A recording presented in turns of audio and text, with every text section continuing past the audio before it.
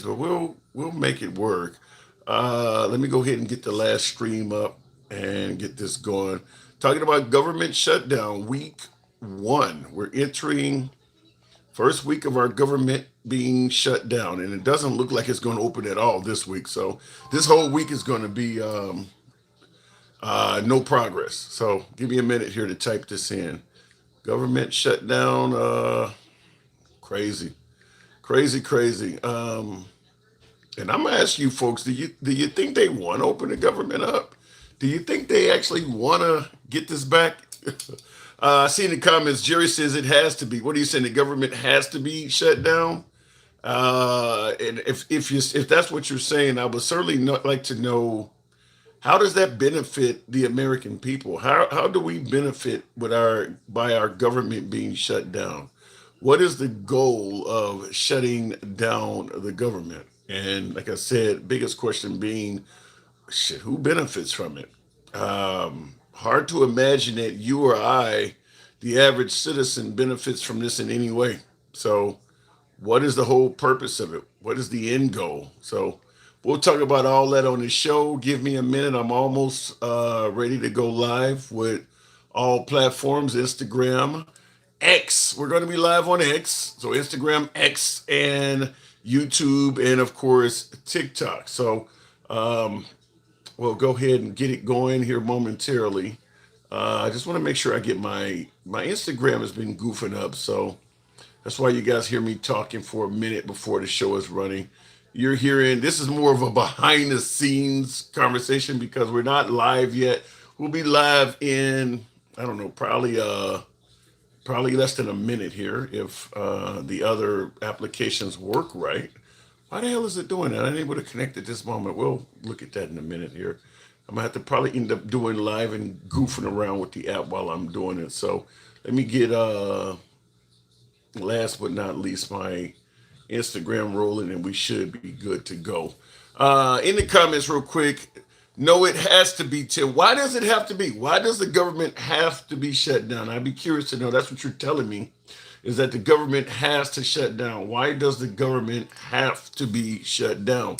And of course, I'm asking, how does the American voter, the American citizen, how do they benefit in any way, fashion, or form with the government shutdown? I don't see how this helps any of us out. So I would love to know the opinion on that. If I can get my streams going here, shit, the way this is going, I'm gonna never get the live going. Shit, the hell's going on here? Um, I think we should be going. I don't know what happened with my YouTube. Okay, so we'll go ahead and start it.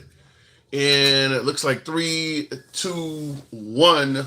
What up, folks? Once again, it is indeed your boy Tim, the handsome liberal, as I get my equipment running.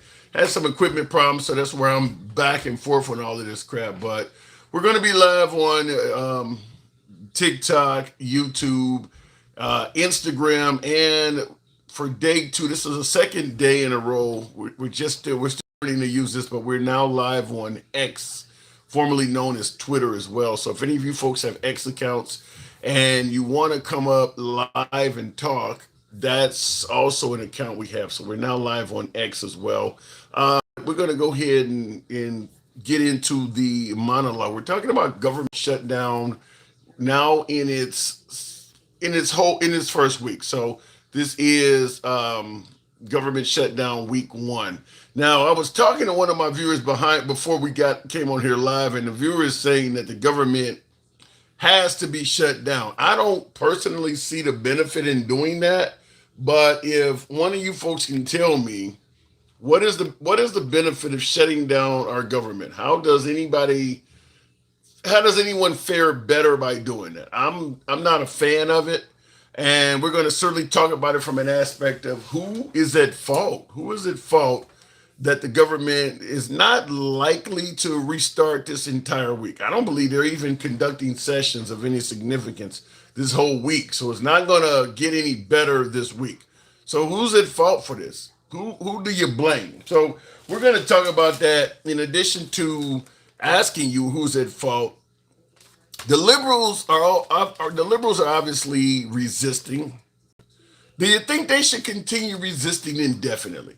Or do you think the liberals, even though President Trump is not really offering, we've asked this before in the program, we're going to ask again, even though the Republicans and President Trump is not really offering the liberals anything, for the sake of opening the country back up, do you think the liberals should cave and just work with Trump to get the country back on track? And I'm going to ask you from a standpoint of do you believe that President Trump actually wants the government back up and running? I know this sounds like a crazy question to ask, but I'm going to present some information as to why I'm asking that. Do you believe President Trump actually wants the government to reopen or start again or whatever synonym you want to give it? Why am I asking that? Because to get both sides to work, you gotta, I guess, sit them down, for lack of a better term, and talk to everyone. Well, he's tweeting out pictures of Hakeem Jeffrey wearing a sombrero. He's threatening to fire federal employees.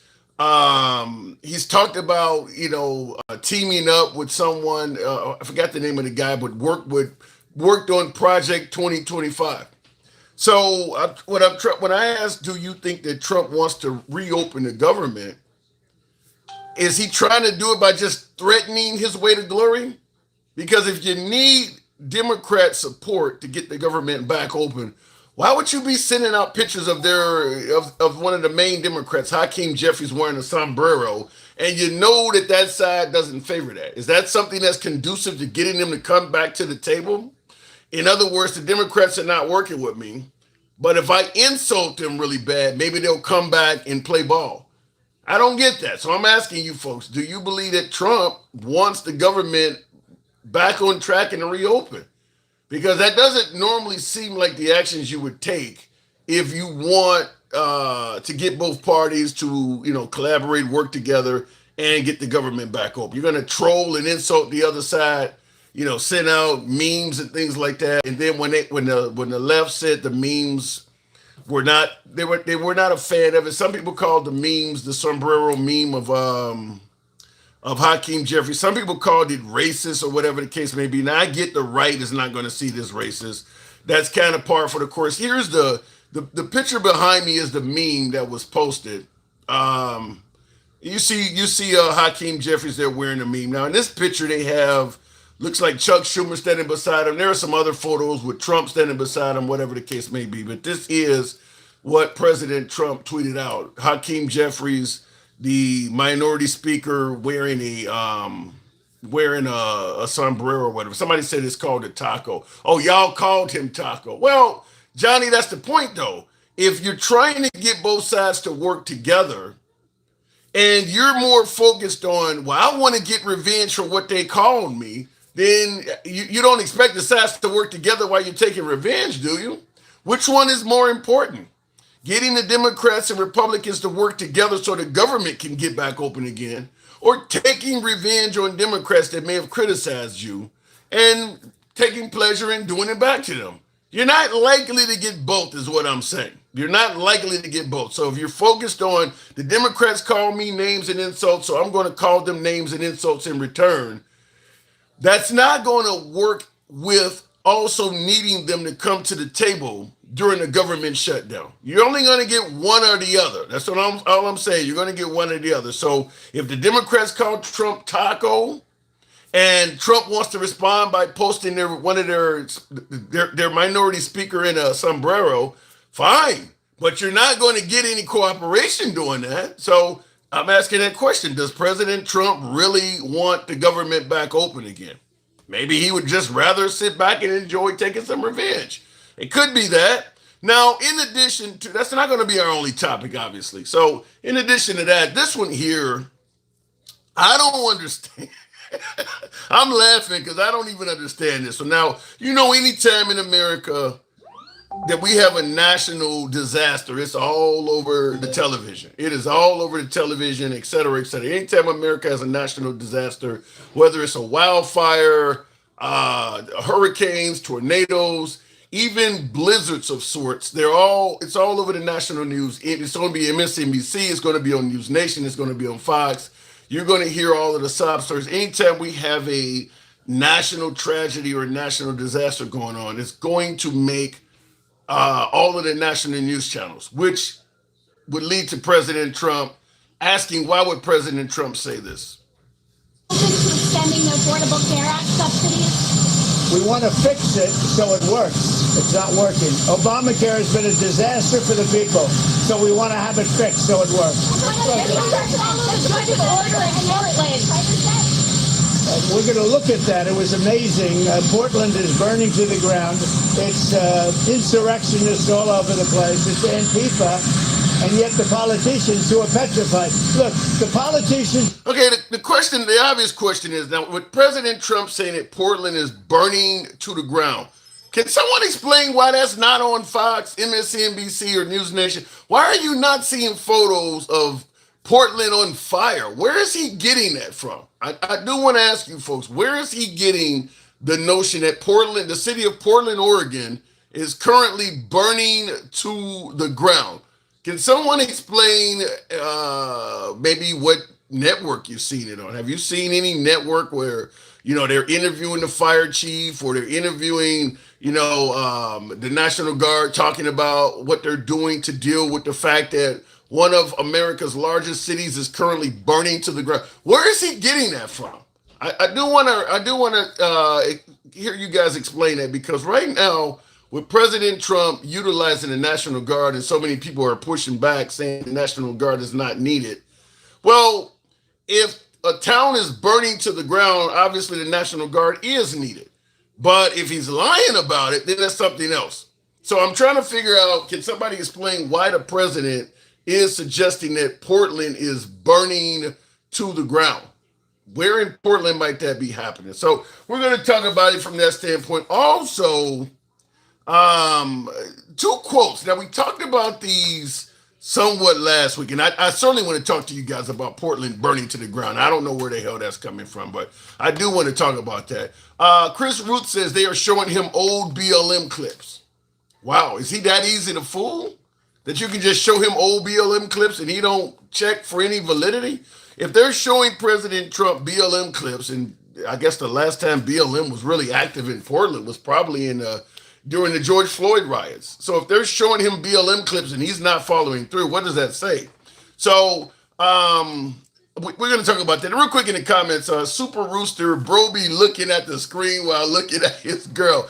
Now, Super Rooster, I appreciate your input. Now, I got multiple cameras facing me. So we're currently on Instagram, TikTok, Clapper, and YouTube. So I'm looking at multiple cameras. People's comments are flying up just like yours all over the place. So there's no way I can dedicate my eyesight to just one camera. So that's what's going on. Thank you for the input. We're talking, now we covered this last week. This is Pete Hegseth. And once again, I want to, because this is in regards to getting a bigger, better, stronger military. So for the past 8 months, we've gotten a good look under the hood of our officer corps. We've done our best to thoroughly assess the human terrain. We've had to make trade-offs and some difficult decisions. It's more of an art than a science. We have been and will continue to be judicious, but also expeditious. The new compass heading is clear. Out with the Shirellis, the McKenzies, and the Millies, and in with the Stockdales, the Schwarzkopfs, and the Pattons. He named some names. What was wrong with General Milley? Because you heard him say out with, and he named Milley. Now, you mentioned the late Norman Schwarzkopf from Iraq, from Operation Desert Storm and all that. So he favors Schwarzkopf, the late Schwarzkopf. He does not like Milley. What's wrong with General Milley? But continuing. More leadership changes will be made, of that I'm certain. Not because we want to, but because we must. Once again, this is life and death. The sooner we have the right people, the sooner we can advance the right policies. Personnel is policy. But I look out at this group and I see great Americans. Leaders who have given decades to our great republic at great sacrifice to yourselves and to your families. But if the words I'm speaking today are making your heart sink, then you should do the honorable thing and resign. We would thank you. for your service. But I suspect, I know, the overwhelming majority of you feel the opposite. Now, he's telling a room full of top brass that if they don't like what he's saying, they should resign. Now, that's going to sound a hell of a lot like this comment. I've never walked into a room so silent before. This is very, don't laugh, you're not allowed to do that. You know what, just have a good time. And if you want to applaud, you applaud. And if you want to do anything you want, you can do anything you want. And if you don't like what I'm saying, you can leave the room. Of course, there goes your rank, there goes your future. So in both cases, both Trump and Hegseth are letting you know if you don't like what we're saying, you can quit. I mean, and obviously in Hegseth's case, he says you can resign and we thank you for your service.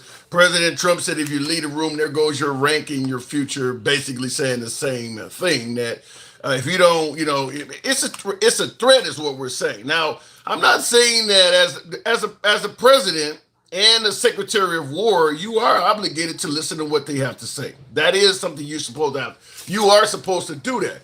But they know that already. Obviously, all of those men in that room know that they're required as a condition of their service to listen to the Commander-in-Chief and the Secretary of War. So why is he threatening those folks? Why is both Hegseth and particularly Trump, there goes your rank, there goes your future. Why is he doing that? Telling them something that they already know in the form of a threat, which is going to lead to this question I want to ask you folks. Do you think that maybe they want top brass to resign? Would it be a good thing if some of our generals, or maybe most of our generals that disagree with him, would it be a good thing if many of our top brass just resigned and let Trump and Hegseth pick their replacement? Do you believe that that is the goal, perhaps, of Hegseth and Trump, is to get many generals, admirals, folks that are of high caliber to resign? Maybe they have something else in store. So that is going to be our topics today. Abbreviated show, but I do want to hear from you folks. Do you think they're trying to get people to resign? Do you see President Trump actually wanting the government to quote unquote open again? Is he acting in a manner that will bring this country back together in regards to opening up the government? Because it's currently shut down right now and they're blaming the left for it. So I do want to talk to you folks about that. Looking in the comments, starting to show off. You guys know how we run this program. We don't block, ban, or censor any damn body. Since day one, we have been and always will be MAGA friendly. This is an uncensored show. We go left of Bernie Sanders to I'm having dinner with Q. Everybody gets to speak. You don't have to agree with anybody on this damn show, including yours truly. You can be critical of anyone on the show, including yours truly. It's all about free speech here. So doesn't matter what your political opinion is. If you're coming up and we're talking live, or if you're in the comments section, you're free to speak, with the exception of just doing some deliberate ignorant shit, such as throwing around racial slurs and things like that. We don't normally block, ban, or censor anybody. Occasionally we have to, but it's incredibly rare. Nevertheless, going on with the show, what's going on in Portland? I have not heard anything besides protests. Well, President Trump said it best. I'll go back to the box. I'll go straight to the box, but President Trump said it best. So it works. It's not working. Obamacare has been a disaster for the people. So we want to have it fixed so it works. We're going to look at that. It was amazing. Portland is burning to the ground. That's what's going on in Portland right now. According to President Trump, Portland is burning to the ground. Now, I don't know, like I said, I don't know why that's not on CNN or Fox or MSNBC, why they're not showing reporters on the ground, firefighters putting out fires and things like that. But President Trump is saying that the city of Portland, Oregon is burning to the ground. So we'll go straight to the box. We'll start it out with the one and only Jeremy. Good evening, Jeremy. Portland burning to the ground. Wow, that's a disaster in the making. Good evening. I'm about to say good evening, Portland. Good evening, Jeremy. What say you? What's my name? Snoop Doggy Dogg. So Portland is burning to the ground. I mean, what say you? Not burning to the ground. He's exaggerating. He's doing it because he wants more attention, and then really that to be on it. But here's the thing: Antifa and their allies have absolutely burned places to the ground before. They've absolutely set buildings on fire. They attacked a courthouse a while back in the Summer of Love. They even took over an entire area known as Capitol Chaz, Hill. you're talking about Chaz. Yeah, but you're talking Yeah, about Chaz. stuff that's half a decade old. Why is he if what Antifa's doing today as we speak is so bad? Why do you gotta exaggerate and lie about it? He doesn't have to. This is one of the reasons why I'm not a Trump supporter anymore. But here's the thing: it's basically, oh, that was Boogaloo Boy. Is Mike? Yeah. No, there's no evidence of that. Come up if you want to disagree with me about that. There's no evidence of that. Anyway, the Summer of Love was quite the time. But it's And the thing five is, years ago. What are we trying to do? Prosecute people for what they did 5 years ago? wait, what? Okay, I don't think that's what you meant because that's not exactly a bad idea. No, okay. Let me say it like this. Let me say it like this. I don't understand why we're constantly. If Antifa is as bad as Trump says, they're a terrorist outfit. There should be all sorts of modern shit to talk about. If you got to go back 5 years, that speaks volumes. Yeah, but you want to know what's kind of interesting about Antifa? They're all little bitches. All of them. They're all little bitches. And the thing is that What does that got to do with the conversation? and here's the thing: the reason why nothing's burned down is because the feds aren't letting them. Antifa. Wait a minute. Hold on. When you talk about what Antifa did during the Summer of Love in 2020 after the George Floyd riots, most of that time since then has been under the Biden administration, and he didn't have the feds there. If they were as bad as everyone is saying, they would have ran loose under the Biden administration. There would be stories from 2021, 2022, 2023, 2024. Why do you got to go all the way back to 2020 if they're that bad? And again, this is one thing I don't think Trump needs to. I think you can absolutely bring up what they're doing now. What are they doing right now that denotes sending in the national? If what happened in 2020 did not take place, what else is there to suggest we need to send the National Guard into Portland to deal with them? Well, hold on a minute. Why is it what they did in the past, considering there's no evidence that they've changed, not important now? Because there's no evidence that they're continuing either. Yeah, because the feds, it's got lots of people there with guns. That's not true. Yeah. Okay, under the Biden administration. That's a really dumb comment right there. Under the Biden, no, what you're saying makes no sense. Under the Biden administration, there were no feds holding Antifa back. Yeah, that's because Antifa dispersed when they got what they wanted. When they got the guy in office that they wanted, they didn't just. They're only protesting now because someone on the right is in office. But I'm still trying to figure out what are they doing that's so awful that you need to send in the National Guard. Okay, Tim, they're actually getting physically violent. Okay, did you see that? Did you hear about that at one ICE van that got surrounded and boxed in? And there was actually a woman who got killed because the local cops can't handle that. We have murders every day in this country. The local cops can't handle that. You got to send in the National Guard. Yeah, but this is an organized group trying to do this stuff. The mob is an organized group, and we've never sent the National Guard on them. That's because that's because they're not a terrorist cell. Wait a minute, you're going to tell me the mafia is not a terrorist cell? What is your definition of terrorism? They're not on the same level. They're just a benign criminal organization. You're going to tell me Antifa is more dangerous to this country? Political aspirations. They don't have what? Political aspirations. I don't think you ever heard of Jimmy Hoffa? Yes, I know who Jimmy Hoffa is. He was a politician. He was actually a politician. Have you ever heard of JFK? He was kidnapped. What do you mean they don't have political aspirations? No, their only political aspirations that they have is just that people be soft on crime. That's it. They just want to make money. That's their only thing. And some people in the mob actually served. I don't think you really know about the mob. The mob had all sorts of political aspirations. They were deeply involved in politics. In the actual nation of Italy, yeah, they should probably be designated as a terrorist organization in Italy. But the American mafia doesn't operate the same way that they do back in the home country. Yeah. To me, you sound like you're completely ignorant on how the mob is operating in this country. I'm not. I'm not. Trust me. You're telling me the mob does not have political aspirations. When did that stop happening? That hasn't really happened, and outside of just a few mayors and judges here and there to try to make them soft on crime. That's it. Have you ever watched They aren't using terror tactics. Okay, so putting a bomb under your car is not a terror tactic. And is it an assassination tactic? Maybe, but that's not nearly as common as it used to be. Do you know what terrorism actually is? Look, you want to know who's an actual terror organization? The cartel. I don't see virtually any difference in how the cartel operates versus how the mob in this country is operated. They operate in the exact same manner. No, they don't. Not even close. Give me the differences. Give me the differences. Okay. Do you know what Pablo Escobar tried to do when he was when he had the power that he did as the drug lord of Colombia?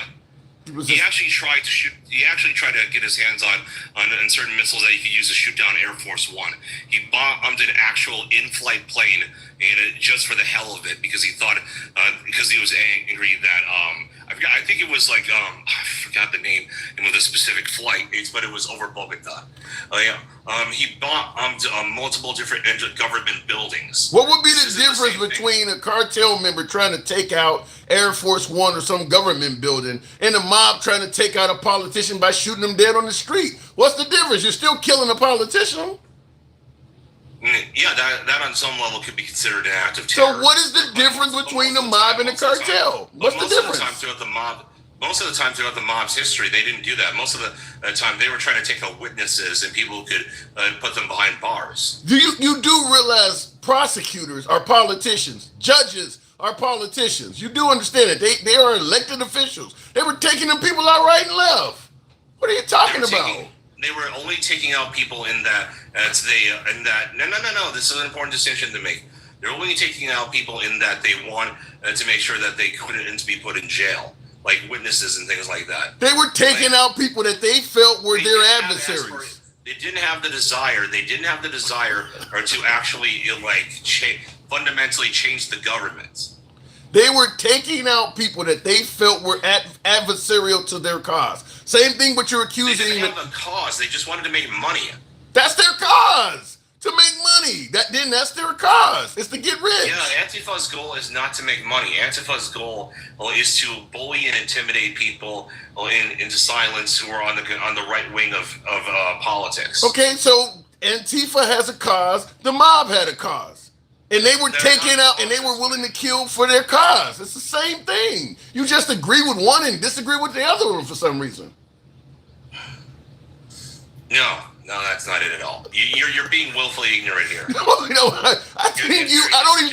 don't even think you're being willful. I think you just don't know what you're talking about. I don't think you. I do. If you watch any mob movie, there's all sorts of political aspirations in it. They're taking out people that are, I don't care if it's The Sopranos to The Godfather. Everything they're doing, it's all about getting going at the politicians and all of that. And yet you come on here and say they don't have anything to do with politics or no political aspirations. They're not on the same level at all. Not even That's your opinion. That's your opinion. It's just a fact. Okay. All right. I don't know what else. And plus, let's just grant you your little fantasy here and say that they are the same, which they're not. Okay? Why is it that it's a bad thing to designate Antifa like that? You could make the argument that we should also designate the mob to be a terrorist cell as well. That's my point. That's my point. Okay, but I'm saying, what I'm saying is it doesn't disqualify Antifa. Yeah. Well, my point is simple. Like now, you hit it on the head when you said, well, you could designate the mob as a terrorist outfit as well. And that's my point, is that we're going to designate Antifa as a terrorist outfit. But all of the outfits that have done significantly more damage, more murders, more damage, the mob, the Triple K. All of them groups have done way more acts of terrorism than Antifa. How does Antifa get popped up to the top of the list? They deserve it. They're worse than the KKK. The KKK has barely any members left, and most of them are feds. Why did they never get propelled when they had a bunch of members? Because back then the government was much more racist than it is today. Oh. And they should. And here's the thing: they should have been way back then. But at this point, there's no point because they're just a tiny group that nobody cares about. You know, when they were during their heyday, people were saying the same thing you're saying now. It's just a tiny group of people that nobody. I mean, they've always said that. That's bullshit. Bro, a lot of things you're saying qualifies as exactly what you just said, such as saying that Antifa's doing all this damage now. For the most part, Antifa's reign was in 2020. Since 2020, Antifa's been all but nothing. And there's been plenty of police riots since George Floyd. Antifa hasn't been sparking up doing any damn thing. They haven't been involved in much to the point where you're going to classify them as a terrorist group. That's because they didn't have the person in office that they hated in office. That's why they didn't do anything. Yeah, well, my point is until that's when they popped up again. Yeah, but what you're basically doing is supporting sending in the National Guard proactively before they do anything on the guys that we believe they're going to do something. They're already doing shit. Like what? What are they doing that's so significant? They're already injuring people. They're already attacking ICE agents. They're already throwing rocks and injuring civilians. They're already causing noise pollution. They're already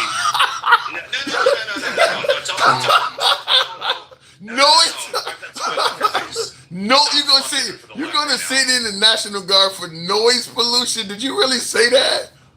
Look, that may not be the biggest thing, but hey, that's just one of many things that they're doing. But I'm talking about the fact that they've injured people and that they've actually gotten violence with people. No, where is I'm still laughing at the noise pollution thing, but where is the evidence? I don't care if you're laughing. I'm sure you don't. I'm sure you don't, because I'm the ignorant. You're really intelligent. But where is the evidence that they actually have tried to use the police and the state police, and that failed, and they now need the National Guard? You're talking about they've injured people and things like that. Because the state police are not doing anything. Portland police are also being told to stand down by the mayor. Where is the evidence that since they've stood down, all of this really, really bad stuff has happened? And by the way, show me the standing order where police were told to stand down while Antifa was actively hurting people. Where are you getting that evidence from? Did you hear about the journalist that got attacked after Nick Shorter? Nick Sorter, I believe his name is, and he got attacked, and then he got arrested instead of the person who attacked him. You realize how many times the wrong person gets arrested for some bullshit in America? You never send in the National Guard. I don't know what you're talking about. You're constantly always saying every cop is corrupt and stuff like that. You really don't know what you're talking about. Even when I talk about corrupt police, you don't hear me talking about sending in the National Guard to deal with it. When literally the local police and the state police refuse to help. Where's the evidence of that? Where is the evidence that the state police and the city local police chose to do nothing while Antifa was actively hurting people? Where's your source for that? I'll send you in DMs. Yeah. All right, Jeremy. I look forward to getting that. Always a good conversation. I don't know what this was today, but you're always welcome back. Appreciate it. Have a good one. You too. And listen, if what he is saying is true, I would support sending in the National Guard. If you can show me where people were actively being beaten up, robbed, or unalived or something like that, and you got a standing order that was clearly issued from the mayor or the governor of Portland while it was happening, I'm agreeing with him 100%. But I don't think he's going to find that. I don't believe that's going to happen, because you would have far more citizens of Portland demanding that their mayor and their governor be held accountable for issuing a stand-down order while people of the state were being violated. That should be pretty easy to present. But look, we'll see what he comes up with. Geez, what sources does the caller have, says Chris. I'm curious to know that too, Chris. I'm curious to know that too. I'm sure you wouldn't laugh if they were out in front of your house for over 115 straight nights with megaphones and fireworks at 3 a.m. in the morning. I would like to hear whose home that Antifa was out in front of for 100. That's like 4 months straight. If Antifa's out in front of your house for 4 straight fucking months, you're not just some innocent American. You're involved in something. I want to know whose home they're in front of for 4 straight months with a megaphone, because there's something interesting about that person, whoever it is. Going back to the box, real quick. Tim should go there himself instead of denying it. You know something? Hey, if I thought it was worthwhile, I would go to Portland and do it live there. But the fact is, anytime there's any type of major situation going on in America, it's going to be on. Even if they spin it and put a liberal spin on it, or put or right wing spin on it. If Portland was burning to the ground like Trump is saying, it would be on Fox. It would be on CNN or MSNBC or News Nation. None of those cable news networks are showing Portland burning to the ground. So if President Trump is willing to lie about Portland burning to the ground in regards to sending the National Guard, the obvious question comes, what else is he willing to lie about? Because that's a pretty easy one. I mean, he lied about something that is obviously not true. So what else is he possibly lying about to get the National Guard sent there? That's all I'm saying. Well, now you got called out, so we'll go to Mike. Now, Jeremy stated that you didn't know what you were talking about. I was almost going to bring you up with him, but Mike, good evening. Yeah, you should have let me chew his face off. But can you Google something for me? Can you Google something for me on your back? Real quick, what do you got? Boogaloo Boys arrested for setting fires. How old is the story? This goes all the way back to the Summer of Love. Yeah, it goes back to the Summer of Love. Okay, now as that comes up and tells you that Ivan Hunter admitted to shooting 13 rounds into the police department and setting the fires, he admitted it because he got 4 years in the pen for it. There were 4 Boogaloo Boy members that got arrested or they're in prison. What state was this in? Was this in Portland? That was in Minneapolis. Yeah, I'm reading the one in Minneapolis where it says, hang on. This is on the Justice Department website. A Texas man pleaded guilty today to a federal riot charge in connection to the 2020 civil unrest announced by acting U.S. Attorney Anders Fogg. It says, according to the documents, Ivan Hunter, who was 24, admitted to traveling from San Antonio, Texas to Minneapolis with the intent to participate in a riot. Hunter is a self-described member of the Boogaloo Boys, a loosely connected group of individuals who espouse violent anti-government sentiment. The term Boogaloo itself refers to an impending second civil war in the United States. So, okay, and it goes by describing what he did. So, yeah, so he's obviously not a member of Antifa, and he did something that Antifa's been accused of.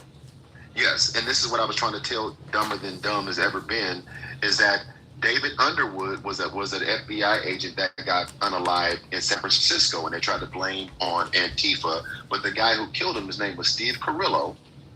It's Steve Carrillo. He was a Boogaloo Boy member, and he unalived that guy. See, this is the thing about when they don't read and they don't go do research. Benjamin Teeter was another one. He got sentenced to 4 years. Robert Solomon was 32 years old. He got sentenced to 3 years. They don't do their research. They just ramble all this shit off and don't do the research. Boogaloo Boys set fire and shot 13 rounds into that police structure in Minneapolis, and then yelled out, "Justice for Floyd." Okay?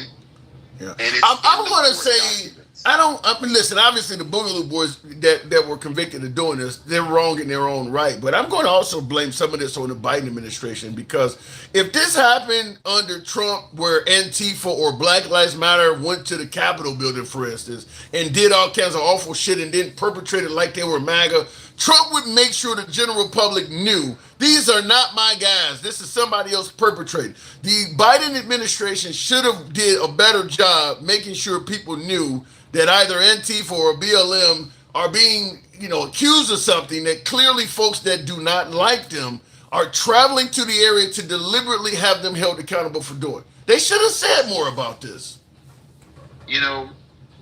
I won't even push back on that, only because... Do you disagree? Well, I don't think it would have mattered, because the lines were already drawn in the sand as far as the division. They wouldn't have believed Biden any fucking way. Yeah, but the problem is you got a lot of liberals like, I didn't know all of this. You got liberals that don't know it. Yeah, I mean, well, and this is the funny part about it is the reason I know it because I don't trust what the fuck they say, and I know that they don't know what they're talking about. So sometimes they make me go research that I had no intent on doing because I listen to what they say and I second guess everything. But see, that's why but in defense of Trump, that's what makes him so much better at this is that you don't have to go do all that research. You make sure you know because a lot of Americans don't have time to research every damn thing. He goes out there and makes sure you know what happened today was not our guys, and that's the left trying to have us held accountable for something we didn't do. Biden, Kamala, MSNBC, whatever, they should have did a much better job in making sure people knew about this. Listen, Tim, he makes sure that he continues to repeat lies and that he knows they Yeah. don't do any research. And that works too. But how do you combat lies? It's hard to combat lies because he lies so often, right? I mean, Biden would have spent most of his administration replying to his lies. No, but here's the point I'm making. When you got somebody like Karine, what is her name? Karine St. Pierre, the African American woman that used to speak on.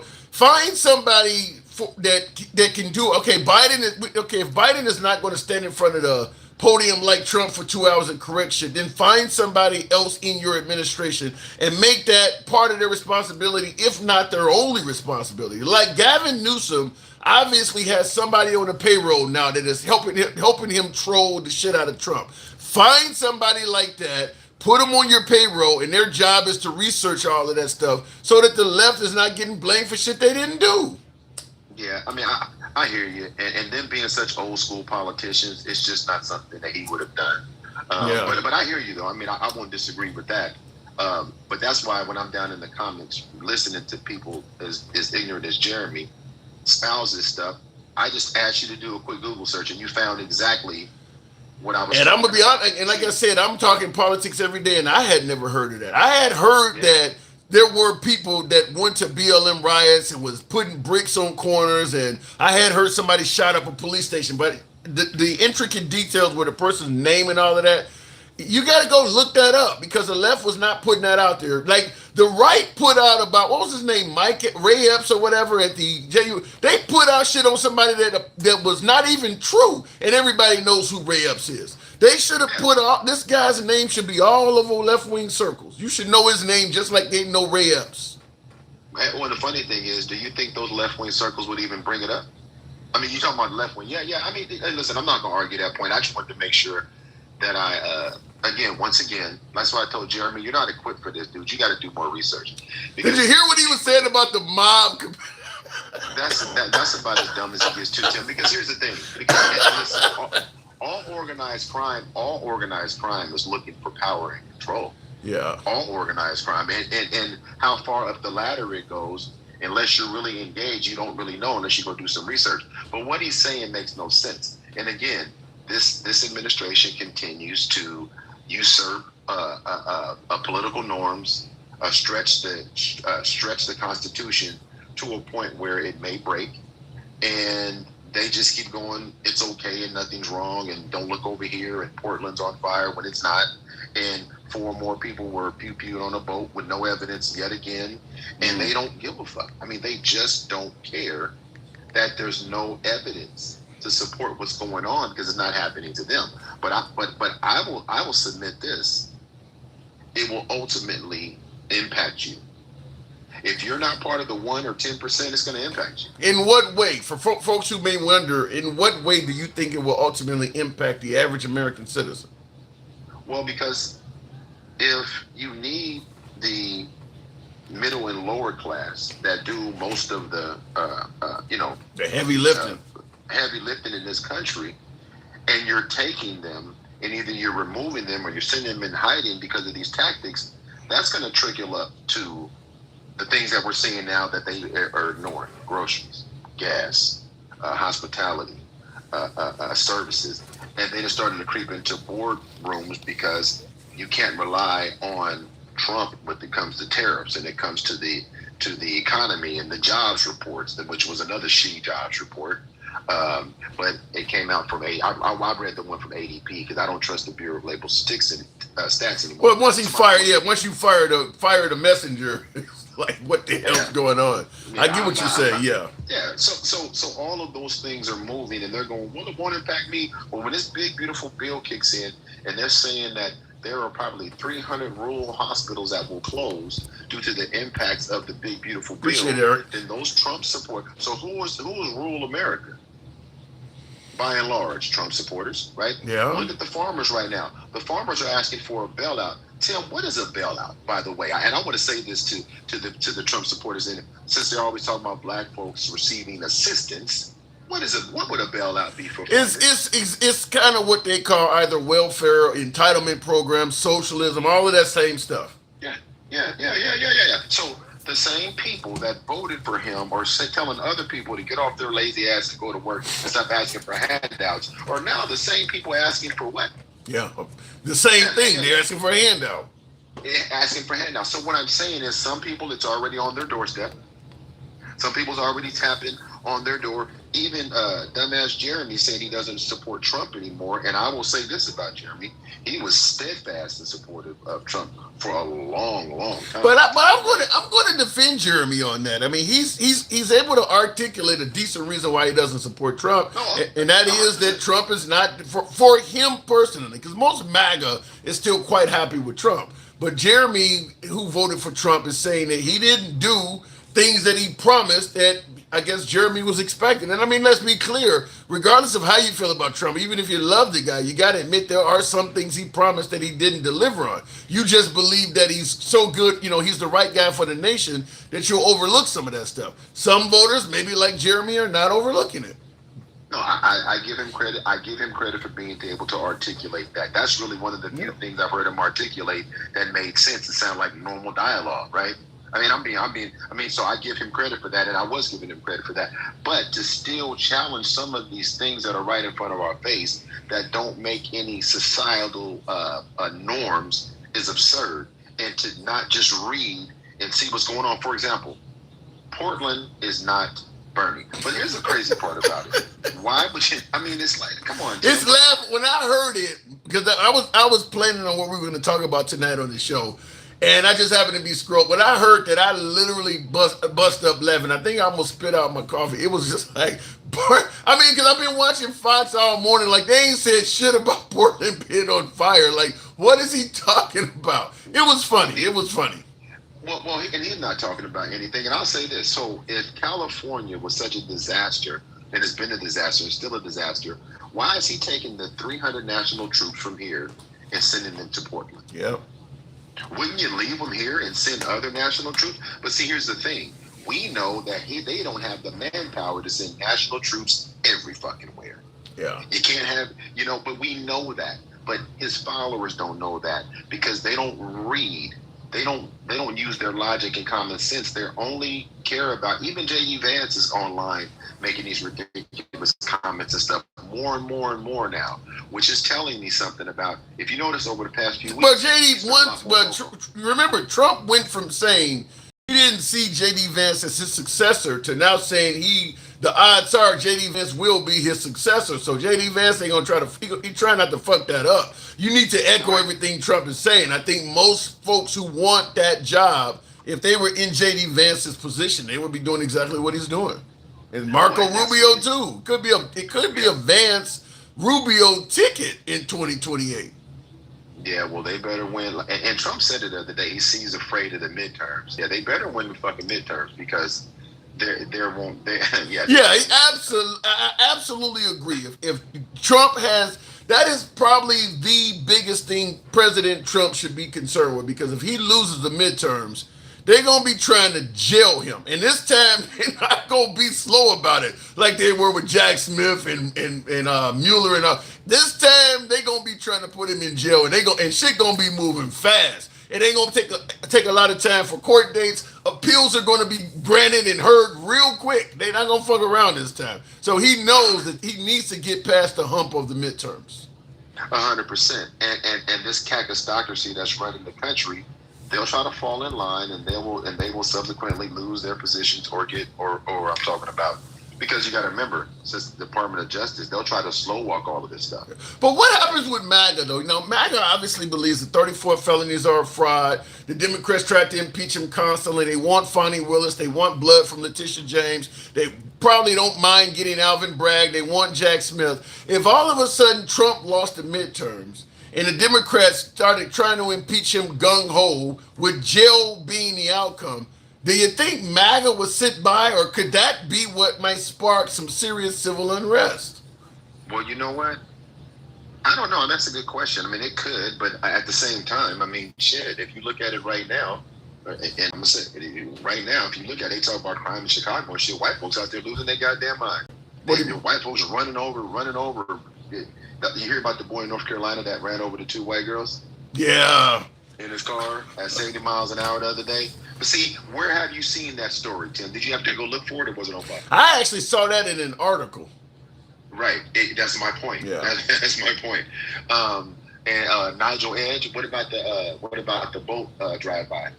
Well, listen, when it comes to stories like Nigel Edge, anytime it comes to a mass shooting, for instance, it's going to get limited coverage. You're going to get thoughts and prayers and that shit. I mean, we don't care about that. There was one in, what was it, Minnesota a few weeks ago where the kids were in church praying and the guy from the outside of the church shot through the stained glass window and killed.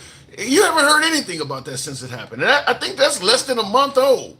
It just, because we really are not concerned with mass shootings, you can't really talk about it much because it would reveal to the length of how little we are concerned about it.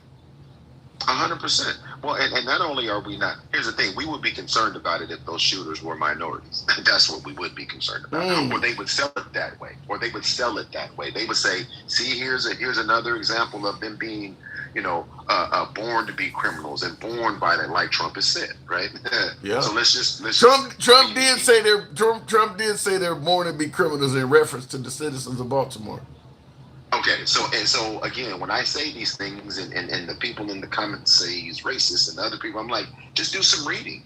These aren't my statements. These aren't even my personal feelings. I try not to put my personal feelings into things before I state my facts.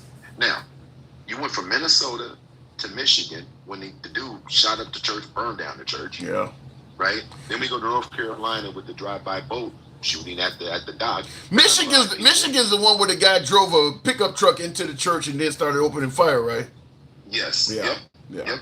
None of that stuff is being talked about. And all of that stuff is, Charlie Kirk, who's one dude, has gotten more attention than probably the last 100 mass shootings combined. He's probably got more attention than the last 100 of them. And they don't care. Now they're going after Bad Bunny. Now, see, I know you were going to bring it up, but I was going to bring it up. I've been watching. I heard the name, but I didn't know who Bad Bunny. Now, he was on Saturday Night Live last night, so I watched some of that. I've been watching a couple of his videos. They all seem to be in Spanish. I didn't know he had done things with Drake and Cardi B. I didn't know who he was. Yeah, big time. He was in the commercials with Snoop, the Corona commercials on the beach. Did not know that was him. Yeah, that's so here's the thing.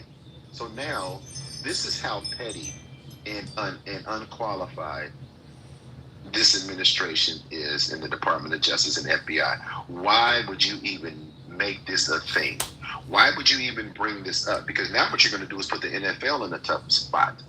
Because they're not going to stop talking. Oh my God, I've seen so many MAGA talking about boycott the NFL. Why do they hate this dude? Because from what I hear, he was in the Super Bowl performance with Shakira a few years back.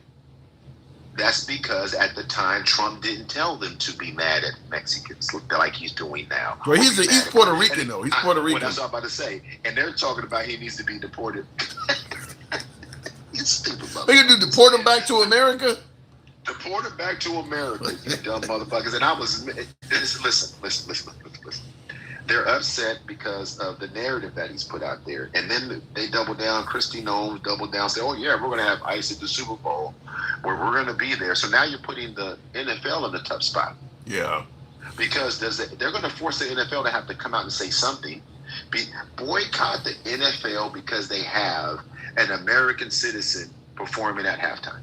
Because he's spoken ill of Trump. I mean, that's all. That's because really it's all it going, amounts to. and that's all that matters to them. This is a fascist movement. If you can't say anything, I've been saying this for almost 2 years now. This is fascism at its finest. That's another example of now you want to go to the Super Bowl for the halftime performer and have ICE there. Well, Tim, who typically has all the tickets and access at the Super Bowl? Wait. Say that again. Who typically I'm talking about the people that are attending Super Bowls. They're not normal NFL fans. No, they're wealthy. They're wealthy and corporate Yeah. sponsors. So what the hell are they going to do with the Super Bowl, Tim? I don't know. It's going to be a shit show. I mean, well, to me, ICE is really probably going to be outside. I mean, obviously, ain't nobody going to come into the Super Bowl that's an illegal immigrant. I mean, you're not going to arrest anybody there. Now, what could happen though? Just like what happened at that apartment complex in Chicago, you could just fuck with people to make a point, just to get on TV.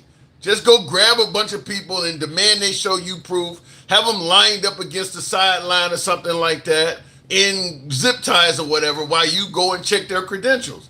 I mean, that's kind of what happened in Chicago is that overwhelming majority. I don't think, did they arrest anybody? Was there any legitimate arrest made? It was just a bunch of people got dragged out of their apartments in the middle of the night in zip ties, children included, while they went through their stuff and then they just released them. They could do that at the Super Bowl just to fuck with them. Well, that means the Super Bowl would have to allow them in, which I doubt that they will. They have to allow them on the premises. They'd have to allow them in the parking lot where you got to pay for parking and all that. So they'd have to allow them to conduct these operations on that day. They got to understand these NFL owners are the same ones, and I said this before, they're the same ones that voted for Trump when I said earlier how this shit will trickle down and people will start to feel it.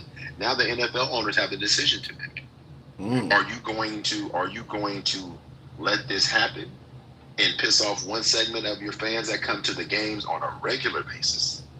Or, right? Because I'm talking about I say, if I'm the head of the NFL, I say you let ICE in. And if they do something stupid like that, then you put in a huge federal lawsuit. I mean, if they come in there and they're just, just fucking with people for the sake of fucking with people, then you put in a big lawsuit. And it also, because it's on global television, it would really let people know what America's like. I mean, that could hurt FIFA, the World Cup, the Olympics going forward. I mean, if you're going to have these people come in here and they just grab a whole lot of people and handcuff them and things like that, and it turns out, maybe one dude, like in Chicago, they went into several apartments.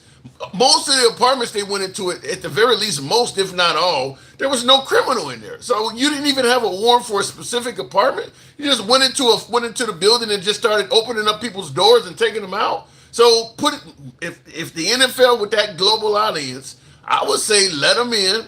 And if they mistreat a bunch of people, them folks are entitled to lawsuits. The NFL, who's tarnished, is entitled to lawsuits, and it would reflect terrible on America. I say let them in. Well, and if they do that, and again, so then the NFL have to be careful about their brand worldwide because they're having these games in London. And they're having these games in Brazil. ICE can't go to London. We don't have to worry about ICE being there in London. I know that, but those countries could say because of that, we don't want the NFL back here. Yeah. I don't know how you avoid that, Mike, in the next 3 years because I understand it, Tim. I mean, this is the part that I was saying when you asked me at the beginning. And I'm gonna land my plane here, and you can go to the next. Yes, this is what I was saying when you asked me about the impact of all of this shit. This is one of those levels of impact, right? This is one of those levels of impact that they'll say. Mind you, most of the NFL owners voted for his ass. Yep. So now, coming home to roost. Coming home to roost, as Reverend Wright once said, I got to move it on, Mike, but the chickens are coming home to roost. Yep. All right. My brother, hey, let's get this up to at least 25,000. Thank you. Come on, man. Tap the screen, as my man is saying. Appreciate it, Mike. Real quick in the comments, Forever C10. I just popped in, but Tim, did you see Stephen Miller addressing the Memphis Police Department? Man, shit. Chilling that. No, I didn't see that. What did Stephen Miller say to the police? The rhetoric that Stephen Miller says is often so inflammatory. I'm sure it wasn't good. Now you got me wanting to look it up. I'm sure it was not good though. What did he say? Somebody let me know in the comment. What did he say? Stephen Miller addressing the Memphis Police Department. Because I know they're talking about sending in. They're talking about lowering crime in Memphis. They went from Chicago to sending in because the governor of Tennessee, at least he is Republican, so you'll get a little bit more ease sending them into Memphis possibly than Chicago, because nobody in Chicago, even up to the governor, does not want them there. How do you people actually act like this? Is the first time this has happened? At what level, Mike? What are you talking about? First time, what has happened at what level? Y'all fighting for immigrants instead of your fellow Americans. Dirt McGurk, I like the name. You're saying that people are fighting for immigrants instead of their fellow Americans. Well, to be honest with you, the fight for your fellow Americans ain't going no fucking where either. If you're fighting for universal health care, if you're fighting for a minimum wage increase, if you're fighting for tuition forgiveness, all of that's for your fellow Americans. They're not giving that up either. Which is why I've been often saying is, what the hell does America first mean? They're not caving to the Americans either. So it doesn't matter which one you fighting for. It's a losing battle. They're not helping them out either. Now that immigrants are gone, how come no one is showing up on those farms? You got your jobs back. Because nobody want to. Nobody want to work that shit. Tap the screen. Get your guy up to 20,000 on the likes. I'll take the next caller at 20,000. I'll bloviate for a minute. Tap the screen. Show the program some love. Feel free to help your boy get the TikTok cap goal. Doesn't take much to make that happen. Some of you guys can show the program some love. We got a TikTok cap goal up there. Help your boy out. Yes, they arrested people. I haven't, like I said, you're talking about in regards to Chicago. How is fighting for illegals going to help Americans? Big Boss, like I said, you would not have people fighting for illegals if they thought it was going to help Americans. How is not fighting for illegals helping Americans? If we say let's get these illegals out of here, so they're not getting free health care, they're not getting Obama phones or hotel rooms, tell me at the end of the day, once all that's done, how the average American benefited from that? And then you might have an argument. But if you kick out these people, it saves the taxpayers money and they don't trickle down one damn dime of that to you. How did it benefit you? And that's where we're at. Is Trump is deporting thousands of people damn near every day. He claims he saved damn near $1 trillion with Doge. We're not giving money to USAID anymore. You stopped giving weapons free to Ukraine. Tell me how the average American has benefited. America first, remember? We're not doing anything for anybody else anymore. We're going to focus on America first. Tell me how Americans are benefiting. Tell me, did your light bill come down? Are you able to buy groceries cheaper? Tell me how you're benefiting now that we've saved trillions, $1 trillion or more. Where's the benefit? Looking in the comments, injustice is at the root of the destruction of every great empire. That's likely true. That is likely true. Greed is probably at the root of destruction. Arrogance can be at the root of destruction. You keep treating people like shit and expecting them to take it. As Trump would say, you need me, I don't need you. Eventually the people start saying, well, fuck that. I'm going to find a way not to need you. But that is what Trump has said to many folks. Is, y'all need us, we don't need you. Well, then you incentivize them to find a way where they don't need you. Tap the screen, get us up to 20,000. You need us, Pookie, says Big Dog. It's all about the money. It's all about money and control. True, but even people with money and control can be taken down a notch if they fuck with the wrong people. Some would say that's what happened to P. Diddy, is that he started criticizing and launching court cases against very powerful people. Now look where P. Diddy is. So even with money and power, there's always people that can take you down. Understand that. Saving the USAID waste is helping all Americans except for Democrats. Then don't complain when Democrats don't agree with it. If you're going to say that saving USAID waste is helping everybody but Democrats, then don't say shit when Democrats don't like it. Because according to you, it ain't helping them out by doing it. Diddy has all the power. Yeah, he does. Why he's incarcerated until 2028. The federal government is truth and life. I don't know what the hell that means. Are we at 20,000? Tap the screen and get the likes up. By the way, feel free to share the live if you will. I think I just hit something on Facebook that I did not mean to do. So we'll give it a minute here. I may have to. If you're watching on Facebook, bear with me. I don't know what the hell I just did. There we go. All right, because we're on Facebook Live as well. So we're on Facebook, Instagram, TikTok, and YouTube. We're live on all of those platforms right now. Just wait until all these lawsuits hit. American tax money paying for it. I agree with that, Mike. And I think Mr. Keith, rather. I do agree with that. Once the federal government is being sued by everybody from the federal government firings, I mean, Trump has did probably quite a bit of things that will lead to people being sued. I mean, my guess is there's plenty of ICE and immigration officials that have no business being in law enforcement. Some of them probably got criminal histories and things like that that will result in a lawsuit. Like, why was this guy ever doing this? Remember, have you guys heard about this? I'm sure if you watch right wing media, you've heard about what I'm about to say. African American gentleman, he was the head of Des Moines, Iowa's schools. He was the superintendent of schools. He got that job, and it's clear they never checked his credentials. He's an undocumented resident. He's an illegal immigrant. He doesn't even supposed to be in the country, and here he is, a school superintendent for the state's largest school system. They didn't do a background check on this guy. He had no business being in the country, certainly not at that job. That is what I believe you got a lot of ICE and customs officials doing. There are people out there, they're not illegal immigrants probably, but they don't have the credentials. They don't belong in law enforcement. Some of them might even be cops. They got fired from the police department for doing bad shit. I guarantee that once we get to the bottom of this, we're going to find out a lot of folks that are working on behalf of ICE should never be allowed to have a badge and gun on them. And of course, if they do somebody wrong, that's another lawsuit. Looking in the comments, though, America First is investing in America. Jobs, education, security, building, businesses, and houses, investing in chips, AI, climate change, etc. I mean, electric, gas, oil, and coal. I like your comment, Nadine, but that's not what's happening. You says America First is investing in America, investing in jobs and education. They're not doing any of that. They're not investing in security. I'll say they definitely, we've always invested in security. The military continues to grow no matter what party is in office, Democrat or Republican. They always invest in security, except for border security is something that the Democrats were lacking on.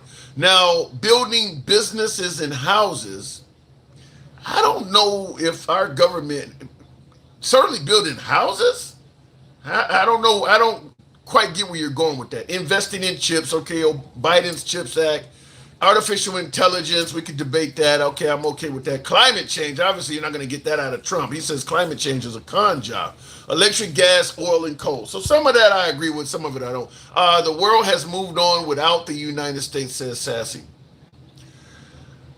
I don't know about totally, but I do believe that direction is what's starting to happen because President Trump has made it clear that it's not a good idea to just solely depend on the United States. It's not a good idea to depend on the United States dollar or the US dollar. It's not a good idea to depend on the US for military protection. I don't think they probably feel confident that it's a good idea to even depend on the US as a member of NATO anymore. Because look, you can say something bad about Trump and he might change his whole mindset just because you gave him an insult. They know that stuff now. They've seen what happened to Vladimir Zelensky, how Trump has went back and forth. They see what happened to the Iran deal, where America entered into a deal with Iran. Trump came along, said it's a dumb deal, so I'm getting out of it. So you've seen President Trump do stuff that you know the next president could do as well. So why would you enter an agreement? Like, let's say Hamas and the Hamas-Israeli thing, the Hamas-Israeli conflict or war. By the way, tap the screen, get us up to 20.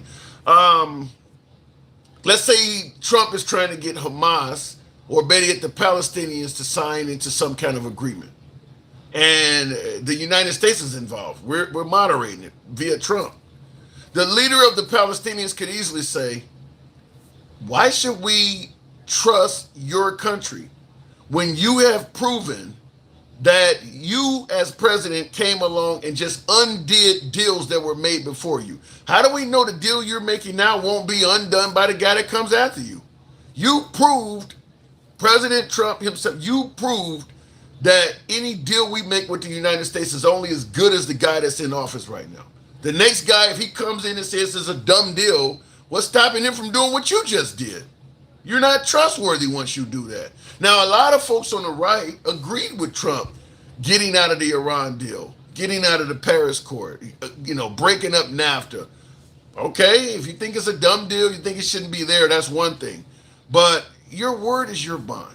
If our country enters into an agreement, even if it's a dumb agreement, you find some kind of way to get them to undo the deal. If you got to pay them off or what, you don't just break the fucking deal, because why would we get any deal with you in the future? So to me, what President Trump did was show that you can't trust America. The next guy can do exactly what he did for any deal that he makes. It's a dumb deal. I'm just going to get out of it. So, because you don't make deals with the president, you make deals with the United States.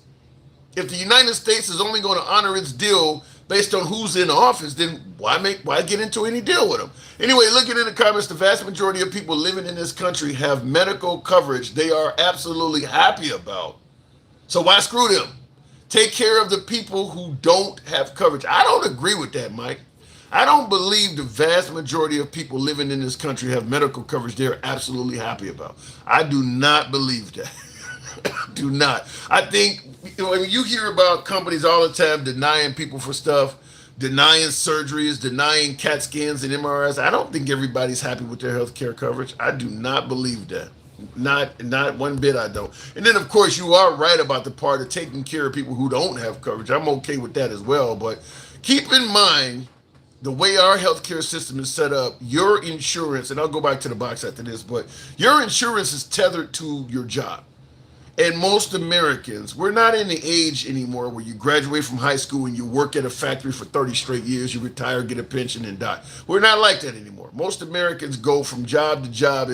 Most Americans during their working career probably have worked at least anywhere from 5 jobs, 10 jobs, even more. Each time you're in between work, you're uninsured. Certainly if you get fired, like when Trump fired all those federal workers, you can be sure a lot of them don't have health care right now. You can be absolutely certain a lot of those federal employees that Trump fired, they have no health insurance right now. So tethering your insurance to your employer means that you're going to have a whole bunch of gaps in your adult life where you're not covered, because nobody can afford COBRA. If you've lost a job or quit a job and you see what COBRA is asking why you don't have a job, nobody can afford that. So to me, you definitely need some kind of government provided health care at the very least, at least during the gaps. But anyway, looking in the comments, then I suggest they get health care. Well, the problem is if you're out of work, you get fired, you can't afford to buy health care. And because the right is not a fan of giving you universal health care, you could be asked out. But I don't believe everybody's happy with the health care. I just don't. Going back to the box, I think it said Jack. We'll give it a moment to come up. You don't believe that about ICE, but you don't know why you would. Okay, you're talking to Mike. I don't know what you're referring to there. Should have went to the military. Some people argue the military's insurance is not even that fucking great. Where do you people get your information from? No, people are not happy. Even people on the right, even people with good benefits are unhappy or lacking coverage. True. Exactly. Listen, understand, regardless of how much many on the right despise Obamacare or the Affordable Care Act by its proper name, you don't hear many people on the right say, we need to go back to the Bush years. It was great during healthcare back. They were complaining. They just don't like what Obama did, maybe because it was Obama doing it. But yeah, you're right. There were plenty of folks on the right before Obamacare came around bitching about health insurance. It was not great back then.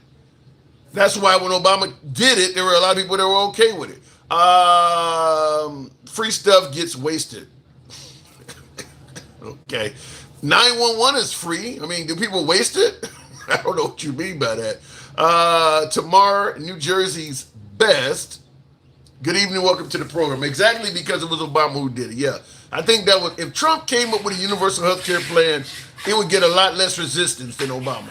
It could be the same plan. Tamar, good evening. Hey, what's going on, Tim? Not much at all. Government shutdown week 1. Should the Democrats cave so we can get the damn government back open? I hope not. I mean, you can't do it. You can't back down this time. Just keep resisting what I mean? indefinitely? I mean, what else are they going to do? It's not really them. Mike Johnson sent all the Republicans on vacation this week anyway. Yeah. Did you know that? Yeah, I've heard about it. I've heard they're going to be gone until Friday, so it's So yeah. how can they get anything done if they're all gone anyway? And you know why he did that? Because they don't want to swear that representative from Arizona. Yeah, the one that wants to release the Epstein shit. Yeah, I don't even really care about that Epstein shit, honestly. I don't I think could care about I don't think most Americans care about Epstein other than the possibility that it might harm Trump. I mean, and that's why MAGA suddenly doesn't care about it as much either, because they know it might harm Trump. So to defend Trump, even MAGA's going to turn a blind eye to it. people. I think it's going to harm people on both sides, personally. I don't think the left gives a damn though. Trump is like you play chess. Trump is like the king. I mean, even if they got to sacrifice a bunch of Democratic pawns, they don't care. I mean, who's going to be on there? Bill Clinton. The left would absolutely sacrifice Bill Clinton to get to Trump. Yeah. I think they sacrificed Bill and whoever else. I think at this point they might even sacrifice. They might even sacrifice Obama at this point to get to Trump. I was just about to say that. Yeah. So the Democrats don't care who gets hurt by it. I don't know, man. This shit is so much shit every day with this administration. It's like unbelievable. Like it's just like every day you hear something. That shit in Chicago, uncalled for. And they said that they arrested 37. How do you say the gang? Trinidad Agua. Yeah, they say that they arrested 37 members in that building. 37 people. Do you believe it? Do you believe it? No, hell no, I don't believe it. It would, I'm gonna say the same thing I said when they were blowing up those. When they were blowing up those. Then I got some beachfront property in Idaho for you. Yeah, I'm gonna say the same thing about when they were blowing up those boats in Venezuela. I'll believe anything if you show evidence. They should plaster on television the 37 people they arrested. Show us who they are. They're about to.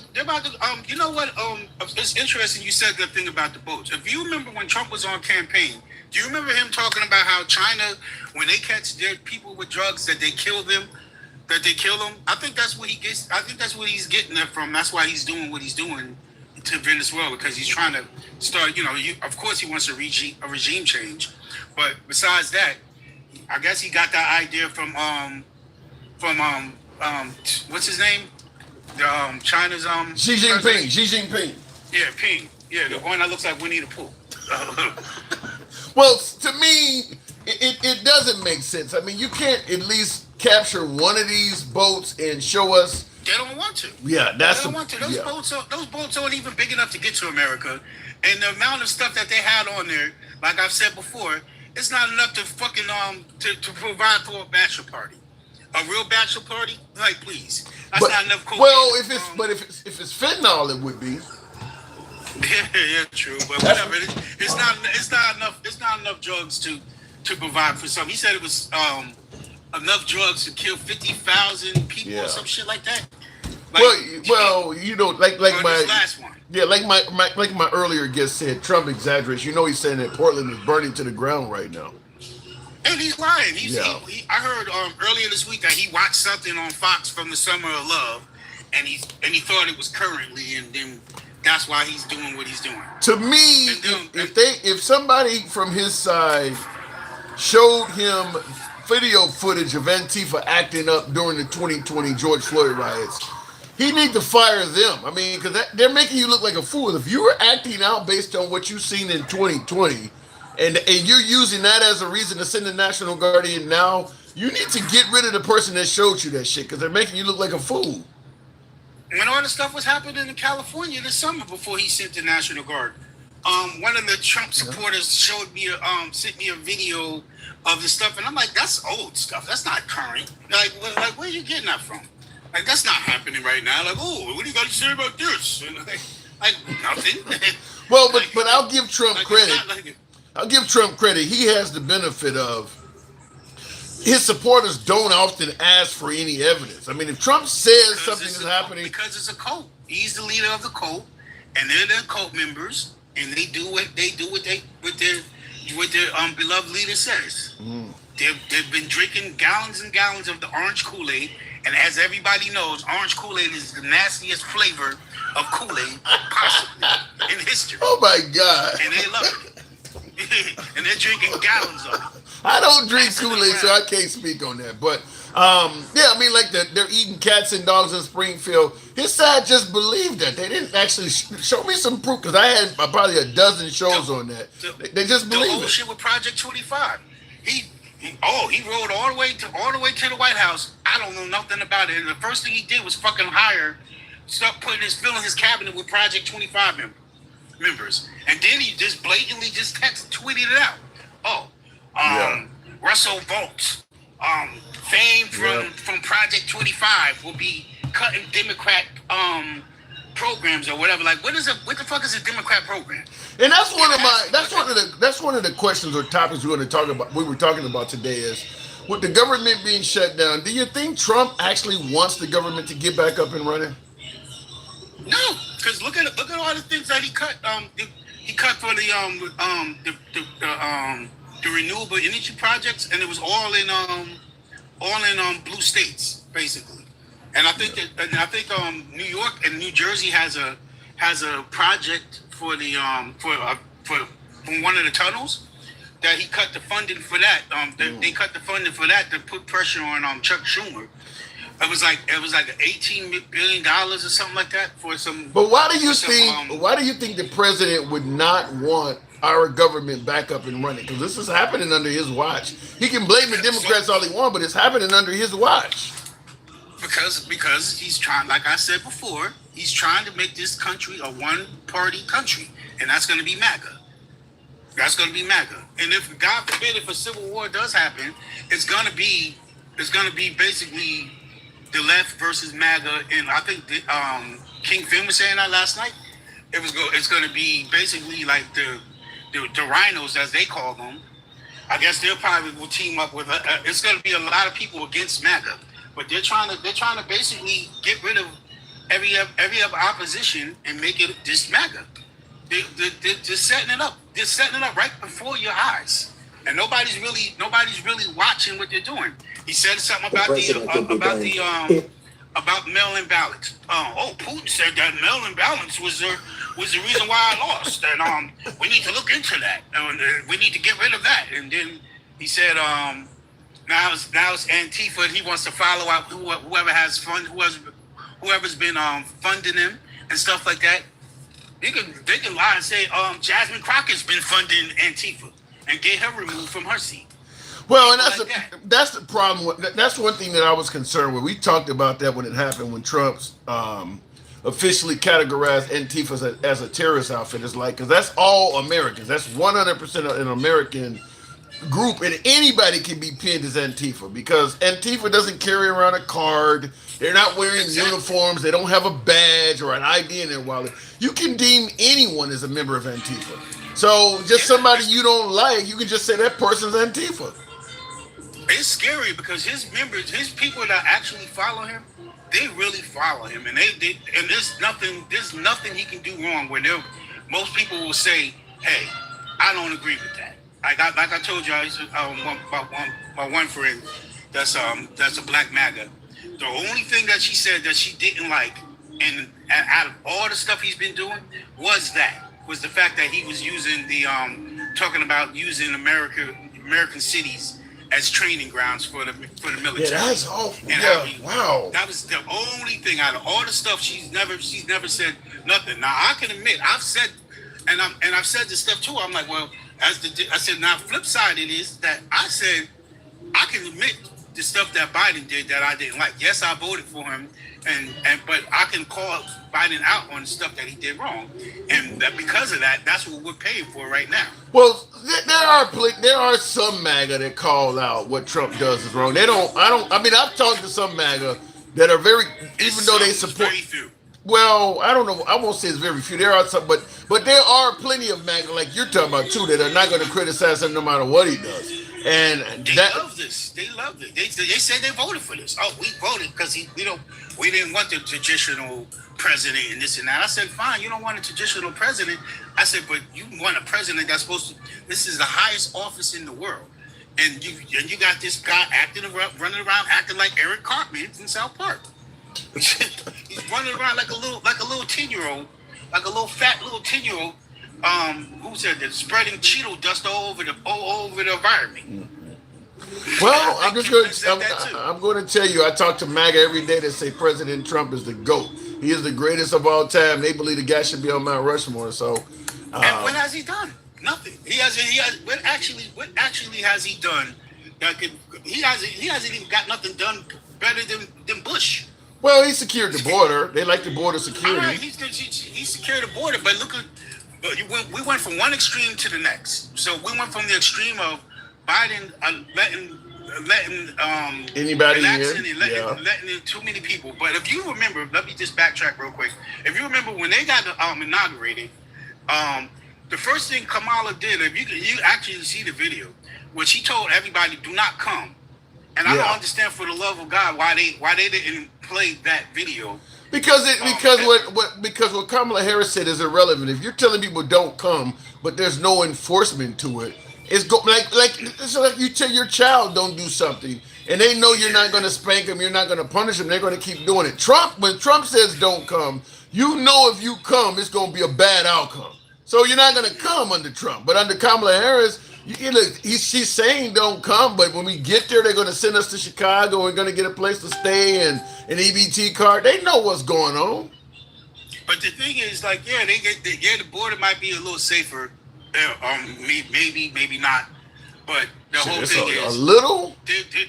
what they're doing with these people are uncalled for. I mean, yes, you have to get them out, but there's a way that you go about it, and and how they're doing it is not proper. You don't go up. You don't just go up to people because they speak Spanish and start harassing them. Yeah, Or you like even what they did in Chicago. got. That's going to be a lot of lawsuits. I hope everybody in that building sues. I don't know if you can sue though tomorrow because the Supreme Court Why ruled can't this you? because the Supreme Court ruled this really legal. You knock their doors down. You knock people's doors down. Had them outside in the middle of the night. You had people's kids out. Kids was crying. Kids was out. Kids was outside, half dressed, naked and shit.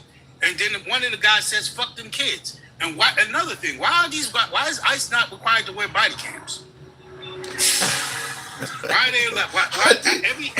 every last law enforcement organization wears body cams? I've never seen body cams on ICE people. I think you already know why I say wearing body cams. Fine. You want to wear masks and stuff. You should at least have a body cam on. There's not And gonna it should be working. because it's for that exact reason. They don't intend to hold ICE accountable. I gotta move it on though tomorrow, but yeah, you're not gonna get ICE to wear body cams under Trump's watch. That's never gonna happen. And did you hear? I think a federal judge, a Trump appointee, stopped the military from coming in To Portland. Port, and he sent them in from California instead. They stopped him from sending from activating the Oregon's National Guard. So he just sent California National Guard into Oregon. That man knows how to finagle the law, man. He knows that man, he's like a master at loopholes.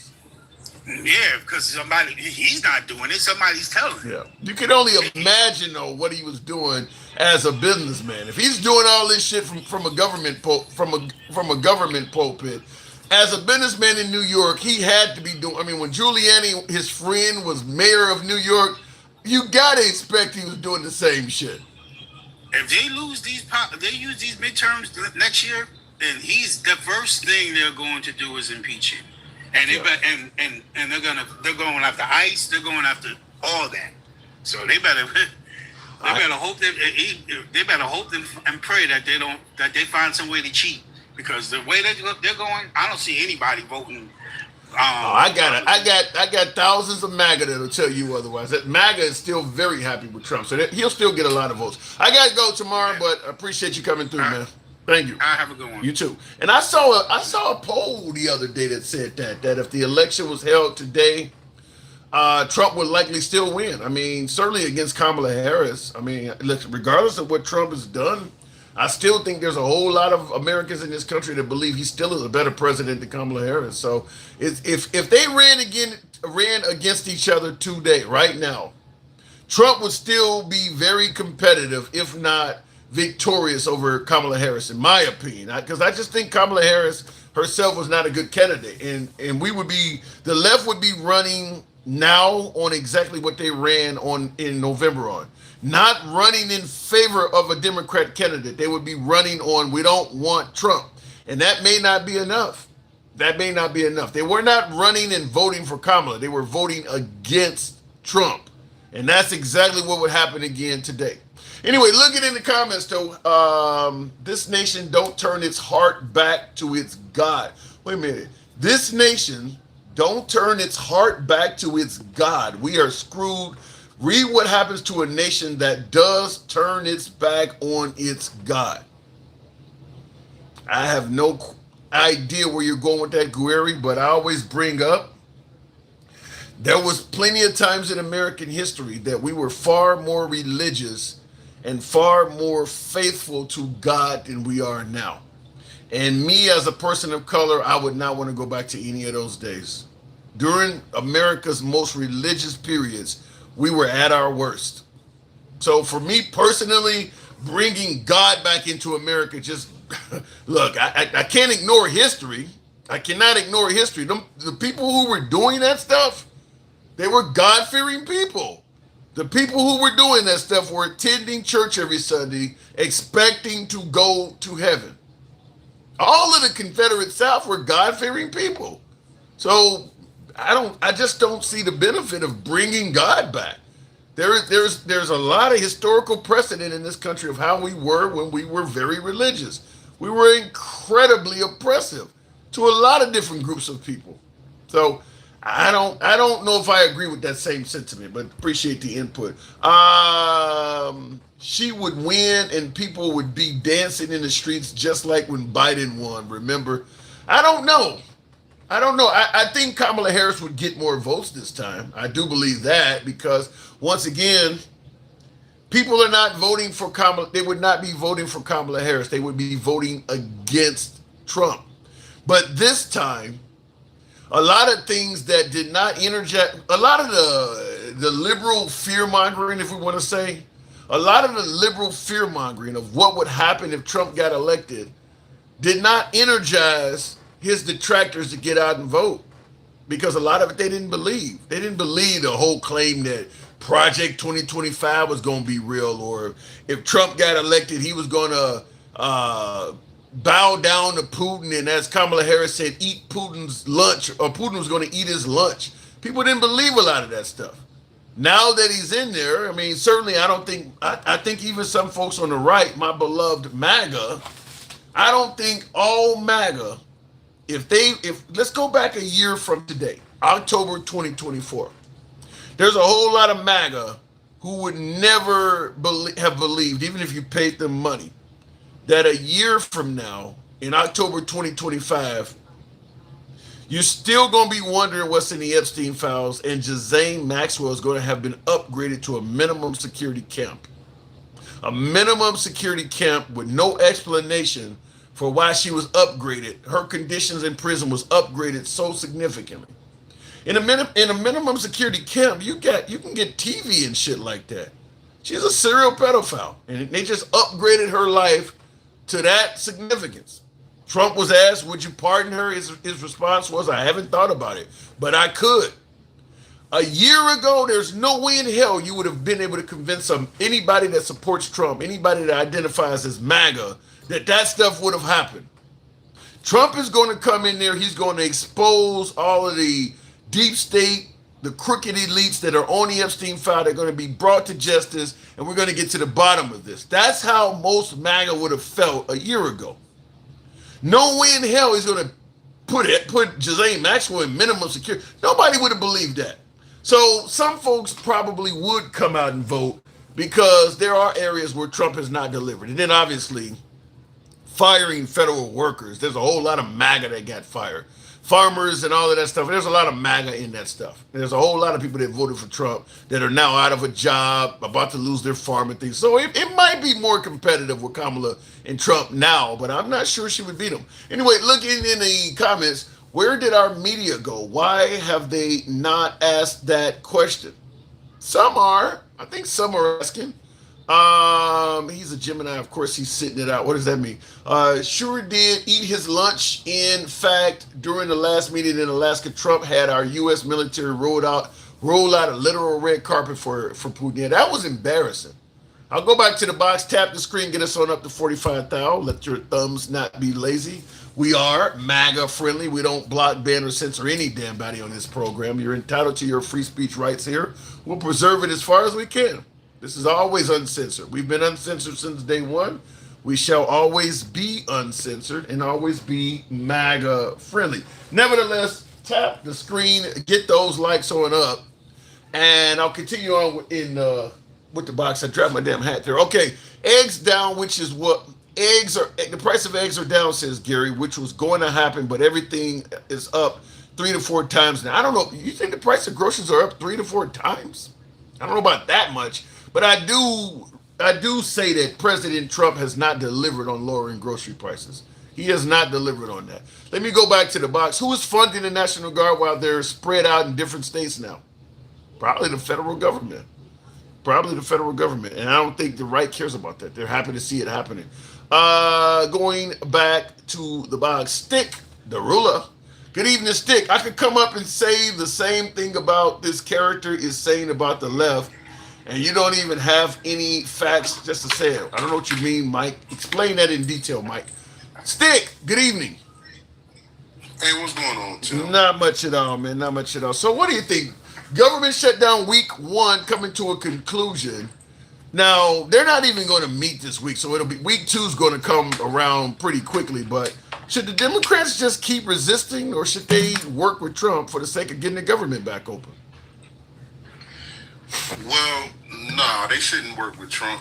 They should come out with a bill that's sufficient, that works for everybody, put it on the table if they ain't got one already, which I'm pretty sure they do, and let them know, look, this is equal all around the board. You got a little bit of what you want, I got a little bit of what I want, and we're gonna tell everybody what's in our bill versus just throwing it out there.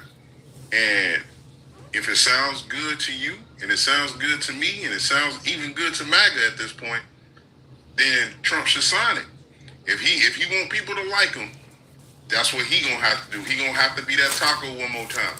But what about the notion that they're calling this a clean CR, continuing resolution, which is this happened before and the Democrats voted with it. Now, Chuck Schumer took a beating for siding with the Republicans, but nothing has changed since the last time they supported this.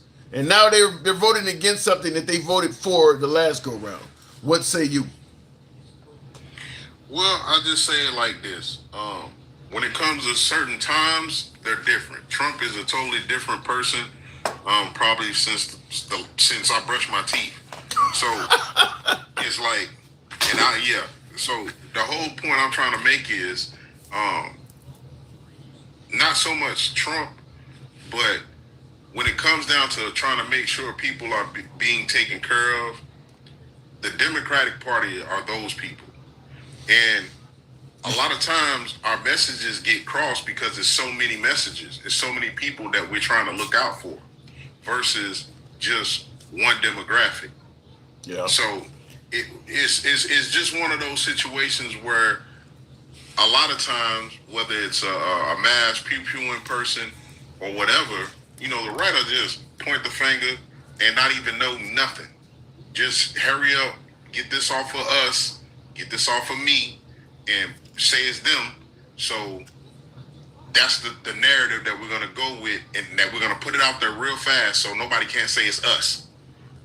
And that didn't used to happen though. They didn't. That wasn't something. That wasn't a core tenet of the right. They didn't used to do that type of stuff. Just blame the left automatically. Well, they do what their master and their Lord and Savior does. That's something that he does. That's something that they gravitate to. Notice just like you said a couple of callers ago, Fox don't say nothing about anything negative about Trump. No. But guess what? Guess what though? They have, by accident, have either showed some things or asked some questions that they might have shouldn't ask, but it was the way that they asked it. And Trump, being dumb, said exactly what he needed to say, whether it was about the Project 2025, whether it was about taking weapons first, and then he also told Sean Hannity also asked him, was he going to be a president of retribution, and he didn't answer that right either.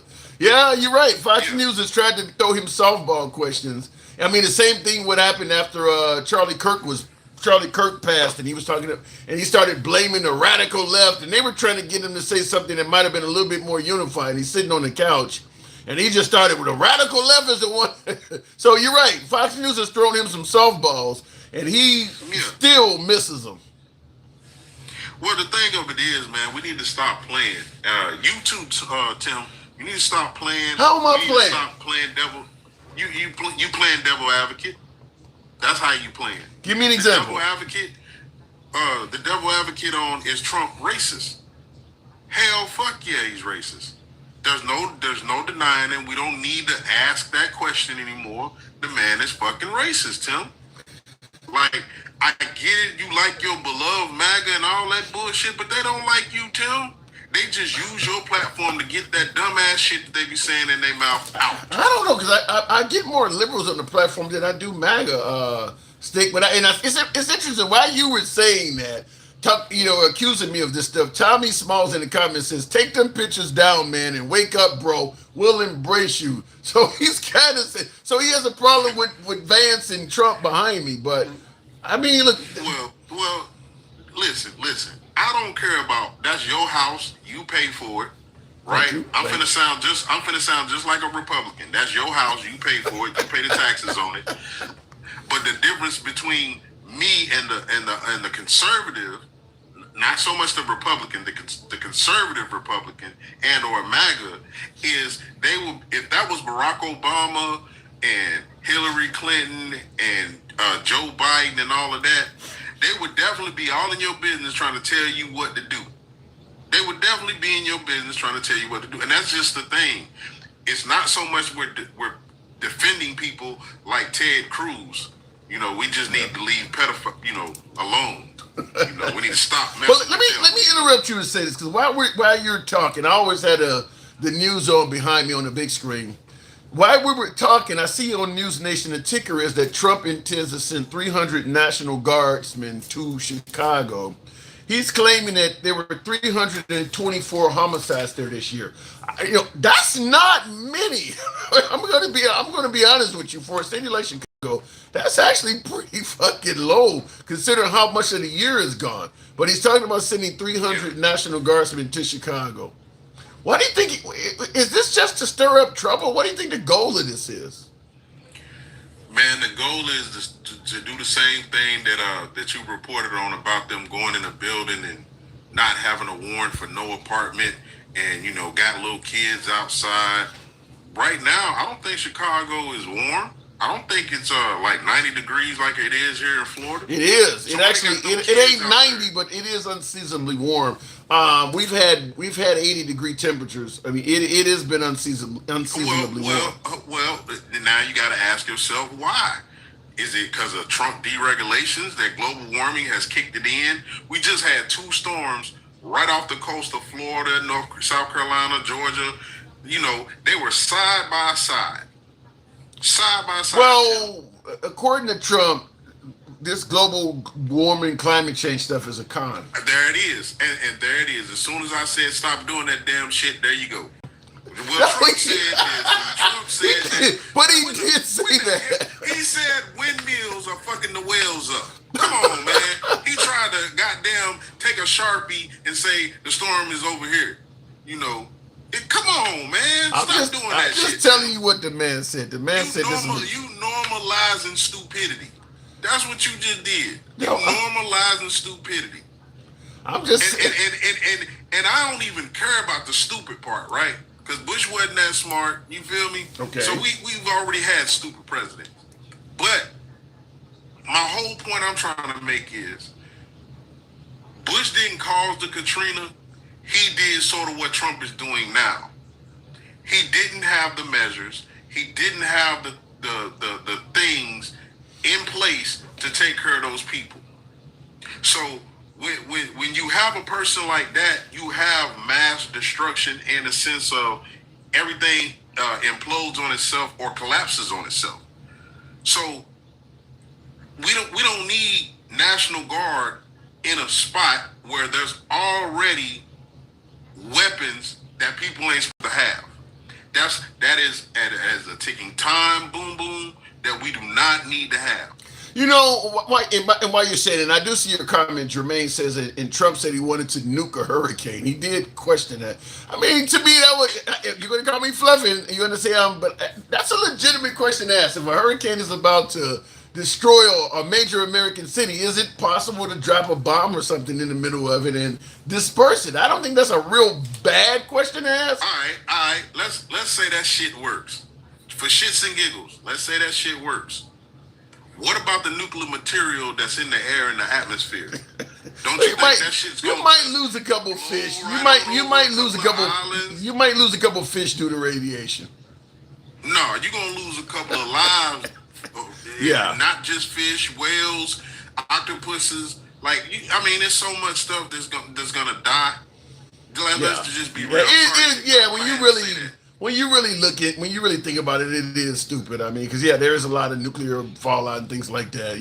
Not to mention hurricanes are the way the Earth releases pressure. If you stop that from happening, there will be side effects to that. If you stop that, I mean, when you think about those winds spinning and how the whole world functions as a climate, if you stop that from happening, it's going to be something else happening somewhere else on the back end for doing that. Well, Tim, again, you took me off because you went on a fluffer spade, right? I didn't fluff. I didn't fluff. Escapade. You went on the fluff escapade. You tried to throw me all off when I was trying to tell you, let's stop acting like this man ain't prejudiced.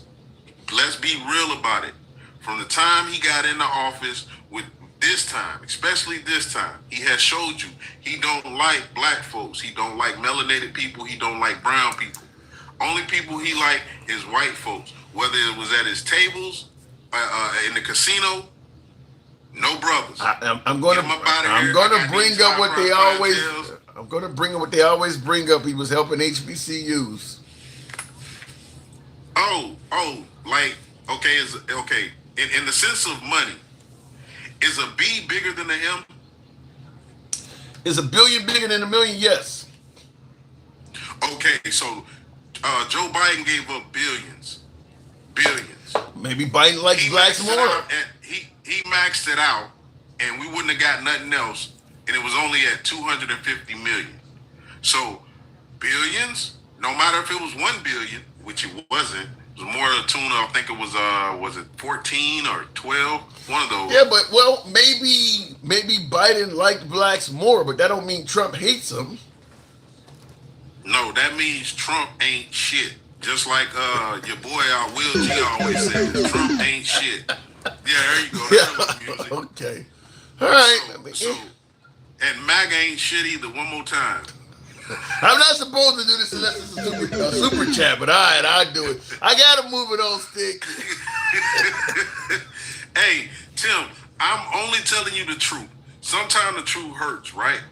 And I know, again, they're your beloved MAGA, but we need to just chill on that. You know that they will call you out your name. You know that they will say you ain't one of them and you need to come on over.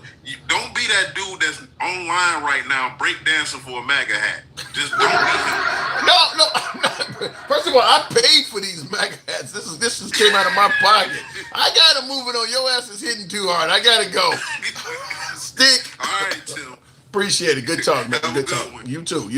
This is indeed a no fluffing zone. Tap the screen. Get your guy on up to about 60,000 in the likes. We'll take the next caller. Busta Rhymes' caller is lost in the race baiting, says Big Boss. I wish I could have tackled that with him while he was still on.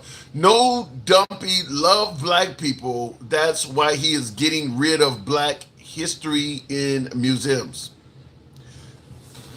I don't know why Trump is trying to shave off discussions about Black history. That does not look good. I'm not going to pretend like that looks good. Whether it's the Smithsonian, whether it's the horrible message he released on Juneteenth, I don't know. That is the same thing with the whole Charlie Kirk thing, where he ain't got no. Charlie Kirk did not have any problem against African Americans. He just said a bunch of crazy shit and people took it out of context. And I often do bring that up as a pushback. Is that there are only 3 times where blacks are recognized throughout the year. 3 holidays or pseudo holidays or commemorations. And that is obviously Martin Luther King's birthday is considered a black holiday. Juneteenth, now that Joe Biden started in 2021, is considered a black holiday. And then, of course, Black History Month, which is not a holiday, but it is a time that is observed to, discuss African American history. And I bring that up, and when people say that Charlie Kirk didn't have, he wanted all those gone. He wanted every day that observes the history of African Americans to be gone. He wanted to get rid of MLK. He wanted to get rid of Black History Month, and he wanted to get rid of Juneteenth.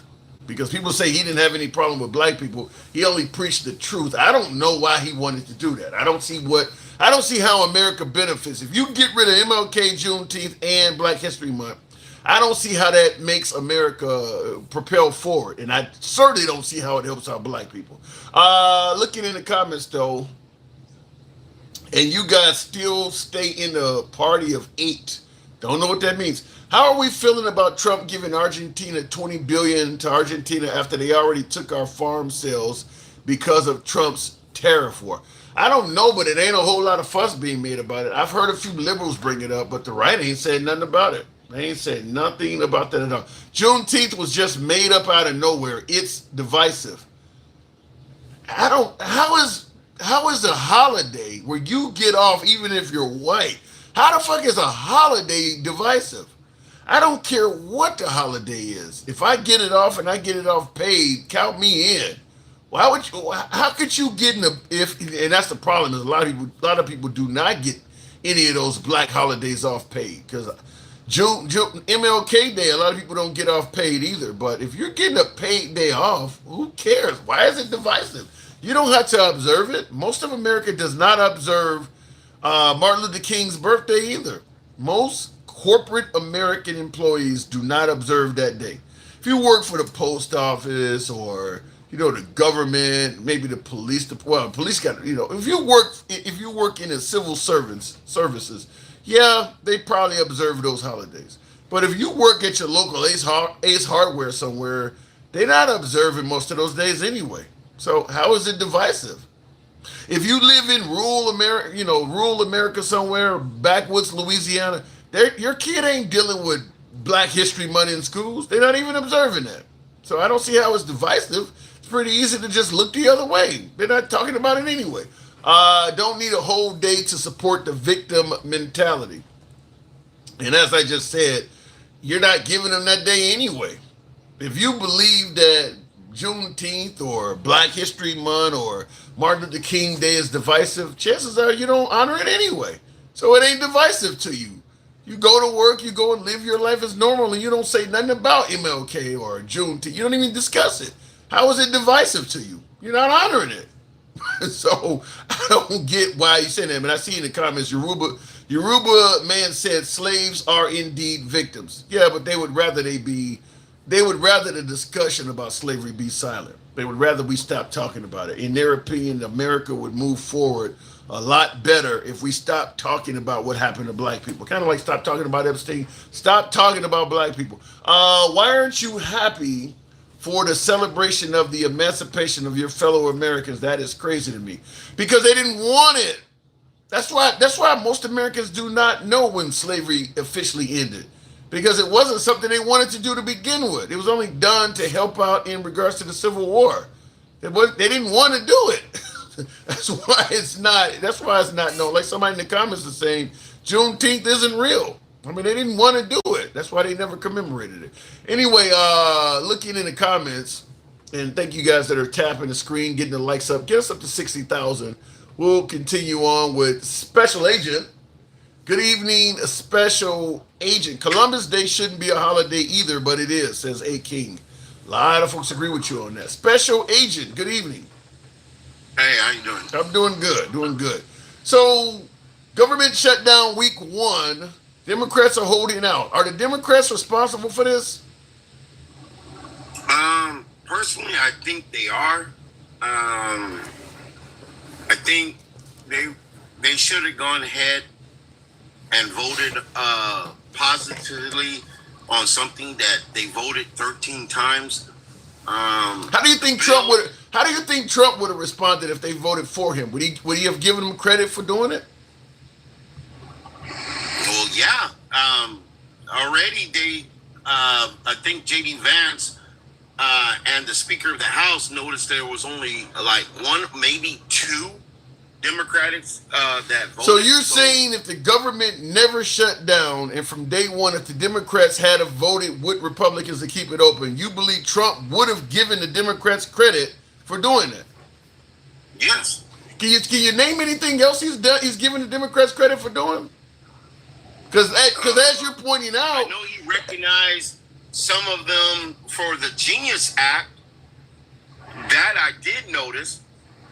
But most of the time, the left don't talk about things that certain forgotten communities has forgot about or just don't think it's important. give me an example. What are you talking about? Like the Genius Act. Most of the junior Democrats voted for the Genius Act. And he did recognize them at that one cryptocurrency hearing they had at the I believe it was on Capitol Hill when they had that meeting. Tell me what was in the Genius Act that made it so relevant? What it made it relevant, it was for the innovation. And the problem is that a lot of people on the left just don't recognize there is a community that, wants to thrive without any harsh regulations or ignorance. We just wanted clarity. And, when you're saying without regulations, I mean, do you see Trump? I mean, Trump is talking about sending in the military to cities and things like that. If you want to operate without federal regulations and oversight, is he the guy to want to side with? Well, all I know, Biden was in office for 4 years, okay? Mm-hmm.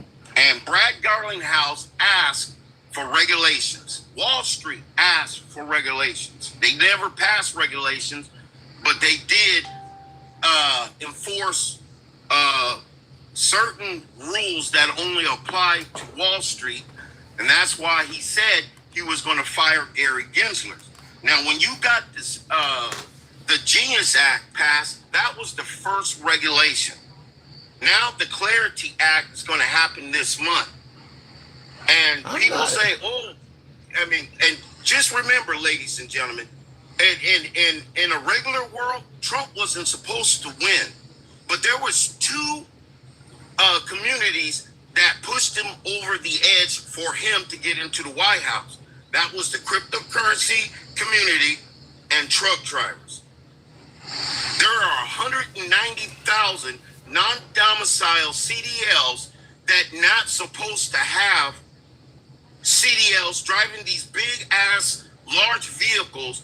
That is a danger to that is a danger to our communities here in the United States. You're saying CDL drivers got Trump elected? Yeah, nobody looked at us. The cryptocurrency community, they voted in large. The truck drivers out here, there are 3 million truck drivers in the United States. You didn't think we were going to vote?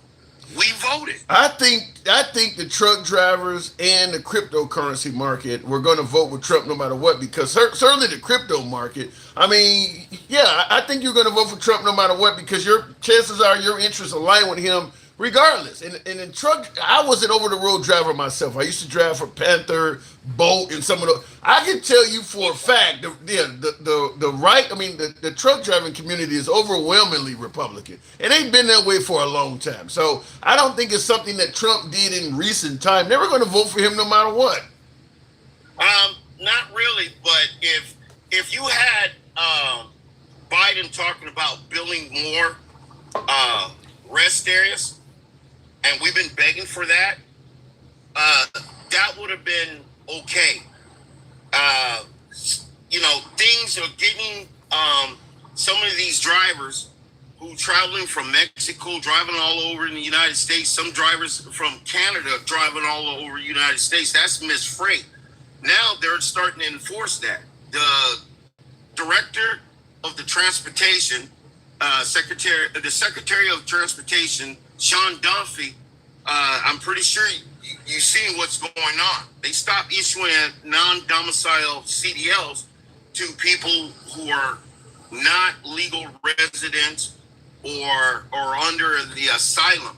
They stopping to issue out those. I'm fine. I'm fine with cracking down on people who are not legal, who are not legally here. I don't agree with getting. I don't agree with the way he treated the asylum and the TPS people, though, because they were here. They were here legally, and he treated them just like somebody who ran across the border in the middle of the night. I don't like how he treated them, because a lot of them folks, he got in office, changed the law, and they suddenly became fugitives, and they're being called illegals. No, they weren't illegals. You just changed the law and made them illegal.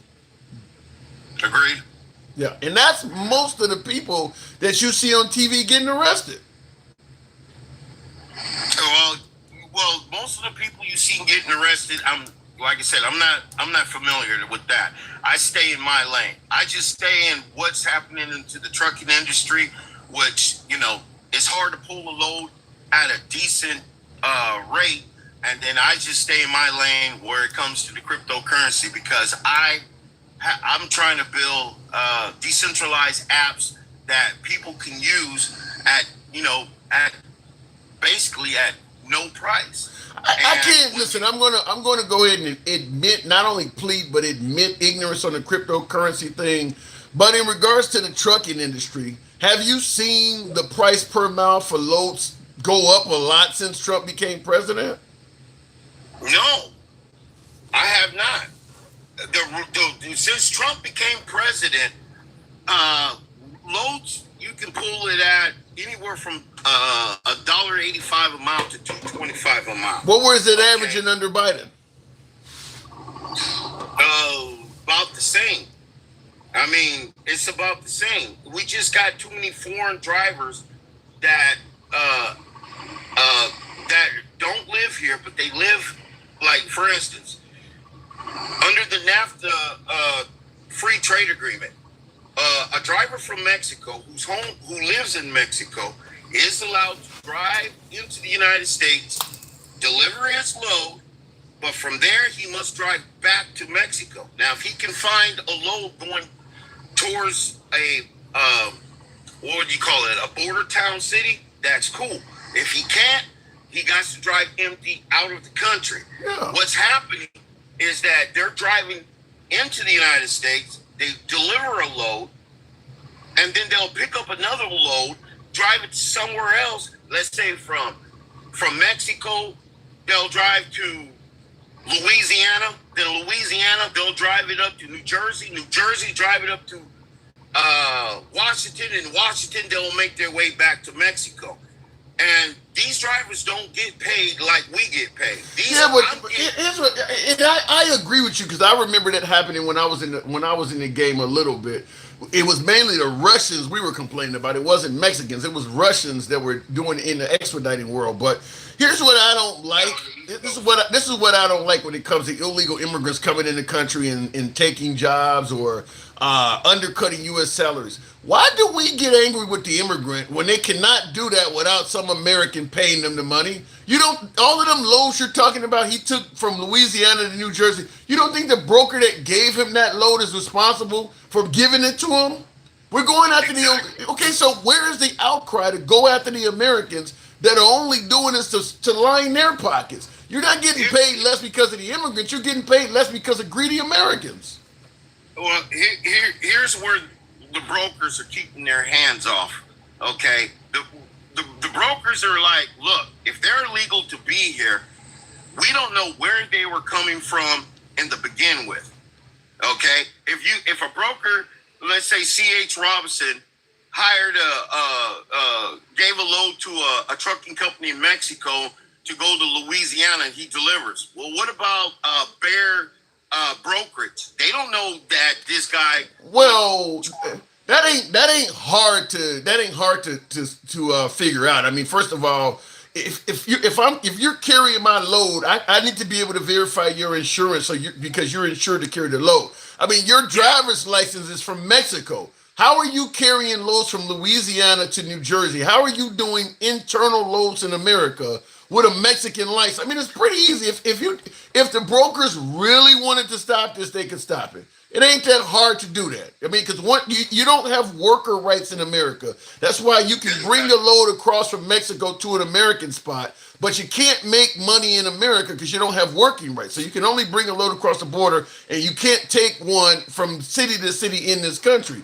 It's pretty easy. If you got somebody that has all these Mexican or foreign credentials taking loads from one U.S. city to another one, something's wrong with that. It wouldn't take but a little bit of research into that for those brokers to realize this dude is not supposed to do this, but they are lining their pockets so they don't mind looking the other way and undercutting your salary. Your problem is with American brokers, not with the driver. No, my problem is with California issuing out 60,000 CDL licenses to people that was not supposed to get it in the first place. We can put it on the brokers. But what about states issuing out licenses? You look at Washington. Sean Duffy said there was 190,000 non-domicile CDLs issued in the United States that are active at this time. Yeah, but the 190,000 licenses, how many of them are asylum seekers and folks with TPS status? They're there legally. Like when I first... No. When it comes to a work permit is up to 2 years, maybe 3 years. Okay. Now, if you get a work permit for 3 years and you got a CDL license that doesn't expire for 5 years, you see what I'm saying? Then the system is not doing its job. I mean, simple. By the way, the CDL license that you get that doesn't expire, then the system isn't doing its job. The simple solution is, if this person only has a 3-year work permit, don't give them a CDL license that extends past that period. Exactly.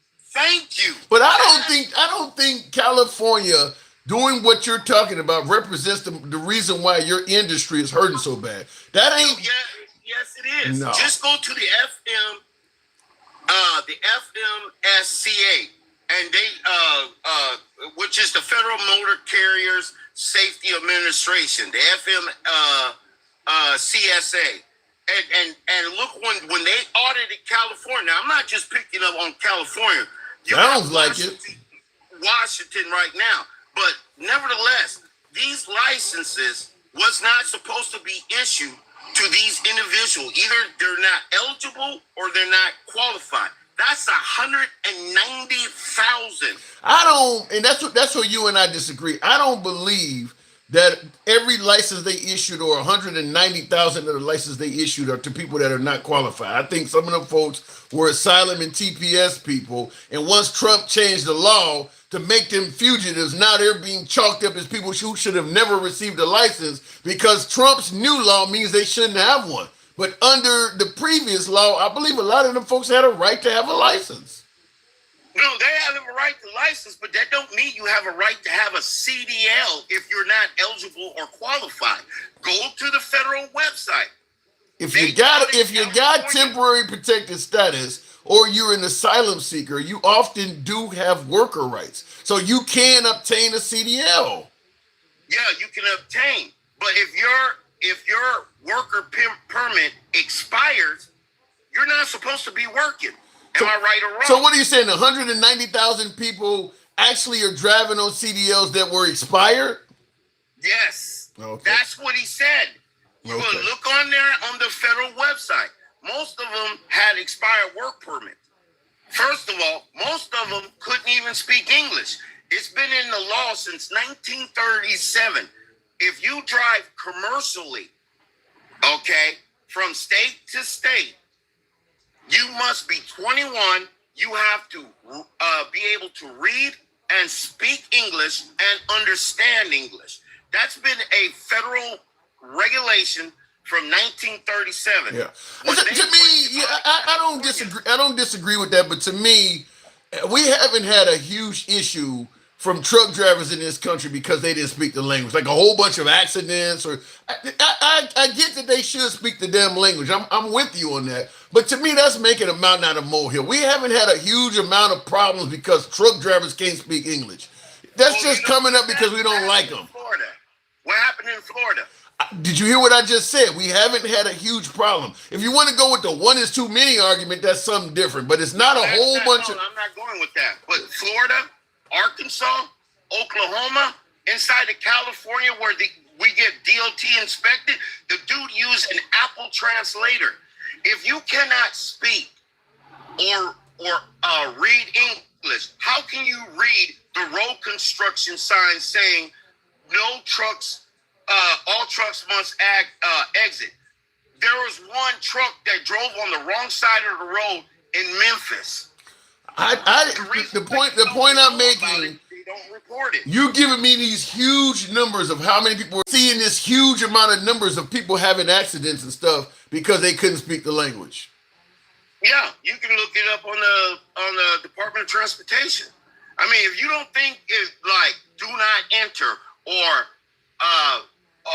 a bridge that is 12 foot high, and yet we're running at 13. You don't need to know how to. Think that's an accident? You don't need to know how to speak English to know that shit. I mean, listen, if I go to Germany, they're going to measure shit in kilos and stuff. If I know I'm driving a truck that they say, because they're not going to measure it in feet, they're going to measure it in what, kilometers or whatever. If I know they don't told me the beginning of before I started driving, my truck is so many meters high when I'm driving down the road, I can recognize numbers. This sign says that the bridge is only this many meters high. I know my truck is high. You don't need to know how to speak German to understand numbers. Right. The same thing. Hold on. The same thing you said. Wait a minute. The same thing you said with it. Hold on. Hang on. Let me respond to you. Let me respond to you. You also said the do not enter sign.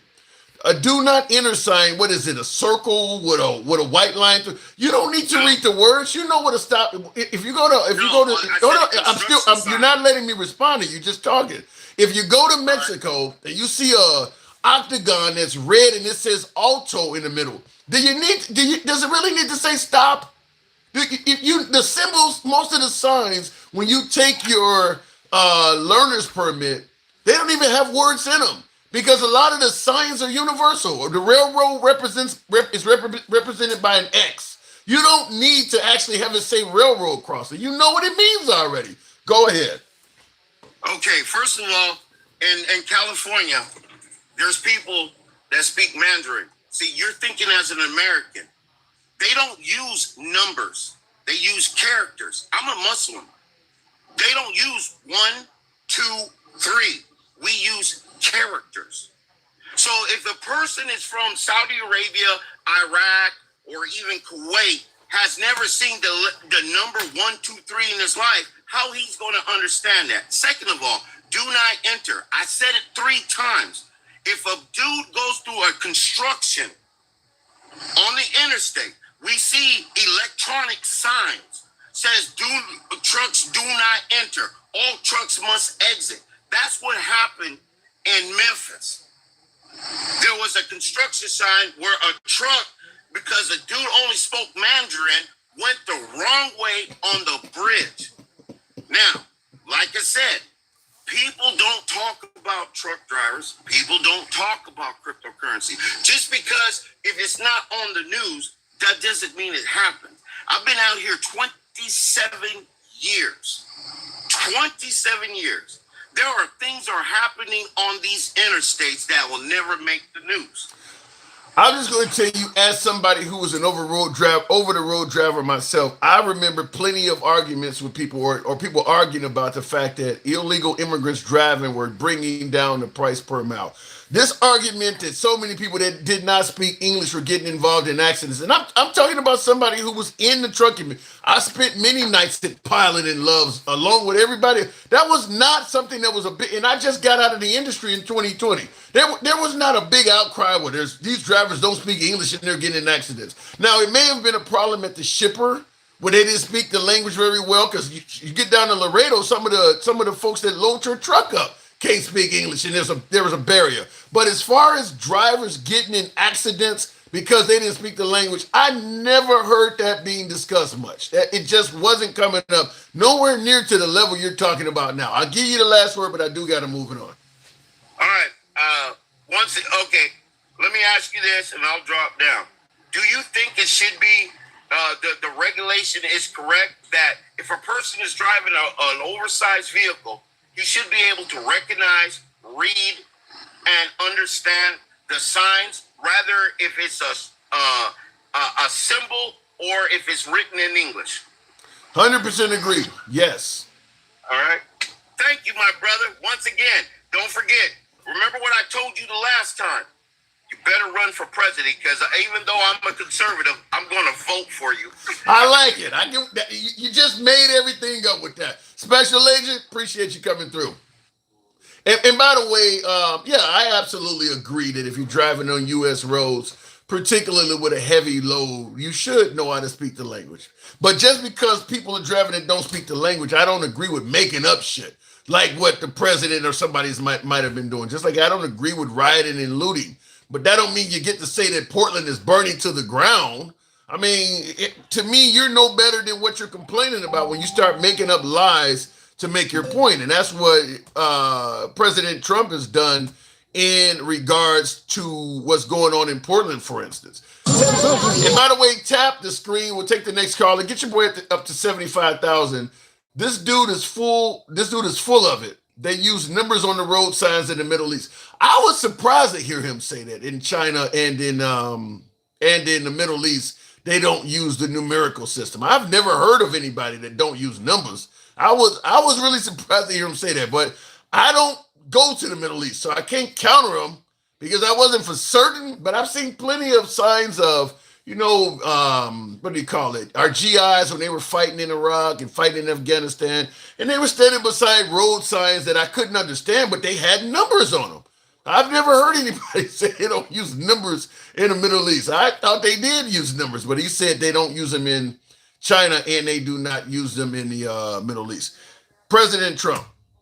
Sending the Affordable Care Act subsidies. We want to fix it so it works. It's not working. Obamacare has been a disaster for the people, so we want to have it fixed so it works. We're going to look at that. It was amazing. Portland is burning to the ground. It's insurrectionists all over the place. To me, I gotta ask, why tell an obvious lie like that? If there is a wildfire going on in America, hurricane damage, tornado damage, flooding, it's going to be all over CNN, News Nation, Fox News, Newsmax, MSNBC. They're going to cover it if Americans are suffering like that. There's no news network out there that is showing Portland burning to the ground right now. Why? I mean, listen, he's about to get in what sounds like Marine One in the background. Sound like I hear the engines of Marine One. You can, when you get into the aircraft, they got a monitor. You can turn on Fox News. He knew this was a lie when he was saying it, is the point I'm making. He knows this is not true. I don't believe for a second when he stated Portland is burning to the ground, he actually believed that. He knows what he is saying while he is saying it is not true. And of course, the woman who asked him the question knows it as well. She know before she put a microphone in Trump's face and asked him that question, she heard nothing about Portland burning to the ground. Why tell an obvious lie like that? Why would you tell a lie so bad like that? And then also, before I get back to the box, and thank you guys tapping the screen, get us up to 70,000, 75,000. Why also make the claim or the comment he made about Obamacare, which I also believe is not true, but not as bad as saying Portland is burning to the ground. Extending the Affordable Care Act subsidies? We want to fix it so it works. It's not working. Obamacare has been a disaster for the people, so we want to have it fixed so it works. They're not talking about fixing Obamacare. Trump has not proposed any bill since his first term when he talked about repealing and replacing Obamacare when John McCain gave him the thumbs down and stopped it. All he's talking about doing is getting rid of Obamacare. He hasn't. Does anybody know what President Trump's future plans are for health care? Has he discussed that in any manner at all? He's not talking about fixing Obamacare. He's not. He hasn't discussed anything he intends to do in the future going forward for health care. He's said he won't touch Medicare and Medicaid, which many people disagree with in the big beautiful bill, but he hasn't talked about doing anything to fix Obamacare. So I don't know why he's talking about it now. I don't know why he's just like with the Portland is burning to the ground. This is two things he just stated that are real easy to fact check. Real easy. I'm glad insurance will be cut, especially yours. Says I don't know why. How does that make you happy? I'm so glad another American is going to be dealing with misery. But yet you would probably be the same person that would be pissed off if somebody celebrated what happened to Charlie Kirk. But here you are. Well, I'm glad somebody's going to lose their health care. Don't celebrate misery and then complain when somebody celebrates someone you know or care about dealing with misery. That's exactly what you just said. Let me go back to the box. He's going to give Trump care to only the white people. Yikes. I hope you're wrong. I don't know where you're saying that for, but I hope that's wrong. Gangsta Grandma, Portland is burning to the ground. What say you? I cannot stand your ugly black fucking ass. You let that fucking ratty raccoon up in this shit talking about, oh my God, they don't speak English. Do you see how special the fucking black maggots are? I wish you would have put me up there. I would have pushed the fuck back. You really didn't push the fuck back. You God fuck you, ratty raccoons. Okay, I pushed back, but I'm not going to call one of my callers a raccoon. Did you see him?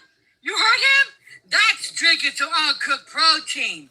Now comprehend this, you motherfucking ratty raccoon, if you're still in here. They do go to school here. They do speak English and Spanish. Just because you don't hear them speaking English and they don't understand it, you may think they don't, but they do, Pookie. What about what he said is that it's not just Hispanics, it's folks coming, Mandarin Chinese are coming in the country, they don't speak English. He mentioned folks coming from the Middle East. You don't think they don't? They do. Just because they use their own language or they may not be able to speak it, but they understand it because they have to go to school here for the CDL. They have to. You don't just go and get a CDL. Well, they're claiming it. They're claiming that they've been able to. They can claim a whole lot of shit. They can't talk about the big dick. And it's tiny. But even if, hold on, hang on. They claim a whole lot of shit. But hang on, you've driven down a highway and you see the sign ahead that might say, highway closed at exit 15. If you don't speak English, those signs are not going to be covered by the CDL. Oh my God! You know what, Tim? You are undercover fucking maggot. How? What the hell are you talking about? There's a lot of people that do not speak English. And comprehend this, dum-dums. Do you know Spanish was here before your asses was? That ain't what we're talking about. This isn't English is not our damn thing. We have all kinds of people speaking all kinds of languages. We are fucking boiling pot. All the highway signs are in English, gangster. It doesn't matter. They know what the fuck they're doing. That is not true. Being such a bigot. This has nothing to do with bigotry. Yes, it is. No. You are a fucking bigot. Oh, well, they have to do this. They do it. You know why he's bitching? Because he swears up and down that they take all the things, that they're taking the jobs. It's the tariffs that are doing this shit. It's not because of them. It's the tariffs. The damn loads are not going to be as much because of the tariffs. Let me ask it to you this way. If there is a sign on the highway, when you're driving down the highway, a sign above that says, wildfire exit 10, do not get off. If you can't read English, isn't that a problem? Yeah, I mean, oh my God. Do you realize they understand it? Not if you can't read English. A lot of people do understand it, Tim. And They do. You're just an old fat fuck that is a bigot. That loves to suck a white teacock. That's what it is. You love the uncooked protein. You know what I mean? You bow down. You had a Mick Fluffy over here. What does it say? Oh my God, the undocumented's taking this. You know, he's a bigot. Let me get some. Let me get some. I'm going to ask you a. I'm going to ask you a clear question, clear as damn day. Do you support letting truck drivers drive on American roads without speaking the damn language? They can speak. That ain't what I asked you. That is not what I asked you. Yes. Why would you want that? There's a lot of people that don't speak English. They understand shit. That's how dumb you fucking retards are. Why would you? They have to go to school here. They have to. Do you not see any potential risk at all by letting truck drivers drive? I see a lot of potential risk by having a white tea man come up in this bitch. We got white teeth for teeth. They're the ones that are the problem. It's got to be more to blame than just a white man all the time. They're the ones that are doing the most, Tim. What is the white man doing that's affecting your life? What can you not do because of the white man? People, what the hell are you talking about? What?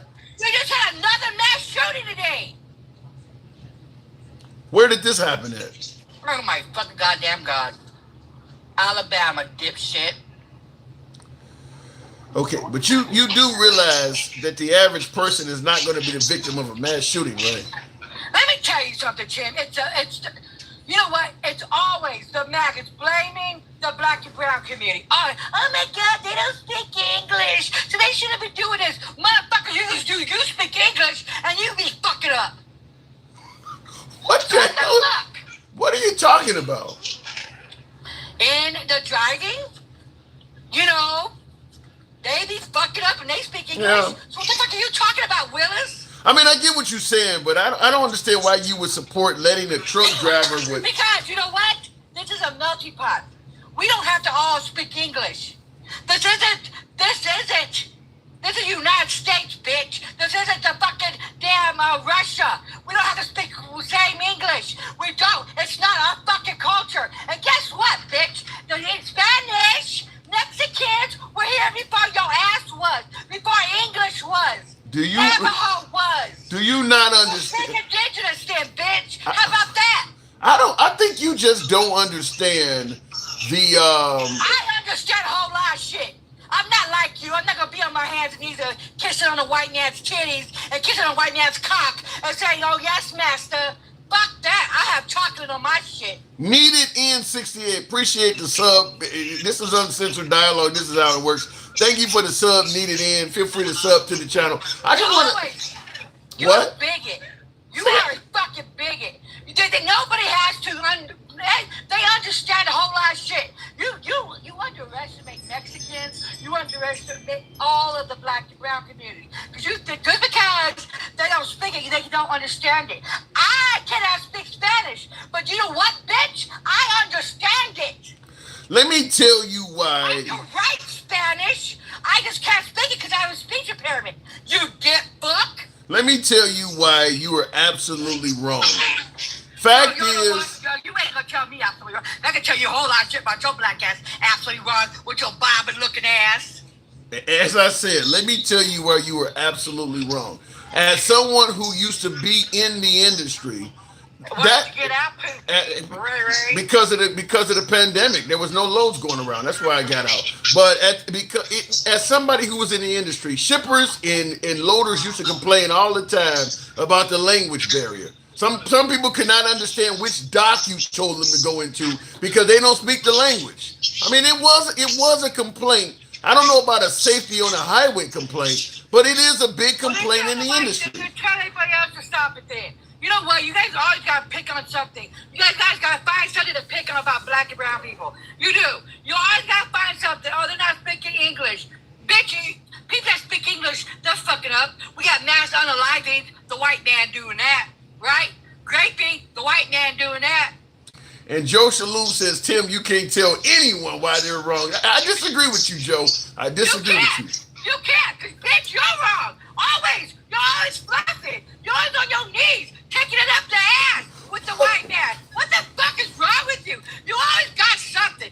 You always complain about something. Oh, I got pushed back on this. Oh my goodness. And this. So go kiss a white man's ass and see how far you fucking get. You'll be in a fucking goddamn fucking tree. But I'm so sick of you guys. I'm so sick of the black maggots. And I'm so sick of the brown maggots. And now look at what the fuck we're in. And I hear that bitch was worried about the little fucking ratty raccoon. Oh, they're just taking everything. They're taking the loads and stuff. No, they're not. You're probably a pissy ass fucking driver. I think that you only hear what you want to hear. You know what? They're not even the biggest problem. What the biggest problem is, and I heard a lot of truckers, the loads are not paying good right now. Why is it the loads not paying good right now? Because the tariffs are up their fucking ass. I'm gonna tell you something. As somebody who used to drive, the loads wasn't paying good when I was in. There's a lot of greed in the industry. It ain't just that it ain't got that new career then. And you know what? FAFO, fucking damn dip bucks, because he took your tax shit away from them. Well, that's why I got out of the industry, because it wasn't paying enough, at least from my standpoint. But I just you and I disagree about putting people on the road that don't speak the damn language. This isn't our language. You know, English isn't the big thing. Gangsta grandma, hold on. All the signs are in English. When you get to they know what it is. For the love of fucking you God, interrupted me, but can you fucking put your black tape back on? Can you quit drinking the fucking bleach and the cyanide because your ass is losing your brain cells? You dumb ass. They understand the signs. You dumb. Why you emotional creature. They understand because they have to go to school here. You know, in California, they understood this. They gotta know everything. While you were so busy interrupting me, what I was about to say is, once you get off the highway, not only are all the street signs in English that you can't understand, but then when you get on the radio and start talking to your shipper where you got to make the unload, they're talking to you on the CB in English too. You don't understand any of that. You're not just going to know what that shit means if you don't speak the language. They understand it. They just can't speak it. Like me, I can't. You understand Spanish, but you can't speak it.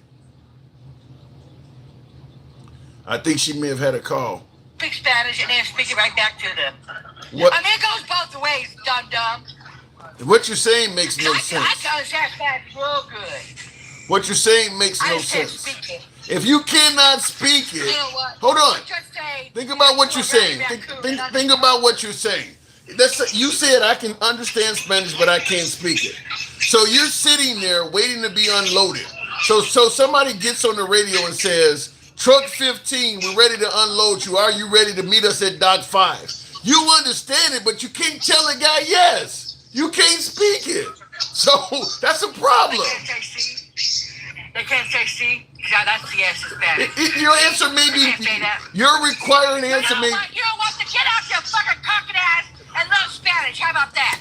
Like what they said. You got 4 months to learn some Spanish. Motherfuckers, we don't have to cater to the white man. What the fuck? You think learning... Get out your white tea ass and learn some damn Spanish. How about that? Be bilingual. How about that? You believe that learning... You see learning English in America as catering to the white man. I wouldn't want you to learn I wouldn't want to learn it. It was forced upon my fucking ass because I had a speech impairment.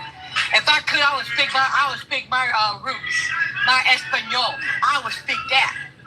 Is it really that bad to require truck drivers to speak English to you? Is that really that insulting? It is, because it's not even in the code. They don't even have to do that. But you guys are making a big fucking deal about it. Because why? Because they're brown people.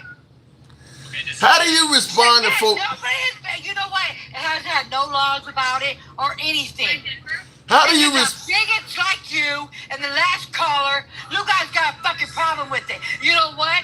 English English people, the one that speaks English, they do the most wrecks. How about that? Okay, I disagree, but before I I bet you do. thank you.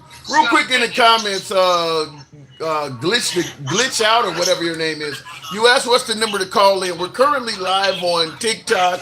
We're live on Instagram, and we are also live on X, formerly known as Twitter. If you come to any of those accounts, we'll bring you up. That's how you call in, and we don't block, ban, or censor. But we're the same name across all accounts. The Handsome Liberal on X, Twitter, and TikTok. You can come on any of those accounts. We'll bring you right up. We're live on all of those accounts. But Gangsta Grandma, to me, I got folks in the comments saying your mindset is why the Democrats will never win another election You again. know what? Let me tell you about my mindset. See, let me tell you something. I say it out. I tell the goddamn fucking truth. You know what? I'm blunt about it.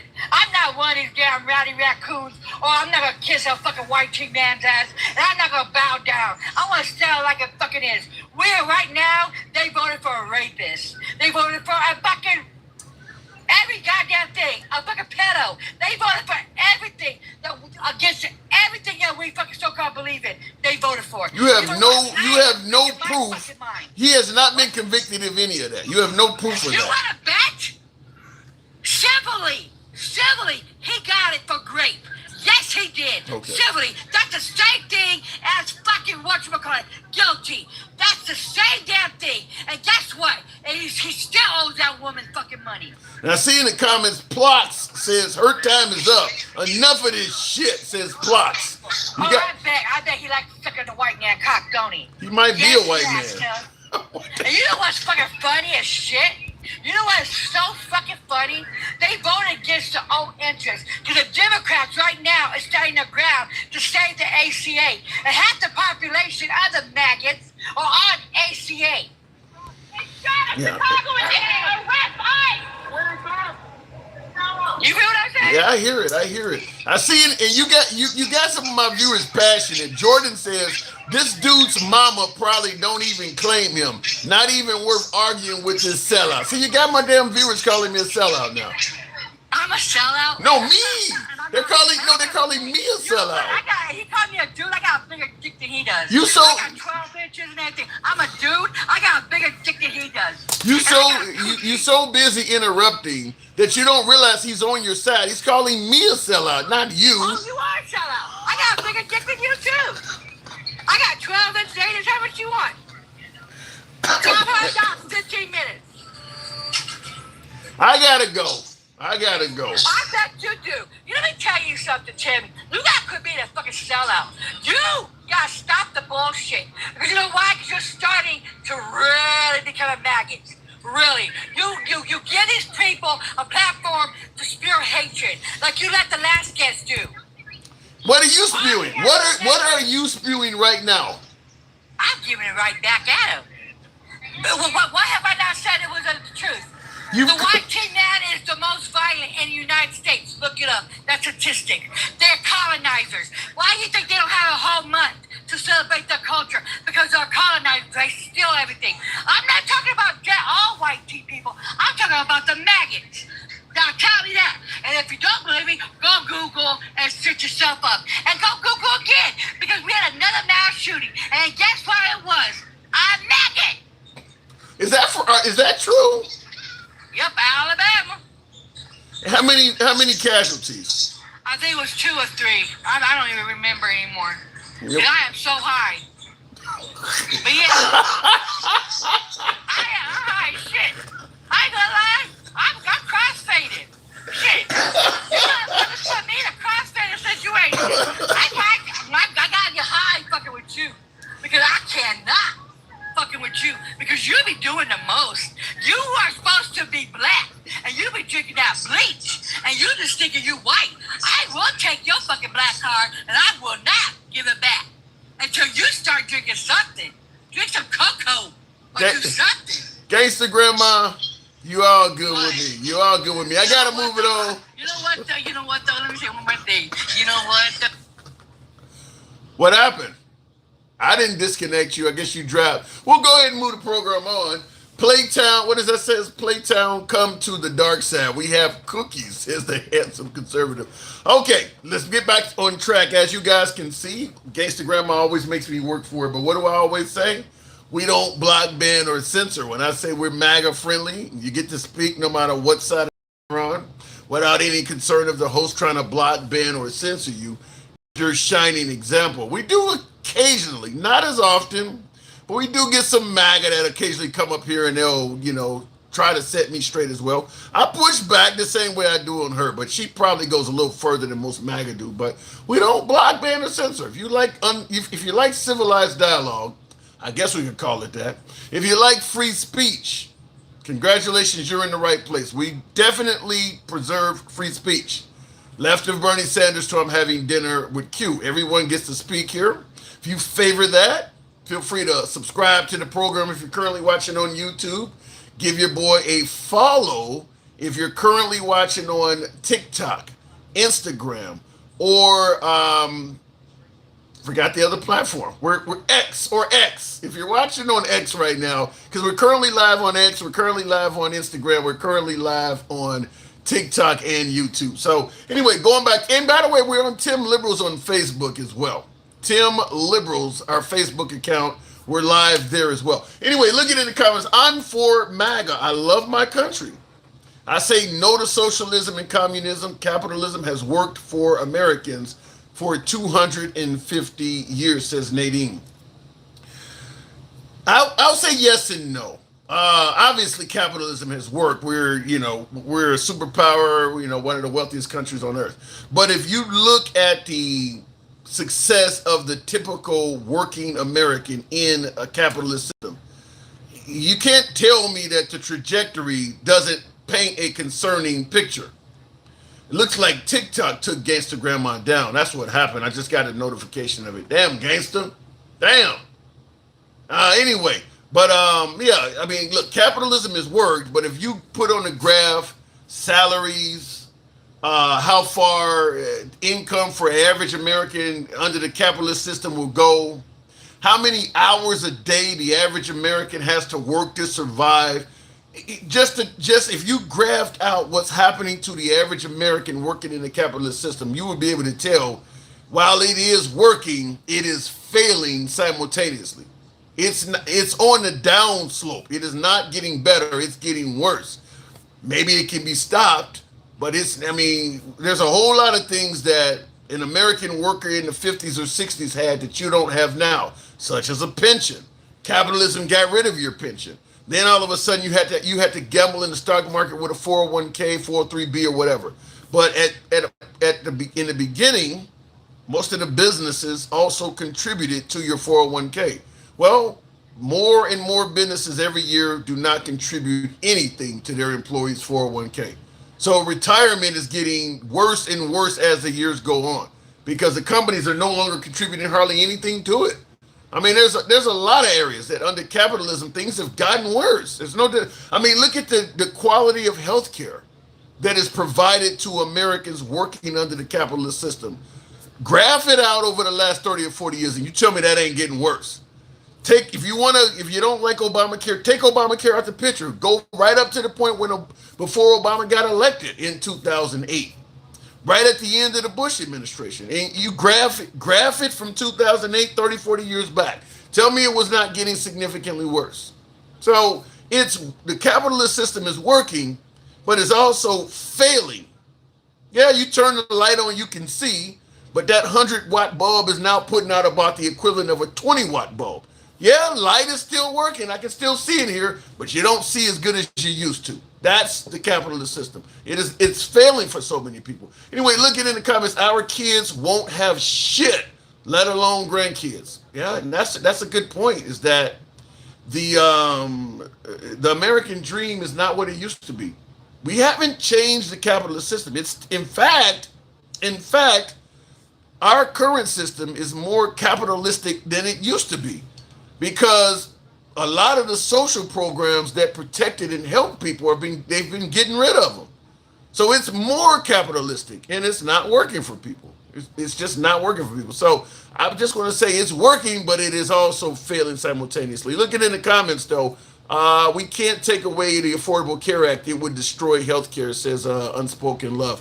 Well, Trump and of course MAGA would love to see the Affordable Care Act disappear. I don't know if they will feel the same way if they're using it, but there's no denying there's a huge amount of support when Trump says he wants to get rid of the Affordable Care Act. And he did say it. Are you open to extending the Affordable Care Act? We want to fix it so it works. It's not working. Obamacare has been a disaster for the people, so we want to have it fixed so it works. And he's talked about fixing it virtually nil. Have you heard of? Okay, when he says he wants to fix it, what have you said? I mean, you're held in rallies and you're on TV every damn day. What have you told the people you want to do to fix Obamacare? Has anybody heard him say anything whatsoever about fixing the healthcare system? He is literally on TV every day. Does he talk about that at all? Just think about that. Anyway, continuing on with the program, the Affordable Care Act tripled the cost of health insurance. Yeah, but it probably also tripled the amount of people that are insured too. I mean, keep in mind, before the Affordable Care Act, if you were poor and you didn't have insurance, you just didn't have insurance. We're talking about the cost. We're not talking about the human lives that may be preserved about it, unless that just doesn't matter. We only focus on the cost. Let me go back to the box. We'll go to Chris. Thank you for holding, Chris. Trump has concepts, thoughts, and prayers. What are you talking about? Y'all all over the place, man. What brought you on? We'll talk about what brought you on. What brought you to the program? No, I'm just trying to see what's the subject today. I see you keep bringing up the Trump video, and that was an outright lie about Portland. You know, that's an outright lie, and we all know that. So I don't even understand why we even entertaining that lie about Portland. Because they're doing. We're gonna real quick, just because some people did not hear this. Only about 10 seconds. I'm gonna play, and then I'll tell you why people are listening to this. We're going to look at that. It was amazing. Portland is burning to the ground. It's insurrectionists all over the place. Now, your question is, why do people pay attention to that? Because they know it's an outright lie. Well, I'm 100% agreeing with you. It's an outright lie. But you ask, why do people even focus on it? Because they're acting. They're acting because of that lie. They're talking about sitting in the National Guard, and it's based on that lie. Right. So don't even entertain that, Tim, is what I'm saying. Why even entertain it? You call a lie out and don't entertain questions, don't entertain excuses. Just tell them it's a lie. And then you explain to them why it's a lie. They can Google it. Go to AI. How many fires was in Portland this weekend? 0. No fires in Portland over the weekend. I think just look it up. It's just an outright lie, bro. Yeah, no, I'm 100% agreeing with you. It's an outright lie. But if you tried to tell him it's an outright lie, as that reporter that was talking to him, once she tells him you're lying, she'll never get the privilege of interviewing the president again. That's why they don't tell him. Something's wrong with our administration. Yeah. When the reporters can't push back, something's wrong. Yeah, the days of Karine St. Pierre and Peter Doocy are gone. Where Peter Doocy was always pushing back against the Biden administration, and they kept letting him come back and ask questions. Under Trump, if you push back, they're not going to invite you back anymore. They're now trying to say that your questions got to be approved by the Pentagon. So which is ridiculous, don't you think? Yeah, because this is what MAGA often complained about, is that Democrats only go on left-wing networks to get softball questions, but then when Trump started doing it, it suddenly became okay, I guess. One thing about me, Tim, Tim, if Trump is saying something that makes sense or is true, I'm down with it. Same. When you talking off the wall, just flat out lying, I can't deal with you. I can't deal with you. Yeah, and by the way, real quick in the comments, Mia V says reporters are only allowed to ask written, planned questions, not discussions. That's not true. They're not only allowed to ask written, planned questions. That has never been true. I don't know where you're getting that from. But I agree with you that it's off the wall. It's a lie to the level of it can be fact checked really easy. I mean, the reporter that he told Portland was burning to the ground. I'm sure she knew that was a lie when it was coming out of his mouth because she's thinking like, nobody just, I just came from the studio. Nobody said anything about Portland's on fire. I mean, so she knew it was a lie when he told it to her. So you think he just talking to him and just saying, he just spitting out garbage, and he know they ain't gonna push back. He know his people listening. I think it's. I think what you said. I think both of the what I think you said. I agree with both of what you just said. First, he's just talking and spitting out a lie. Yes, and second, because his people ain't gonna push back. Also, if Trump says something is happening, one of the great attributes that Trump has is that MAGA is not going to require proof of anything he says. I mean, like I said, they're eating cats and dogs in Springfield. MAGA believed that instantly. They didn't need to see a single dog being ate. Just him saying it was enough. Yeah, it's probably happening. So when he says that Portland is burning to the ground at the hands of Antifa, a large portion of MAGA is going to be like, well, shit, send in the National Guard and do something about it. We like the fact that he's protecting the nation. Which don't make sense. So, I mean, what type of place we got here in this country? What type of people we have here that's so uneducated and so naive? Ain't that kind of scary? It absolutely can be if he's not using his powers for good, because he absolutely has far more powers than any other president in our lifetime. If he uses his powers for good, it could be a fantastic time. But if he uses his powers for evil, things could go really bad. And don't you agree that they might be heading that way?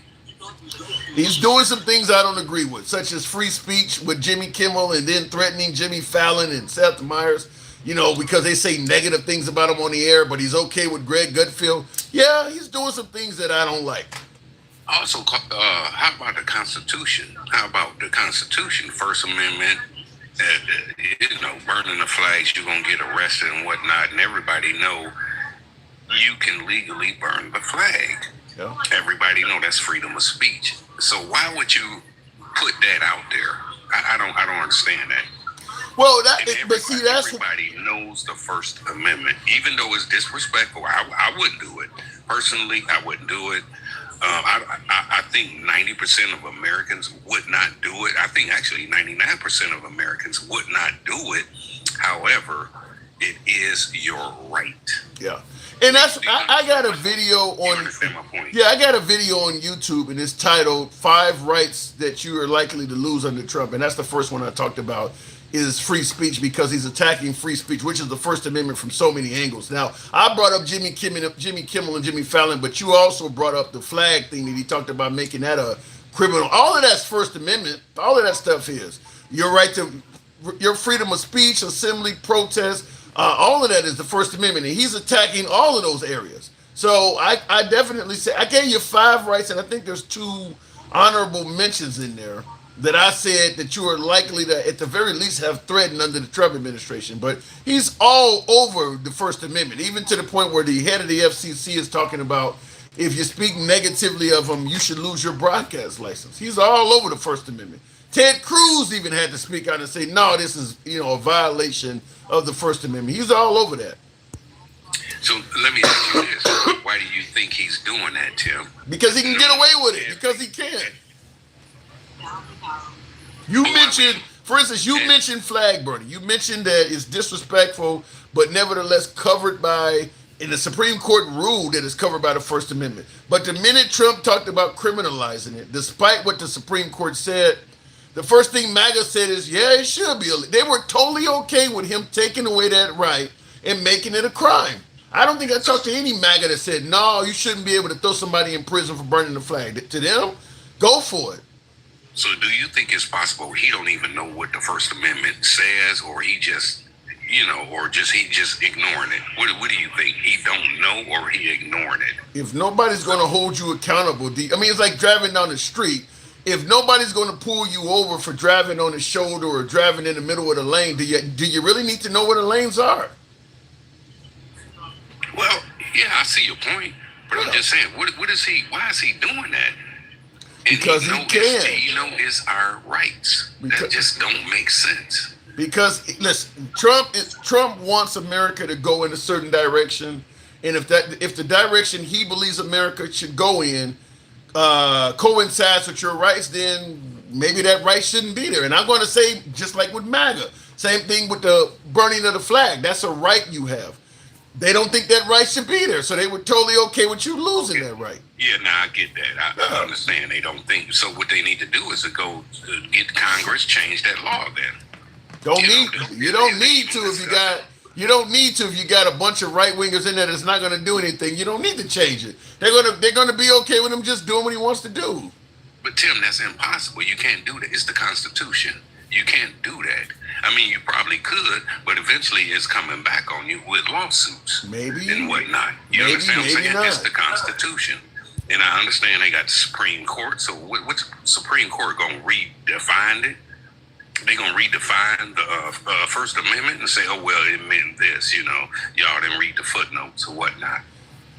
You talk about the Supreme Court we currently have in power? That could happen. Yeah, that could actually happen.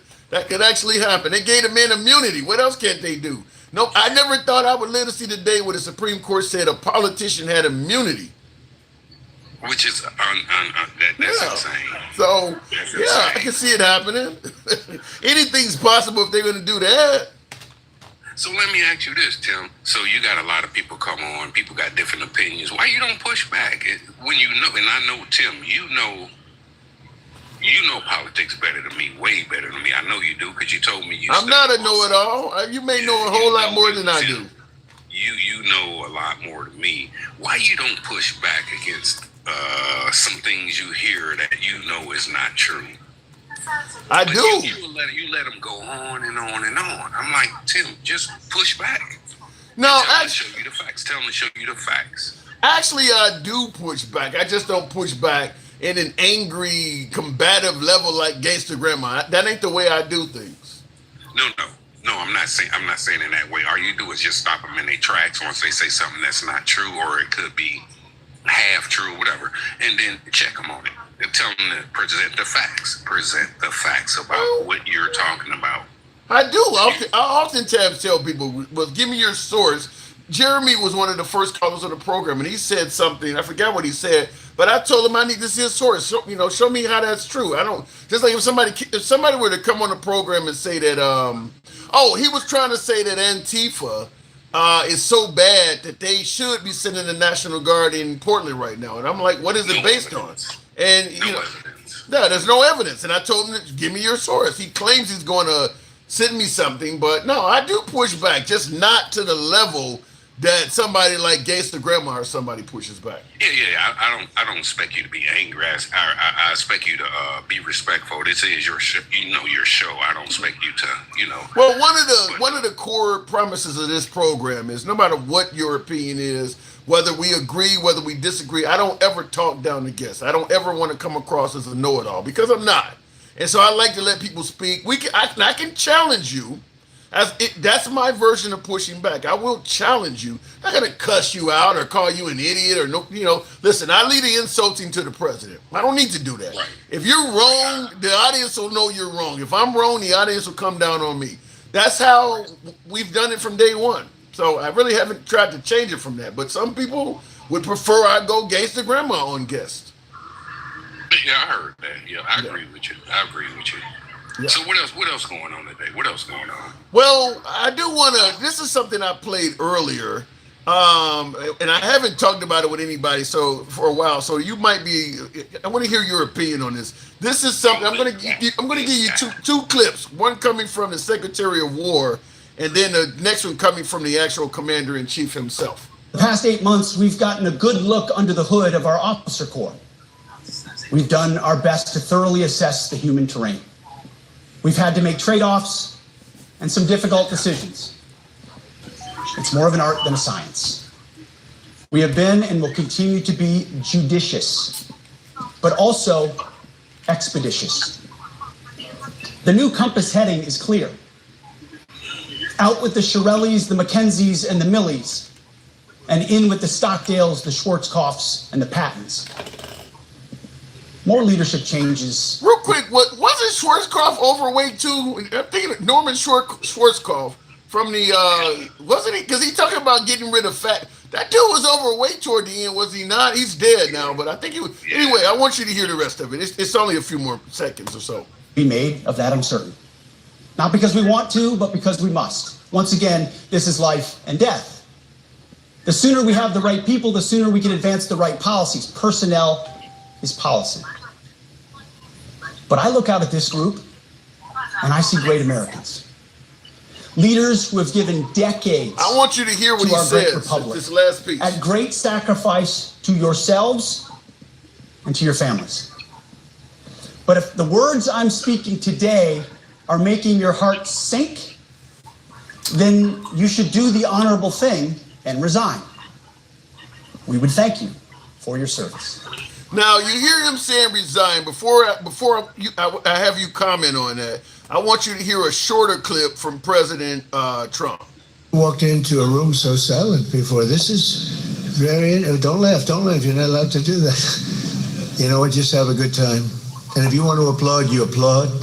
And if you want to do anything you want, you can do anything you want. And if you don't like what I'm saying, you can leave the room. Of course, there goes your rank. There goes your future. So with both of them basically saying, if you leave, you're going to pay for it, at least career-wise. Do you think that they may be somewhat trying to encourage people to leave the military?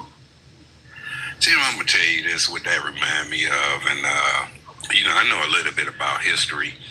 But this remind me of, I would say, the early 1930s up until mid-1940s. We're not in Germany now, are we? You're not going to say Germany, are you? I'm not saying no countries. I'm just telling you, this remind me of early 1930s up until about early 1940s. Different countries. That's all I'm going to say. I'm not trying to get your life, taken down. Yeah. What about this? Give me how you're comparing it. What similarities do you see? It's pretty obvious, Tim. What did he just say? You're gonna abide by what I say, or you can leave. If you ain't with me, you're against me. You can leave now. If you're not following these orders, go ahead and leave. Yeah. It ain't about the Constitution no more. It ain't about that. It is about you gonna follow my orders. Well, but officially that's what they're supposed to do. I mean, you join the military, you're supposed to, you do take an oath to. I mean, not an oath, but you do have to listen to the commander in chief, right? You serve the people. You don't serve the president. I don't think that's true. Yeah, you don't serve the president. You got to look that up, Tim. I got to look that up. You're right. I thought you don't serve the president, man. That's not how the military work, man. Okay, I'm not military, so I'll leave it at that. I see. Come on, Tim. People. I got some folks agree and some folks are not. So I got to get somebody that's military up here. I'm moving on. But Chris, okay. I want to get correct. So much time is just that, Yeah. Thanks for bringing me up, man. And I ain't trying to be negative on your page and nothing like that. No, you're fine. But I'm curious to know because I don't know. I want to hear from some folks say you don't follow somebody says you don't follow unlawful orders. That's one thing, but Trump is not giving an unlawful order. He's just saying if you don't like what I'm saying, you can leave and there goes your career. So I don't think that's the unlawful part, but I'm curious. Chris? Exactly. Yep. Thanks a lot, Tim. Appreciate it, man. Thank you. Appreciate you holding too, by the way. Appreciate it. Yep. Anytime. All right, moving on with the program. And by the way, in the comments, Moran says, oh, fuck, I disconnected my TikTok. Let me start it back up. I ended up disconnecting my TikTok by accident. I did not mean to do that. Shit, I hate when I do that. So when you drop the caller, it's sometimes I make a mistake. Instead of dropping the caller, I drop the whole damn program. I'll start it back up. Anyway, Moran says generals gather in their masses. Damn glasses. Generals gather in their masses just so Pete Hegseth can call them all fat asses. Hegseth is an asshat and a clown. He should give his resignation. To me it was disrespectful to tell a lot of the top brass the way to me it was very disrespectful to talk to them like that. But I had to, Chris, I made a mistake. As opposed to dropping you, I dropped the whole live. So I accidentally shut the live off, so I had to restart it. But I do see you in the comments. But yeah, to me, what Hexef did at the very least is disrespectful. You don't like what I'm saying, you can quit. And then Trump comes along and he's even worse by threatening their future and things like that. Which is why I asked the question, do you think that the Trump administration is trying to provoke people to leave? I mean, you got to assume, as young as Pete Hegseth is, and how he's basically damn near a rookie compared to the people he's talking to. I mean, he did a full tour, but compared to those folks that are in that room, most of them folks got twice as much service or more than Pete Hegseth does. So you got to assume that they really felt like he had no business talking to them like that. So to me, at the very least, it was disrespectful. You just got to know how to talk to people, and I thought it was terrible, but that's my opinion. Materialistic goods, it's just a object. God, you can hold within your spirit. You can't hold a dollar in your soul. Yeah, but every time you go to church, they're not asking you for God. They're asking you for dollars. Trump called for war, then we go to war. Faison, yeah, that's what I thought. That's what I thought, is that you don't have a choice. Because my last guest said the military serves the people. I thought it was you serve the president. Because the National Guard right now, being deployed to California, being deployed to DC, being deployed to Oregon, they're not answering the call of the people. That's Trump. That's Trump. Most of the people don't want that. Certainly in the city of DC, the city of Portland, the city of Los Angeles, they don't want those people there. So the National Guard that is going to those cities, they're not answering the call of the people. They're answering the call of Trump. I mean, overwhelming. Those cities are making it clear, we don't need you here. There's a few people in town that are saying, yeah, crime is bad, but go ahead and send them. But the overwhelming majority of those cities do not want the National Guard there. So I don't think it's a case of answering the call. You're answering the call to the people. You got to do what the president says. Long as it's not an illegal act, you got to do it. Same thing with the Venezuelan boats were blowing out of the water. I don't think the military probably wants to do that. You ain't got no choice. Same thing with the Iraq War. They don't, we don't think Iraq has weapons of mass destruction, or we don't think what they've done is so bad that they need to be invaded. You don't have a choice. Bush wants us to do it. You got to do it. Looking in the comments, the U.S. military oath is the oath of enlistment, a solemn promise to support and defend the U.S. Constitution, bear true faith and allegiance to it, and obey the orders of the president and officers. That sounds like what I remember. Hot Ziggly, I think this says, or whatever your name is, but that sounds accurate to what I remember, is that the U.S. military oath is the oath of enlistment, a solemn promise to support and defend the U.S. Constitution, which means you got to take orders from your officer and your president, but as long as those orders do not violate the U.S. Constitution. So you don't have to follow an illegal order. But if the order is legal, you got to follow it, whether you care, whether you like it or not, whether the people want it done or not. That sounds kind of what I remember. That's kind of what I thought I've heard, is that the U.S. military oath is the oath of enlistment, a solemn promise to support and defend the U.S. Constitution, bear true faith and allegiance to it, and obey the orders of the president and officers. The problem is, if you're receiving orders from a president that is not honoring the Constitution, that's where the problem comes, is that you're told to honor the Constitution and bear allegiance to it, but the guy giving you orders may not be bearing allegiance to the Constitution. That could happen. That's where the problem is. And I see in the comments, Jay says this channel, or is that Joy?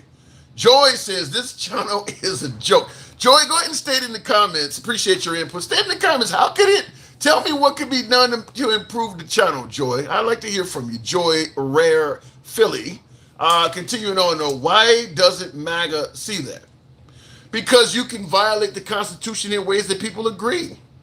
Some folks believe that the Civil Rights Act was violated to adhere to the wishes of the LGBTQ and trans community.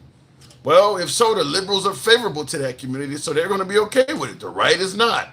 That's why you got Charlie Kirk saying the Civil Rights Act was, what did he say about it? It was wrong or something. I forget what his comment is. Something about he didn't agree.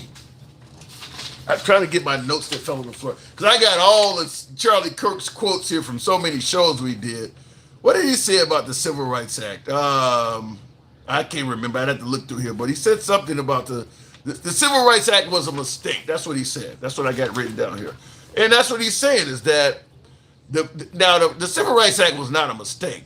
And I'm not going to defend Charlie Kirk, but I think what I know what he meant, and that is other groups of people that the Civil Rights Act was never meant to protect have been able to go through loopholes and use it. And he's primarily talking about the trans and the LGBTQ community, which were not very favorable to America back in the days of the Civil Rights Act. When Martin Luther King was working with, Kennedy and Lyndon Johnson and all them passed the Civil Rights Act, LGBTQ folks were not on the mind of anybody.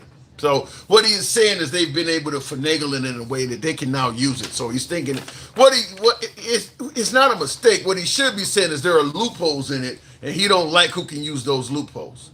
He's anti LGBTQ. Charlie Kirk was anti LGBTQ. But looking in the comments, to remind humans they're not as strong as they think, just remind them they're under one law of God. It's God stuff you keep bringing up. Remind them they're under one law of God, not man-made ones. One rule of God. Okay, all right.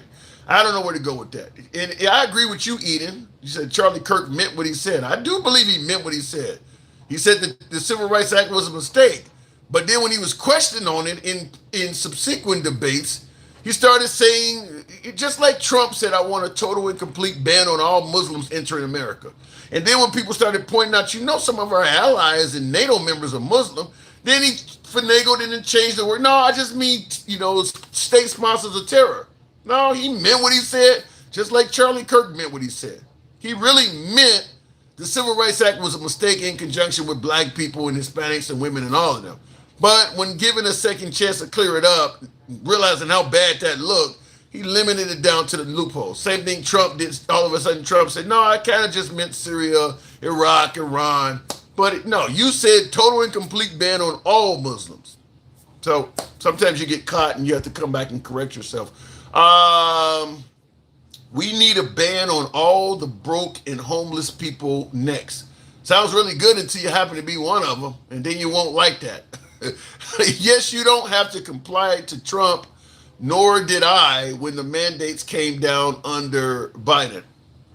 Well, you were in a position, David, where you didn't have to comply. If you were in the military or if you were in the federal government somewhere and you wanted to keep your job, you would have either complied or you would have lost your job. The same way President Trump is talking to these generals now. You're either going to comply or you're going to lose your job. King Finn, good evening. Welcome to the program. The subject at hand is good. Is God. So why do you keep bringing up God, Sean? God. There's some people who don't understand what the Bible is. They keep thinking, I told you the other day, man, these people they live antinomian lifestyles. They believe that they don't have to abide by a moral law. That's why you got people in the comments saying, oh, I can't wait till we lock up all the homeless people and all the broke people too, because they don't understand that after they come for the Mexicans, then they're going to come for the black people. They don't care until it's them. There was like a saying back in the day. I heard a pastor say, "Oh yeah, I sat back and I watched, I watched people come for the Jewish people. And I sat back and I watched them come for the Kurdish people. And I sat back and I watched them come for the Christians. And I sat back and watched them come for the Catholic people until they got to them." Because there was nobody to fight. Yeah, he said when they came for me, there was nobody left to fight for me. Exactly. Yeah, I remember that. You don't care until it's on your doorstep. And the people that are in MAGA, the bunch of fucking sheep that they are, come on, man. They're not going to give a damn until it comes to them. Until they the last race of people, black and white, because there's damn sure a bunch of blaga which completely fucking confuses me, but I'm not even gonna go there because that shit makes me throw up in my mouth when I think about it. And Latinx people who are MAGA too, it's not gonna matter. He tell y'all that he don't like y'all. He already did it when he said that shit about the Epstein files. This dude does not care. He is for the top 1%. And guess what? When they become broke, he ain't gonna be for them neither. Damn. Period. So you're basically saying that President Trump is all for self. Man, President Trump been all for self. And I hate that I even have to call that orange shit stain a president, because he really ain't. There's nothing about him that's presidential. Name something. Yeah, I can name something pretty quick. 77 million votes. He's president.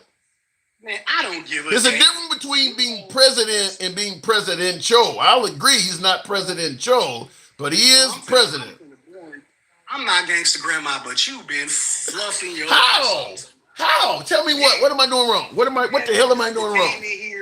That dude that came in here with that bullshit about being a trucker and the people can't speak the language. That motherfucker was mad because his crypto failed. Get your goof ass up out of here. You know damn motherfucking well you got to be able to read them fucking signs. And that motherfucking test is in English on a fucking video. Get your ass out of here. Then I'm going to hold your feet back to the fire again. Dog, really? What has he done? Name the policy that he has written into law that has secured the border. Name the policy. Well, in my opinion, as long as you secure the border, it doesn't have to be officially by a policy. The border is secure under Trump. Handsome conservative. There we go. I haven't seen a galaxy in fucking weeks. Thank you. Appreciate that. See, handsome conservative understands what I'm doing. He understands. You say name a policy that Trump has done. If he can secure the border by executive action, then the border is secure. Thank you. I mean, it's secure. And Trump has done things to secure the border via executive action. You know, I think that's bullshit too. You don't think the border is secure under Trump? Fake ass health plan. How about the fake ass health plan? Where's the health plan? Is it the med beds? I'm not gonna give him credit. The alien tech from? Yeah, I'm not gonna give Trump credit for healthcare at all. I mean, I think he's did a piss poor job. He wants to get rid of Obamacare and essentially replace it with nothing. So no, I'm not giving him credit for healthcare at all, because I think the big beautiful bill has even been anti-healthcare in this country. So that I'm not giving him credit for. Don't you understand? He has alien technology. He's gonna cure everybody, right? No, I think it's exactly what you said. Remember? Yeah. He got alien tech called med beds. You know, it came from outer space with the aliens and the Space Force. He gonna cure everybody, right? I think it's exactly what you said originally, is that Trump is more favorable to the 1% people who looked out for him and made great campaign donations and things like that. And a lot of them folks would be at a loss if they had to give people health care and had to put social programs in. The 1% would have to pay for a lot of that stuff. So to prevent from paying for that, they donate and they endorse people who are going to make sure they don't have to do it. And Trump is that guy. So here's my next question. To all you dumbasses who are spouting off the Antifa shit, can you ask yourself one question? Are you okay with fascism? They don't see it the way. And handsome conservative, I see your comment on the coin. Thank you very much for that kind of support. I do appreciate that. I haven't seen that in a minute. Thank you. But are you okay with fascism? If you're okay with fascism, then yeah, you're good. But if you're not okay with fascism and having a fascist leader, then it's a possibility that, oh my God, you could be Antifa. Oh my God. Well, when you ask, you did make a good point yesterday. I think it was about everybody's anti-fascism, because if you're against fascism, that's what Antifa stands for.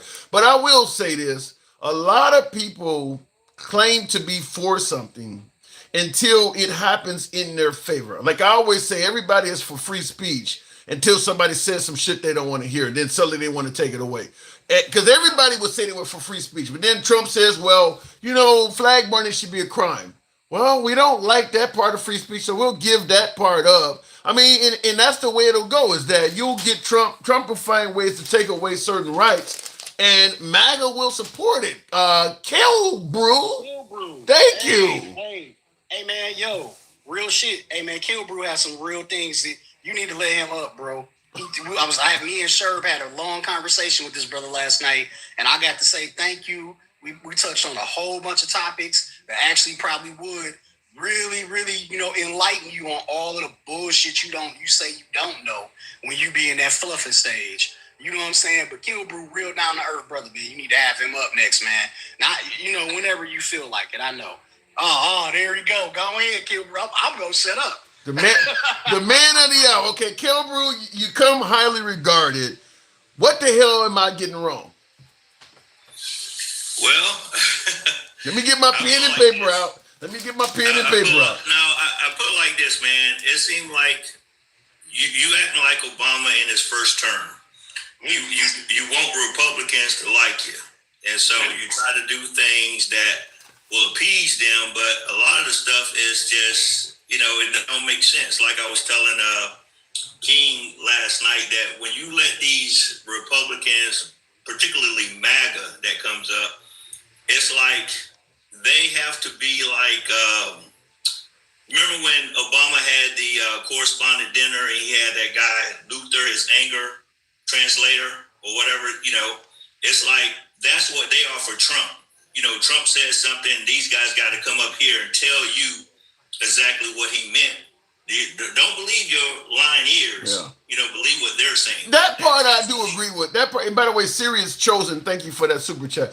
I will say that I never liked this whole notion of you're taking him out of context or he's just telling a joke. Anytime somebody's saying that about Trump, is because he's done something wrong and they don't want to admit he's done something wrong. Because when Biden said, vote for me and you ain't black, the liberals did not say, no, you got to hear the whole speech. Or when Obama told Joe the plumber, sometimes you got to spread the wealth around. Nobody said, well, no, you got to hear it. You got to hear it all in context. Remember Beto O'Rourke, you're damn right, we're going to take away your AR. No, well, you need to hear the whole speech. All of a sudden, when it comes to Trump or even Charlie Kirk as of recent, you got to hear 20 minutes of speeches to understand these people. I never bought into that. Yeah, well, like I said, my thing is that when these guys come up like Twisted or MAGA Reacts, those guys like that, it's just like, like somehow that you just don't get what Trump is saying. And it's like, dude, I got eyes to see, I got ears to hear. So tell me what I'm not getting, because I do think that I have comprehension. So another thing I wanted to point out is like a lot of people come up and they say, look at Trump, he's racist. And the thing that what I don't get that you don't understand is that look at his cabinet. Who in his cabinet is black? You see that Obama went out of his way to include women, black people, white people, Asians, whatever. And it's like, but you look at this guy and it's like everything that he's doing is against minorities, against Muslims, against just anybody that don't fit that profile of right-leaning white men. Well, I will say, but in his first cabinet, he had Omarosa and Ben Carson. But this cabinet here, yeah, it's certainly all. I mean, well, you got what is her name? Tulsi Gabbard. What is she? She's not white, is she?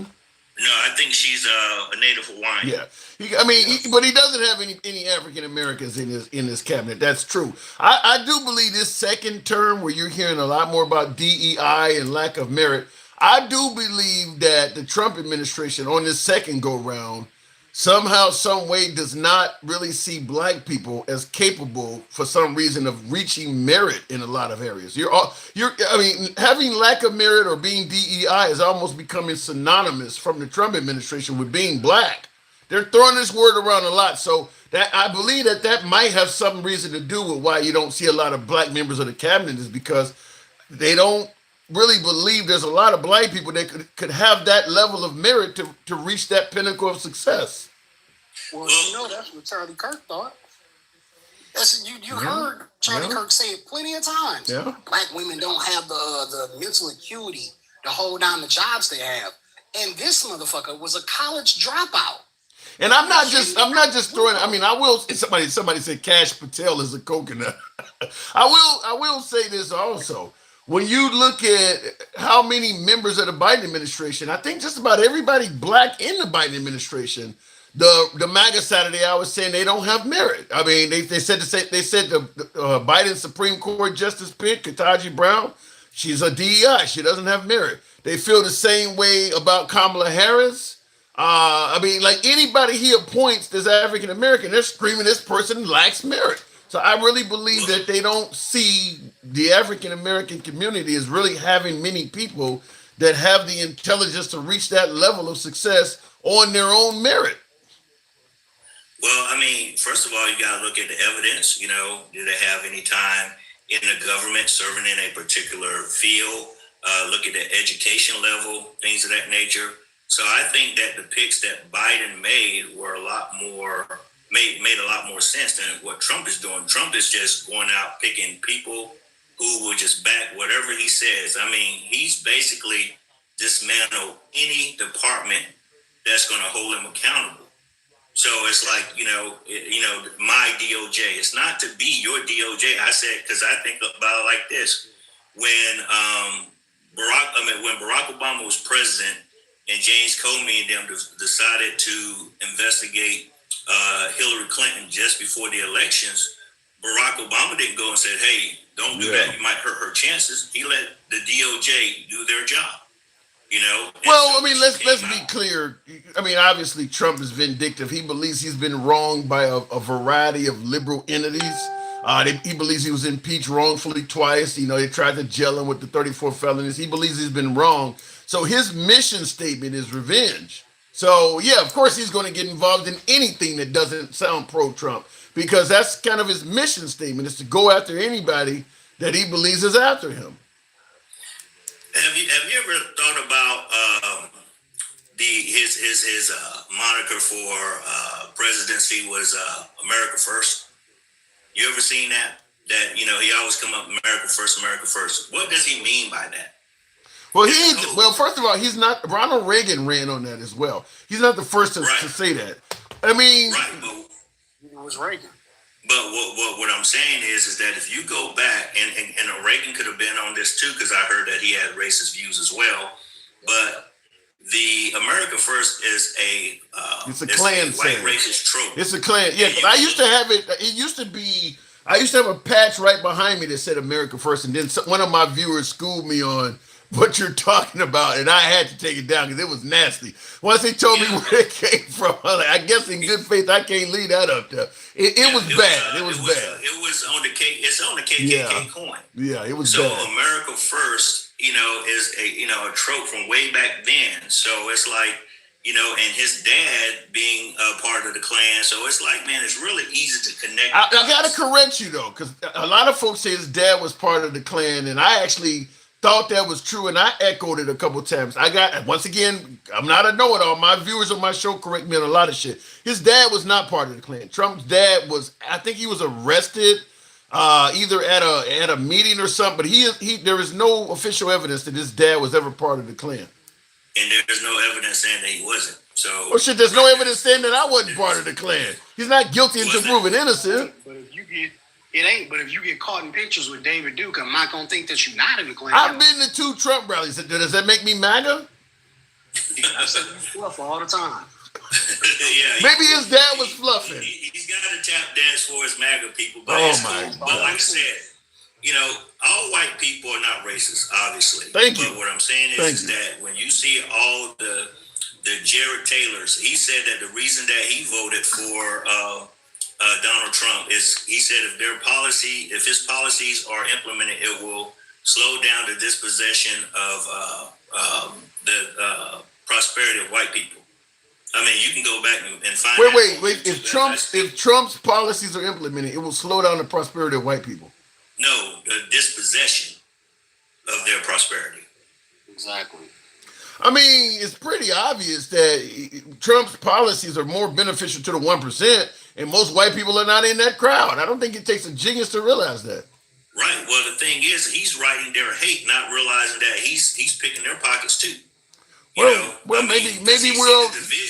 He sees the division in the country, and so it's easy for him to slide on up in there and just say, "Oh yeah, the left is this, the left is that."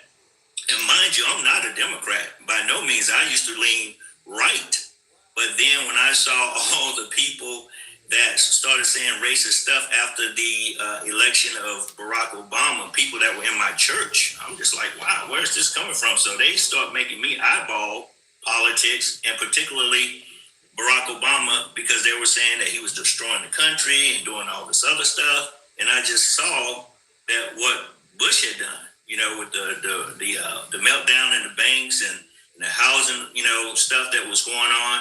And I'm saying, so you're saying that this guy didn't hurt the country, but this guy who's not even inaugurated yet, he's destroying the country somehow. So that's when my eyes really started to open. Well, I'm thinking, who was it? It wasn't Mitch McConnell. Who said that they wanted to make Barack Obama a one-term president? It was Mitch McConnell. It was Mitch. Yeah. Republican guys. Yeah. Yeah. I mean, the reason why I'm picturing the guy saying that, and I'm picturing Mitch McConnell freezing, and I'm thinking like that couldn't have been the same guy because Mitch McConnell was really depreciated since then. I'm thinking like that couldn't have been the same guy. That's why I said no, it wasn't Mitch McConnell, was it? Because Mitch McConnell looks really bad now. Mitch McConnell is the same person who blocked Obama's court case. Yep. Mitch McConnell was the same person that said, not only are we going to make him a one-term, a lame duck, we're not going to pass anything he says to pass. You see what I'm saying? Yeah. But at the same time, we got all the Republicans out there. And I hate to bring it up. Actually, I don't like to bring it up. It actually gives me a hearty chuckle. You got people like Ted Cruz out there talking about how about we just stop, attacking pedos.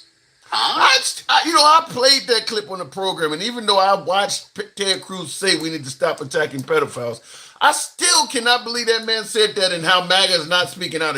Why would you do that? I mean, we talk about Democrats being soft on crime. You got a sitting senator saying something like that. I don't understand why MAGA's not complaining about that.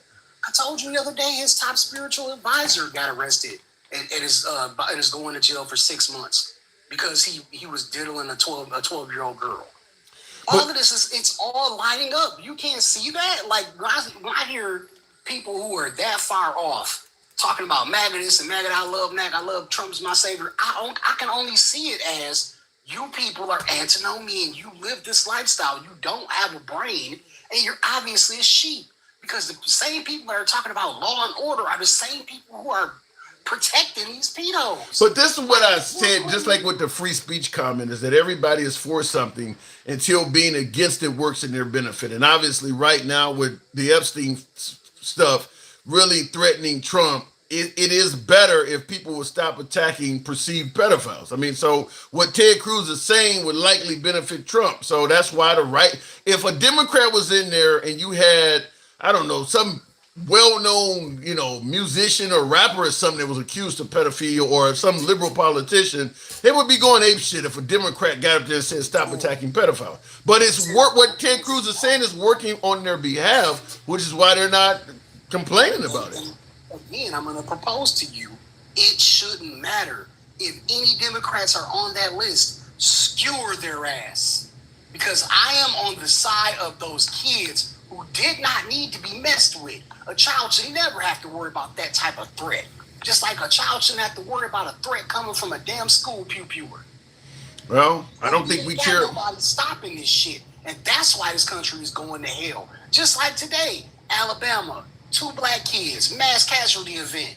It keeps happening. It's still happening. Don't tell me don't believe my lying eyes. When I'm steadily looking at the news, Chicago PD gets attacked by ICE. Bear spray, attacking them, running down the street. ICE shoots another young lady. Now the young lady wasn't right. She had a submachine. She has a pew pew running down the street. What does she think? What is she living out her trying to? She gonna bring a pew pew event to a protest featuring ICE? What is she trying to do? Live out her Kyle Rittenhouse fantasies or something? I don't know what she was trying to do, but I'm not saying that part is right. What I'm saying is maybe ICE shouldn't be doing what they're doing. And another part of that story about the complex the other night is we're not even going to talk about the fact of the conditions of that building, because you do know there's some underlying information about that too. So not only was those South Shore apartments kicked in like that and destroyed as soon as before those people could even get out of jail, before they were released, they were moving companies on site, pulling all of their stuff out. Now the trick to that is that building is owned by another young lady who actually doesn't even live in Chicago. She lives in Wisconsin, and the state, the county, Cook County, told her, "Hey, you need to fix this stuff," because she's been getting complaints about the structure of the foundation of that building, and she's been getting violations for codes. So what happened is they want to turn that over to, I think it's called like a city. Damn, what is the word? It's a city. A person takes over the complex from somebody who wants to sell it. So in order for her to get through with that, they right now with the stories, they believe that she reported that she had illegals in that building, and ICE ran in there to clear everybody out. Look that story up. I sent it to you. That's a hell of a tip. I will definitely look that up. You're the first person to come on the show and say that. I do got to move it on from you two gentlemen, but that's a big fucking conspiracy if what you're saying is true. That's big. It's more than just them going to kick down doors without warrants, because that's fucked up in the first place. Them going to kick down doors without warrants and destroying property. Because who would have to take the hit on all of that destroyed property since all of those doors have been kicked down? It's amazing what you can get out of nowadays by just calling ICE. I mean, you got some problems with your roof, hire some immigrants. And just on the last day of the work, call ICE. You won't have to pay them shit. I mean, it's amazing what you can get out. You can probably go out and grape somebody. You either gonna take this dick or you gonna get ICE. I mean, you can do a lot right now to them folks. They are extremely vulnerable because even if they are here 100% legal, if you call ICE, it's gonna interrupt the plans. Well, anyway. Again, I'm going to tell you the same thing I always tell you, man. Stop fluffing for these people, man. All right, gentlemen. Pleasure talking to you both. Thank you. All right, take care. Anytime.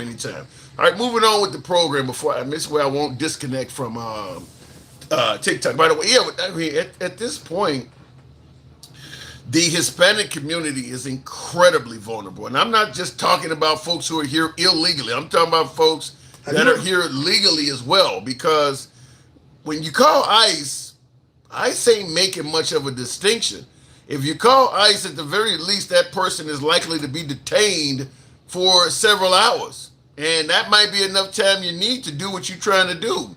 Like I said, if you don't want to pay them for a job, or you just want to get away from some of them, maybe something happened in there, whatever the case may be, you want to get them off your back, just call ICE. They're going to come looking, and grab and detain and identify and shit like that. That gives you plenty of time to do whatever you need to do. I mean, they're very vulnerable right now. They're very vulnerable. I mean, you sexually assault somebody and threaten to call ICE on them. Shit, they may actually be willing to just forgive what you did to them. Eden Star, share your fact. Okay, I know what you're talking about there. The earth is flat. Okay. The handsome liberal and the ugly conservative. I don't know what you mean by that.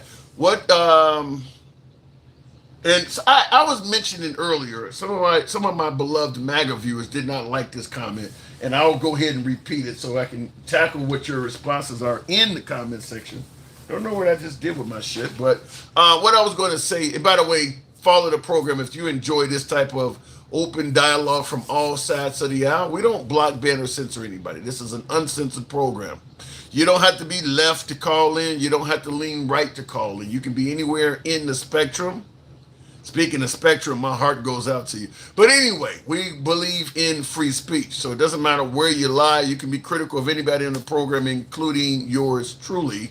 If you enjoy this type of dialogue, feel free to follow the program if you're currently watching on YouTube. Give us a subscription. Give us a follow if you're currently watching on X, Instagram, or TikTok. We're live on all of those platforms right now. The Handsome Liberal is the platform name, so feel free to give us a follow. Also, Tim Liberals on Facebook. If you got a Facebook account, we're live on Facebook right now as well. And if you want to call in and be a caller, Facebook, X, or TikTok. YouTube doesn't allow it. Remember this. Okay, I'm not going to go back into the God stuff, Sean. We know who's on the list. There are people who can confirm if we got them all. The girls can confirm. The girls stated themselves. Some of the victims stated, we know who was getting involved in this shit. The girls know who was on the list. But real quick, before I go to the next caller, this is a quick clip of what Ted Cruz said that I'm still shocked. Not only that he said it, but how quiet MAGA is to have one of their darlings say something this awful. Senator Booker also said we should have bipartisan agreement. I think that's a great idea. We should have bipartisan agreement. How about we all come together and say, let's stop murders? How about we all come together and say, let's stop rape? How about we all come together and say, let's stop attacking pedophiles? I want you to look at what happened when the National Guard went to D.C. He just said that and skipped right over that. Why throw that in there? Why would, I mean, that is, you talk about things, hearing things out of context. For the laundry list of stuff he was running down, why is that in there?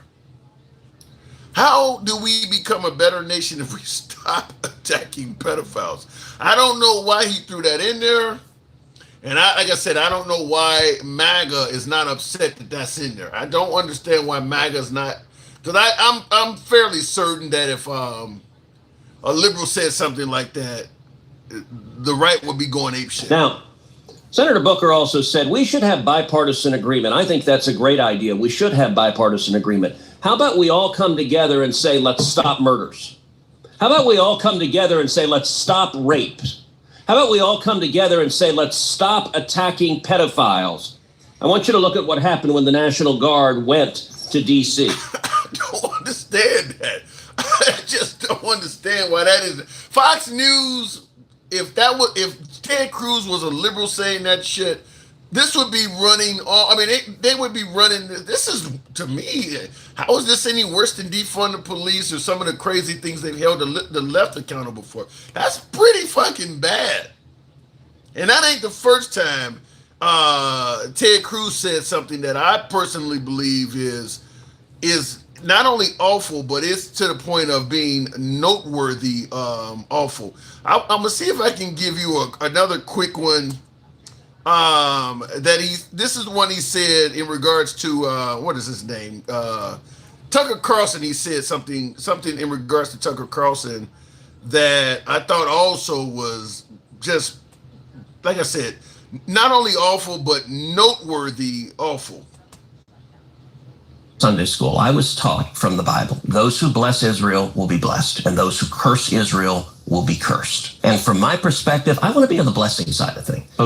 Those who bless the government of Israel? Those who bless Israel is what it says. It doesn't say the government of it, says the nation of Israel. So that's in the Bible. As a Christian, I believe that. Where is that? I can find it to you. I don't have the scripture off the tip of my... You pull out the phone and use the... It's in Genesis. So you're quoting a Bible phrase, you don't have context for it, and you don't know where in the Bible it is, but that's like your theology? I'm confused. What does that even mean? Tucker. I'm a Christian. I want to know what you're talking about. Okay. Where does my support for Israel come from? Number one, because biblically we're commanded to support Israel. But number two... Hold on. Hold on. You're a senator, and now you're throwing out theology, and I am a Christian, and I am allowed to weigh in on this. We are commanded as Christians to support the government of Israel? We are commanded to support Israel. And what does that mean, Israel? We're told those who bless Israel will be blessed. But hold on. Define Israel. This is important. Are you kidding? This is a majority Christian country. Define Israel? Do you not know what Israel is? That would be the country you've asked, like... Somebody in the comments says, sorry, I gotta go and watch the rest of the clip. I hope to come across this channel again in the future. Well, feel free to give me a subscription. Just do a sub and it'll recommend it to you. But here's what I want to say in regards to this. There is no way in hell a sitting senator should be stating that he is acting in a manner because it's biblically prophesied. I mean, we are sending weapons and potentially putting ourselves in the bullseye because of our defense of Israel, and we're doing it because of religion. What happened to separation of church and state? There is no way in hell a sitting senator should be quoting the Bible as to why he is acting in regards to defending another nation. I've had this. What Ted Cruz said is so controversial, in my opinion. I've actually talked to some of my MAGA friends personally about this, and I got some of the very religious ones, some of the evangelicals, they agree with him on this. They actually agree with him on this. I've talked to some evangelicals that actually do agree that God says we should support Israel. So the only reason I'm playing this is because any of you folks who may wonder why it always seems the United States backs Israel no matter what, God told them to do it. God is telling them to do it. Perfect. I mean, he's pretty much admitting it. He's not denying it. I mean, he's doing it because God is telling him to do it. It's separation of church and state be damned, but he is admitting it. Separation left in 2016 when it benefited someone that could use the willful ignorance of the religious. Yeah. And I see in the comments, Jackie says the country was founded on Judo Christians' values, period. Not to this level. You don't go to war because of Christianity. No, not to this period. Perspective, I want to be on the blessing side of things. Of those who bless the government of Israel? Those who bless Israel is what it says. It doesn't say the government of it. Bless those who bless Israel could be any damn thing. It could be your fucking tax money. It could be military equipment and backing them up. It could be your life, your child's life. It could mean that if Israel goes to war, he's going to send your kid to war as well because God told him you need to bless Israel. It could be some American's life because he's trying to honor what's in the Bible. The nation of Israel. So that's in the Bible. As a Christian, I believe that. Where is that? I can find it to you. I don't have the scripture off the tip of my. You pull out the phone and use the. It's in Genesis. So you're quoting a Bible phrase. You don't have context for it and you don't know where in the Bible it is, but that's like your theology. And real quick in the comments, I'm getting hammered on my right flank from my beloved MAGA owl. Somebody says, bullshit, we are a Christian nation and follow God's law. The fuck you do? You look at the history in this country. You telling me that's goddamn God's law, all of that shit we're doing, all of the oppression and murdering of people, raping folks, enslaving folks. You telling me all of that's God's law? Are you really that blind? Are you really that blind to think that America over the last 200 and some odd years was founded on Christianity and we're following God's law? You gotta be fucking kidding me. I mean, a lot of Americans will watch you starve to death if it'll save them 10 cents in tax money. They're not following God's fucking law. Somebody in the comments, I think it was King Finn or somebody, what is that word? Autonomous or whatever the hell it's called? Antimonious or whatever, when you talk about you're Christian but you don't follow anything out of the good book. And there's no way in hell you would look at America over the last 200 and some odd years and say that country that is supposedly, founded on Christianity has been following God's law. All of the different atrocities and massacres and shit, the Trail of Tears and all of that shit, that ain't God's law.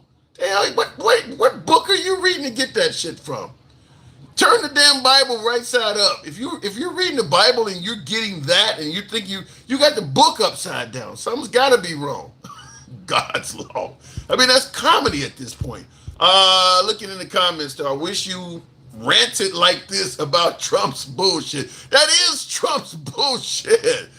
Ain't no liberal saying nothing like that. That is Trump's bullshit. We follow God's law. That is coming from the right. Yeah, it is Trump's bullshit. Anyway, been keeping score. Yeah, they are that delusional. Yeah, that's insane. Following God's law. The KKK was burning crosses. They were religious. That's God's law, huh? Yeah, okay. All right, let me go back to the box. Craziest thing I've heard today. Miss Mo Betta, good evening. Welcome. Oh, I got Poe Bill. Poe Bill, is that what that's called, Poe Bill? Am I pronouncing that right? Oh, yeah, that is Poe Bill. You were determined in the comments. You were determined. Well, Tim's going to say he don't know, but you typed that comment so much I wanted to threaten you for spamming. What were you trying to say? Who? You typed the same comment about 100 times. Yeah, because I was typing that you always be fluffing, and then you get in here and talk about Christians like just because somebody got a Bible in their back pocket, that means they're a Christian. What is a Christian to you? You always come in here saying, I used to be a Christian, but after I heard that the slave master was a Christian, so I don't want to go to heaven with them. Just because they said they're Christian, that don't mean they're going to heaven, man. You got to follow the book. You know some... Just because the country was ran on Christianity, that don't mean everybody's a Christian. Just because they said they was a Christian, that don't mean they are following the law. Didn't King Flynn just tell you yesterday what they was doing? They was saying they were Christian, but they wasn't really following the law. But you continue to come in here and say, oh, I don't believe in Christianity no more because nobody is a Christian. Because what is a Christian? I want to tell you, even what you said. Hold on, hang on. You wanna just talk, or you want me to respond to it? I'm just going to. You got more? Go ahead. Go ahead. Okay. I'm just going to tell you when you say what is a Christian, because all of that shit was written by man. Everything you're reading was supposedly interpreted from God's words, but that stuff was I mean, English didn't exist when Jesus was around. So everything you're reading had to be interpreted by somebody. As far as I'm concerned, at this point in my life, I don't believe anything in the good book is something you should just take on face value because it didn't come from the man himself. Other than maybe the 10 Commandments. I think the 10 Commandments are probably the only thing I would feel that are something that has not really been translated and lost in translation over time. But those stories in the book, people bursting into flames and burning bushes and people living to be 900 and all that shit, I don't know if I feel confident believing any of that stuff. But you believe Trump is, every time somebody says about Trump, you can find good in him. But you never can find anything good into the Bible. You always want to find. I just gave you the 10 Commandments. I just gave you the 10 Commandments. But then Trump, you say, "Oh yeah, I have to push back. He did do this that was good.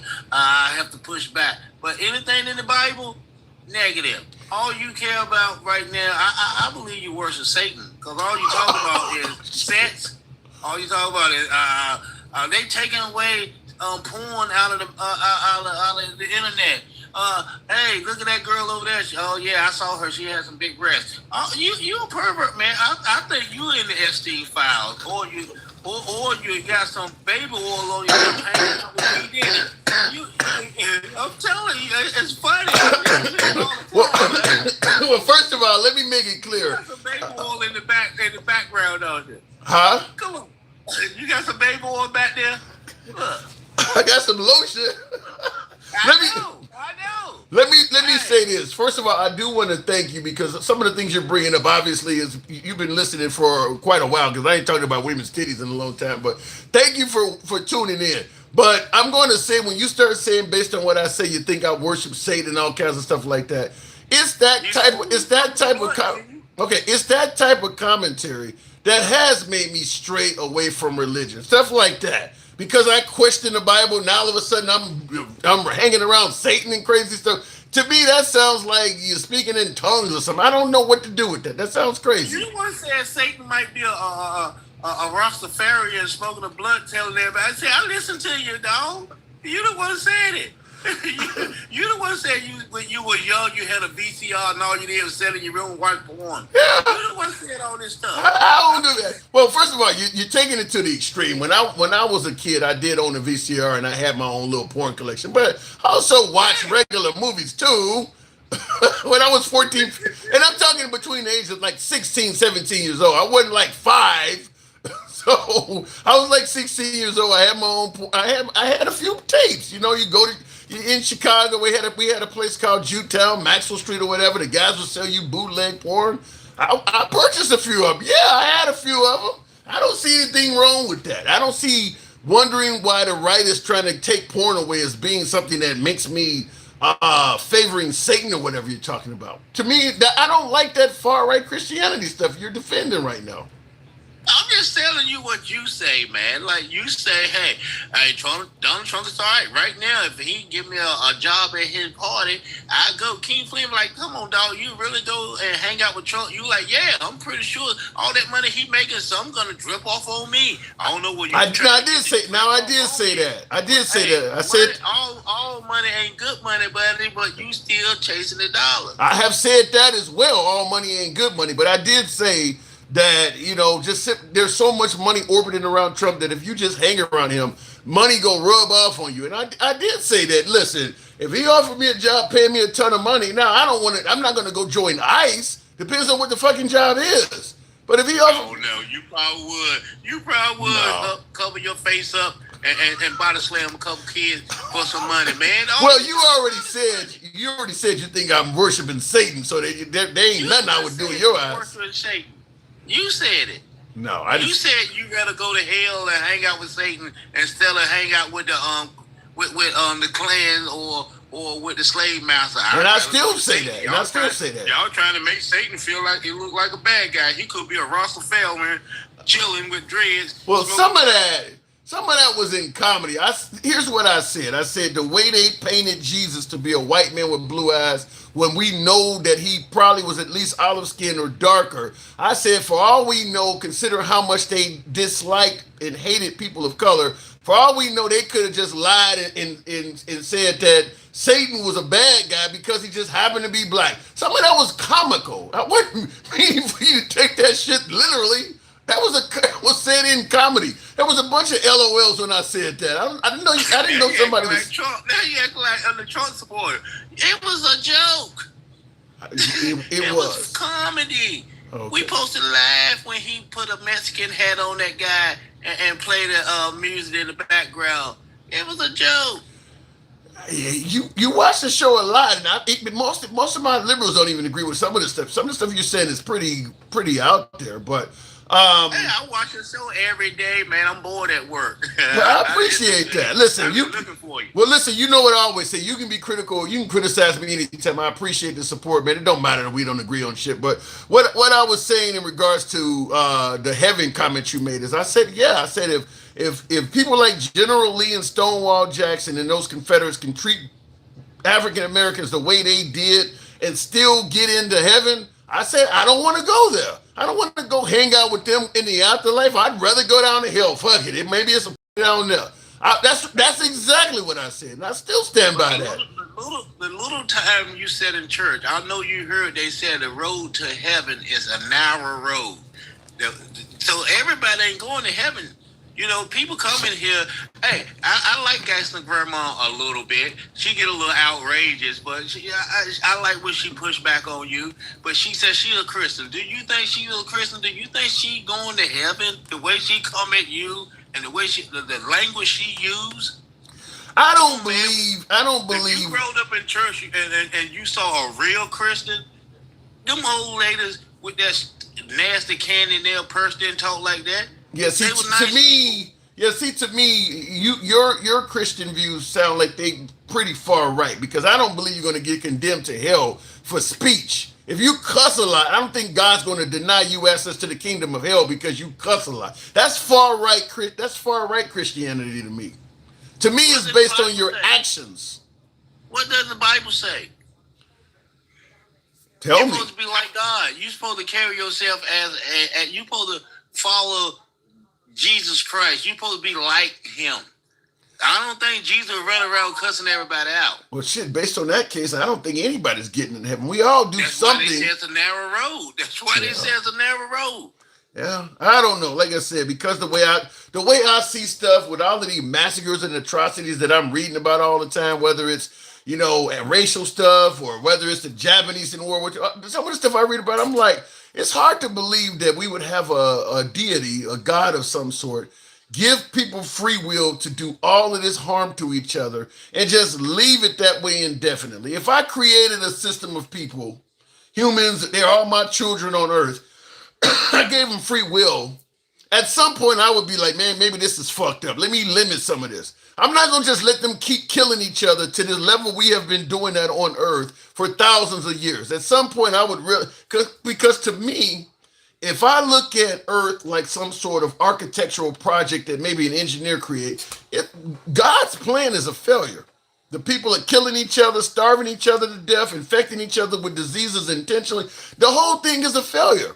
To let that keep going, to the point where I got to come back and flood everybody out. Next time I got to come back with fire. At what point does he himself learn that this is never going to work if you keep giving people free will? You're going to have to keep coming back and destroying everything because they're never going to get it. You either put some real limitations on them, or you just have to understand that as long as you get them free will, they're going to keep destroying what you created. They're not all going to follow what you want to do. None of that. To me, his plan, based on what has happened, is a failure. That's the way I look at it. Hey, you remember the last time I talked to you, I told you, if you was in love with a woman and you thought she loved you until you figure out somebody paid her to love you, you wouldn't like that no more. But that's how God feels. He don't want you to, he don't want to force you to love him. He don't want you to force you to do the right thing. You should do the right thing because it is the right thing. You like watching porn, You don't want nobody to take that away from you. You done said that many times. You and this porn free thing. will let you do that, but free will also let that guy molest a kid, which we know that is wrong. But that's his free will. You should be able to do what you want to do. God wants you to love. I'm okay with letting you do what you want to do until what you want to do is something you can do to hurt other people. I don't see any God allowing somebody like Adolf or Stalin or even the Confederate South, for instance. You got to stop that. I mean, it's one thing if somebody is doing. He stop your porn watching. Then you can't say I want to watch porn, but stop that guy. No. Okay. Well, here's the difference though. Here's the difference though. Me watching porn is not affecting anybody else's life. Now, if I'm going out and free will. That ain't what I'm saying though. What I'm saying is I'm okay with giving people free will up to the point where they start using free will to hurt other people. If you give me free will and it's only hurting me, you know, let's say I want to do drugs or something like that. I'm okay with that. If you want to destroy your own life, give them free will to do that. But when you give him free will to destroy other people's lives, you got to put a stop to that. I mean, you can't have one guy having free will to the point where he can be responsible for 6 million Jews. That doesn't make sense. Free will is free will, and you want it your way. You want to be able to do the negative things you want to do, but since you think that guy, what he doing is worse than yours, he shouldn't be able to do his. It's a lot. You're trying to tell me watching porn is equivalent to the Holocaust? I'm just trying to tell you free will is free will. I don't even know why these two things are in the same. It's a choice you make. Either one, both of them is bad. No. But you said yours is not that bad. You think porn is wait, hold on. You think porn is that bad? No, I'm saying, but they also in the Bible, sin is a sin. It don't matter what you do. Because like look at it like this. Somebody like Adolf, he could have did what he did, but before he died, if he would have repented and became a Christian, he could have went to heaven. So do you think watching porn can have you sent to hell? I'm saying a sin is a sin. So watching porn is a sin that can qualify you to be sent to hell. I can't say you don't want to answer that question, do you? I'm not Jesus. Because like I said, a sin is a sin, and if you be forgiven for that, is you lusting after those women on that? Because that would have said, don't lust. Are you lusting after them women? I don't think there's a human being that doesn't lust after somebody. I mean, look, you might be able to control it. You don't go out and grab the person and do nothing wrong to them, but I think everybody everybody knows what an attractive member of the opposite sex, or modern times the same sex. Everybody knows what an attractive person looks like. That's a fact. A pastor told me one time it's all right to be walking towards a woman and say that's a beautiful woman, because God created a lot of beautiful things. But when that woman walk past you and you turn around and take a second look, that's when you lust. Once she pass you, you should keep it moving. But when you look back, that's when you lusted. Yeah, I bet you, I don't even know who that pastor was, and I bet you he done banged somebody. Pastors do more lusting. Yeah. They do more lusting than anybody. Ain't nothing wrong with having sex. See, what you're talking about, the stuff you're saying, in addition to some of the other stuff that I complain about, the racism and other atrocities, the stuff you're saying is also one reason why I've kind of gotten away from Christianity. You're pretty far to the right in terms of Christianity. I mean, you got some pretty strict views. Porn, for instance. I mean, like, I think your views on this stuff is really strict. Always tell me this is the second time I talk to you and you say that. Yeah. And I voted for Kamala Harris. The first time I ever voted in my life. But, you know, like, I believe that is true. Other than Trump, if it wasn't for Trump, yeah, I would lean towards Republican. That makes sense. I mean, you can't. There's no way in hell. There's no way in hell you're pro-choice. I mean, I can't control. I have, you know, I don't say transgenders, but I have some family members who dress like the opposite sex, and I have nothing against them. We cool. Yeah, we cool. Because that's their. I don't believe you. I'm just gonna say, I don't believe you. You will see them. We are cool. I have a nephew, a niece. Matter of fact, my daughter. We cool people, but still, I love them. They are my family. But to them, but to you, it's just like me watching porn. They're sinning, right? Well, that's not who they are. Yeah, they making a decision to choose to do something that I feel like is not right. Yeah. But I'm not telling them that, hey, you going to hell. That's their choice. No, you're not telling them that, but you feel that. You're just not telling it to them. That's right. Mm. You're to the right, man. They probably feel like some of the stuff I'm doing is wrong. And it is for you checking off every box as opposed to why I'm getting away from Christianity. There's another one. I always say that because they always say you should. Hold on, let me explain. They always say you need to put Christianity back in schools and things like that. And my response every time is it's too judgmental. Like what you're saying, you're very judgmental. Now, you may not tell the other person, like your relatives that are LGBTQ members, but inside you're really judgmental. You're judgmental about me watching porn. Your religion is too judgmental. It should not be in schools. The kids should not have that because they're going to be judging each other. In school. It should not be in school. You are correct. Yeah. I don't think it should be. Yeah. We salute the flag and all of that in school. None of that have nothing to do with my learning.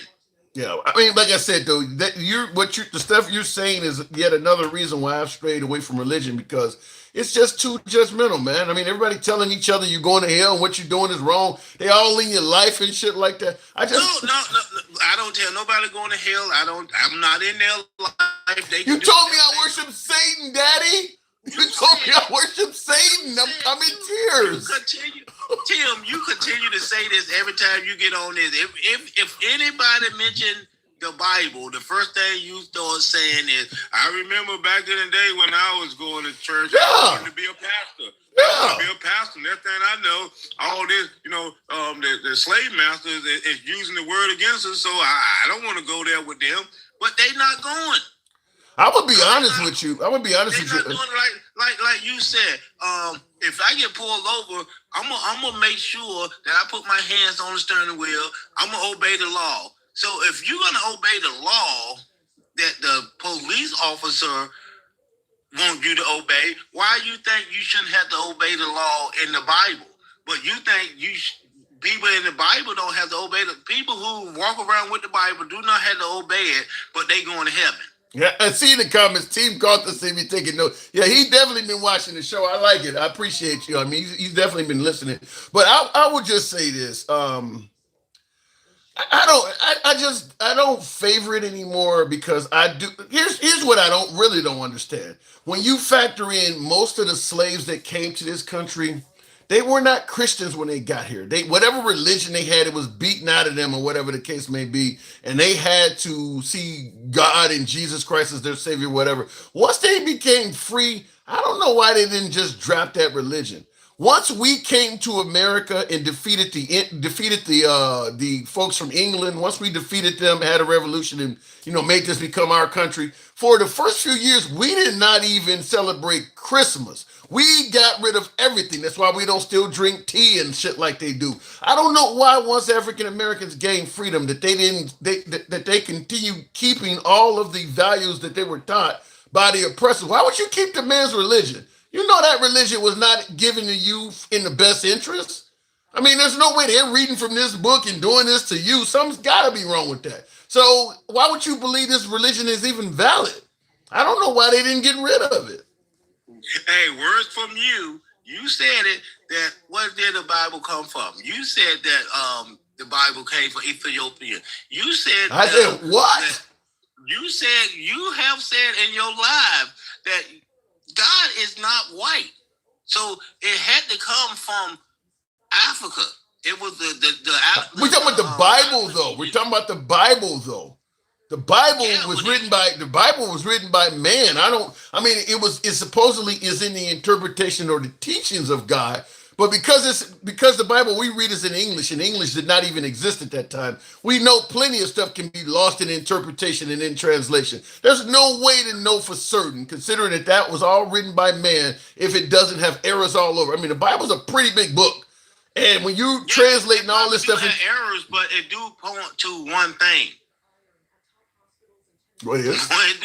It do point back to You need to love one another and follow the. You can get that from the Ten Commandments. You don't need to read the Ten Commandments. Gives you what you need to be a sane, moral citizen. You don't need to read those stories in the Bible. Just the Ten Commandments alone. The Ten Commandments should be in school. Are you saying that now? No, because I believe some of them. But thou shalt not kill. Maybe I don't even know if that, adultery should be in there because it's a kid. A kid don't need to know nothing about adultery. You don't need to know any more about adultery than you need. When they say a kid don't need to have LGBTQ stuff shoved down their throat. Well, why does a kid need to know about don't covet somebody else's wife? He's a kid. What did you learn? What did you learn in Sunday school? Since you said you went to school, when I was in Sunday school and when my kids been in Sunday school, they were doing coloring books and they was not learning about. Well, first of all, we learned about Adam and Eve and we learned about the flood and David and Goliath. Yeah, you didn't learn about what's that one sexual part in when they saying the Sodom and Gomorrah. No, the man had paws like a donkey, and he was having. We did not learn that in Sunday school. And that's why I'm saying, and that's why I say the Bibles don't need to be in schools. I mean, that ain't something you need to know. They ain't gonna teach your kids that part of the Bible. They ain't teaching that. They coloring books talking about David and Goliath. When you get of age, then you get more in depth in the Bible. But just like anything else. So, but you try to make the Bible look horrible and bad, man. I ain't trying to make it look horrible. If you're gonna talk about it, bring out the good stuff. But see, you are so stuck on that money, man. You love that dollar. What money are you talking about? You always say I would go work for Trump because some money gonna trickle down to me. I would go work for Kamala Harris. What does they got to do? You love that dollar. I would go work for Kamala Harris. What is the point you're making? Well, you never talk about Kamala Harris other than she suck as a candidate. That's it. That's all you said. She did suck as a candidate. I'm not going to disagree with that. Can't barely talk. I guess I just had a Biden moment. Did you have a Donald Trump moment by keep repeating dumb stuff? All right, I gotta go. You win with that one. That's a winning comment. I gotta move it on, Paul. Hey, I'm gonna keep watching you, dog, because I like it.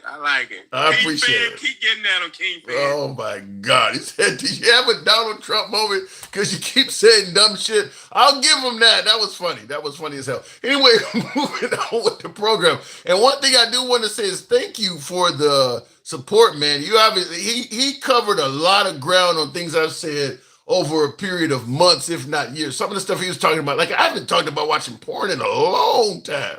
That hasn't come up. So he's been clearly watching in like somebody said in the comments, taking notes. Some of the stuff he talked about hasn't come up on the show in a significant period of time. Now, I do regularly talk about growing up in the church, and I have strayed away from Christianity based on things I've seen as an adult. I talk about that a lot, but the porn stuff and liking big titties and shit. Oh, that was interesting. That was good. That was real good. Anyway, let me go back to the pogs. Wow. Tap the screen, folks. Get your boy on up on this beautiful Sunday evening. Wow. Jesus returns to save Israel. Jesus returns to save Israel, but to save Jews, but to save his true followers. Everyone else will perish. Okay. He was God Almighty. How can God have religion when he created it? Oh my God, I don't turn this into a sermon. Okay, maybe it's about time we wrap this up. I do appreciate the 14,000 likes. You should have pushed back. Is he married? Does he have kids? Chris, I let him talk. Yeah, I should have pushed back. He was all over me. He was handling me. I give him credit. I can't hate on the man. He's been listening. I don't think he interpreted a lot of things I said right, but he definitely had a lot of quotes. So I give him credit for that. God didn't make a man to be a woman to be a man. I could go a million directions with that. I don't think God made men to be slave masters or be oppressive there's a lot of things man is doing that God didn't make him to do. I don't think God made man to sail across the seas and tell other people how to live on their lands. Goes way beyond. You wanna attack the LGBTQ shit. I mean, we do things all the time that God did not make man to do. Why stop at LGBTQ? Anyhow, that just got to be real interesting. I don't know what else to say. Real quick before I drop, Gen X, I saw you in the comments. What's going on, man? What's up, brother? Hanging around like Jesse Jackson at a Klan meeting. You know what I always say. Hey, I'm hanging around like Hitler at a BLM meeting. I like it. I like it. That's a little bit of creativity there. I can argue with that. What's on your mind? Nada, man. What are we talking about? I just tuned into you. Okay. My mouth feels a lot better. I'm not hurting. I had like 2 wisdom teeth pulled out. And man, my friend, I was in serious pain. That doesn't sound good. No, I was actually about to end the show, but briefly, I was just asking, what the hell? He threw me off with the religion talk so much. The shutdown, we're going into week 1, and I'm asking the question, even though the Democrats, and I see you there, Mr. Mobetta, I will say that with the Democrats continuing to resist, should they just bow down for the sake of opening the country up and work with President Trump? Yes. Even though he's insulting them, threatening them, trolling them, making awful jokes about them, does he come across as somebody who wants the other side to work with him? They should bow down for the good of the country. What about him? Should he stop doing that for the good of the country? You're not going to get him to stop doing what he does. So maybe that's just not going to happen. So maybe you're not going to stop getting them to do what they do. All right, so they're just as retarded as Trump. You voted for Trump, right? Oh yeah, 100%. So you support retards? Then we're okay.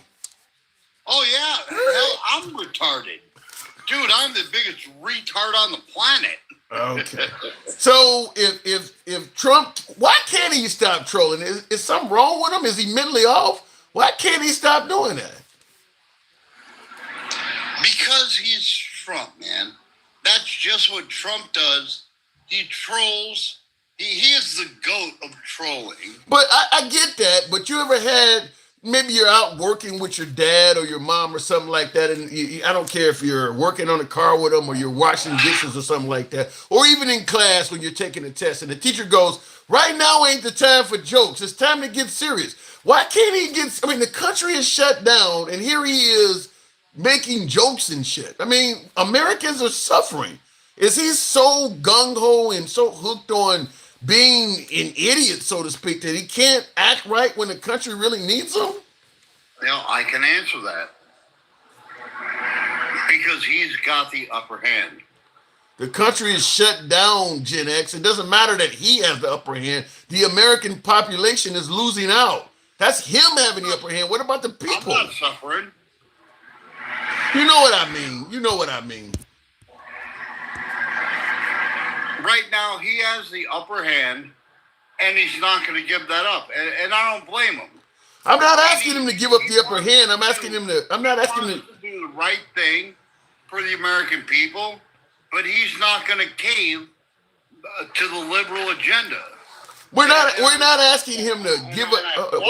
We're not asking him to give up the upper hand or cave to the liberal agenda. We're just asking him to stop acting like a fool.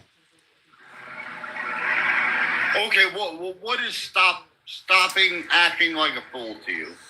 Well, like what's on my monitor behind me. Sending pictures out like this on his own social media account of Hakeem Jeffries wearing a sombrero. What is the purpose of that? Dude, that is brilliant. But what is brilliant? How does any American do better or fare better with this? Tell me how this helps out any American. What does the left do to make us laugh? That ain't what I'm asking you. We're talking about. No, that is exactly what you're asking. What does the left do to make us laugh? So what? Laughter. So while the country is shut down and people are not getting paid to work and things like that, your focus as opposed to getting the country back and up and running is laughter. What? Who's suffering because of the shutdown? All the people that are not getting paid, Gen X. You realize how many thousands of people are not getting a paycheck? Okay, who? All of the federal employees. You don't know this? Again, I would ask, who? You work for the EPA, you work for the IRS, you work for, federal employees, period. People that they don't want in the government anyway? Who? What is the point? I don't get what you're saying. So what, if you don't care in the military, somebody pointed that out? What is the point you're trying to make? They're not getting paid. People are getting paid. The people that are important are getting paid. And those that aren't are going to get back pay. Trump did that in 2018. You do realize everybody cannot afford to keep working indefinitely in hopes of back pay, right? Okay, so why is the government shut down? Because the liberals want to provide health care for illegal immigrants? Because the left and the right are not agreeing is what the government is shut down. Do you think that this right here, while they're fighting about what they can agree, you think this right here is a good idea? That's what you talk, because it brings laughter. Do I think it's a good idea? No, absolutely not. Do I understand why? Yeah, absolutely. Why would you do this during the time when you need the other side to work with you? Because we're done caving to the left. We're done with that shit, dude. So we're done caving. We're done caving in the fucking legislature. We're done caving locally. Dude, look what's happening in Portland. They're fucking, you want to fuck around and find out? They are fucking around and finding out in Portland. So Antifa's getting their fucking asses whipped. I don't think there's many Antifa in Portland, Gen X. I think that's just something. There's a lot of Antifa in Portland. There's Rose City Antifa. Trust me, I know. I've been in Portland. I was a Proud Boy in Portland. I get it. When were you in Portland? Are fucking terrorists. When were you in Portland? 2018. Yeah, but Portland, since the George Floyd riots in 2020, Antifa has not been active in Portland at all for the last 5 years. You're going back 7 years to make a point. Dude, what are they doing now, fucking Tim? What are they doing now? I'll tell you what. You've got hordes of Antifa in front of the fucking big ICE building, throwing their fucking little smoke bombs and this and that. And guess what? DHS is fucking serving them properly. I want you to hear this and you give me your opinion on it. So it works. It's not working. Obamacare has been a disaster for the people. So we want to have it fixed so it works. We're going to look at that. It was amazing. Portland is burning to the ground. It's insurrectionists all over the place. It's Antifa. And yet the politicians who are petrified. Look, the politicians are afraid. Now, he said that on October 5th. I don't know what today's date is. Is that today, October 5th or yesterday? Do you believe that Portland is burning to the ground, as he's saying? It's not because the fucking feds are there. So in other words, he just lied. No, he didn't lie. He said what he said. Is it burning to the ground or not? No, because fucking they stopped it. That ain't what he said. He didn't say it. He didn't say it stopped. He said it's happening. Portland is not burning because of the efforts of the DHS and ICE. Okay, so he sent DHS and ICE, baby. Dun dun dun dun dun dun. Okay, so he sent ICE to Portland, and according to you, it stopped the city from burning to the ground. So even though he stopped it from burning, he's on TV lying and said it's burning anyway.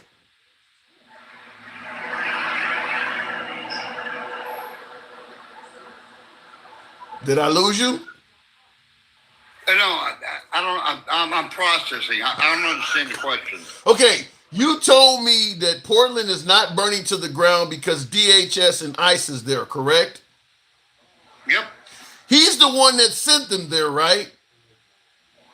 Yep. Okay, so he sent them to the city and prevented it from burning to the ground, according to you. Yet he's on television telling people it is burning to the ground. How is that not a lie?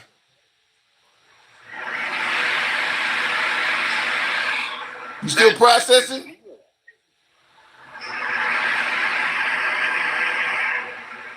How do you figure it is a lie? You just admitted it's not burning to the ground yourself. In front of the ICE facilities. It's not Okay, so is it burning to the ground in a different neighborhood?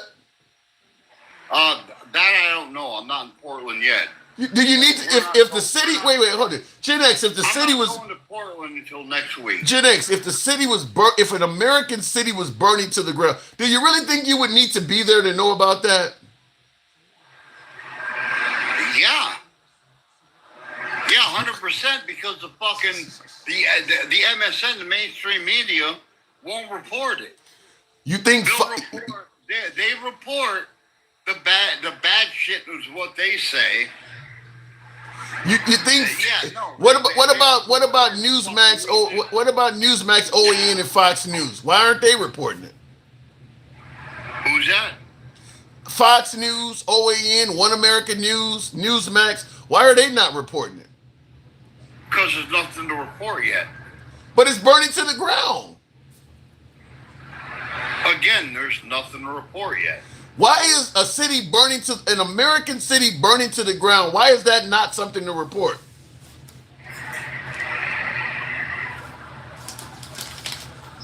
The city's not burning to the ground yet, but it will. That ain't what he said.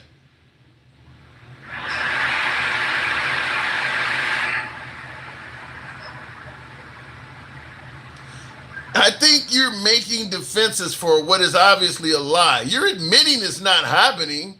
He clearly said it is, and you're trying to find some kind of way to defend clearly what he said that even you don't agree with. I mean, just your conversation shows it's a lie. You just don't want to admit it's a lie. All right, to be fair, I'm not going to know what's going on in Portland until I get there next week. And you're going to go in every neighborhood. Yeah. Probably. I'm going there next week. I heard what you were about to say. I'm going there next week. So why are the boys in yellow going to Portland? Are they going to set some fires? I'm not talking for anybody but myself. Right. I'm going next week to make sure that they don't fucking. We're invited. We're invited by the fucking by people. You are invited by people.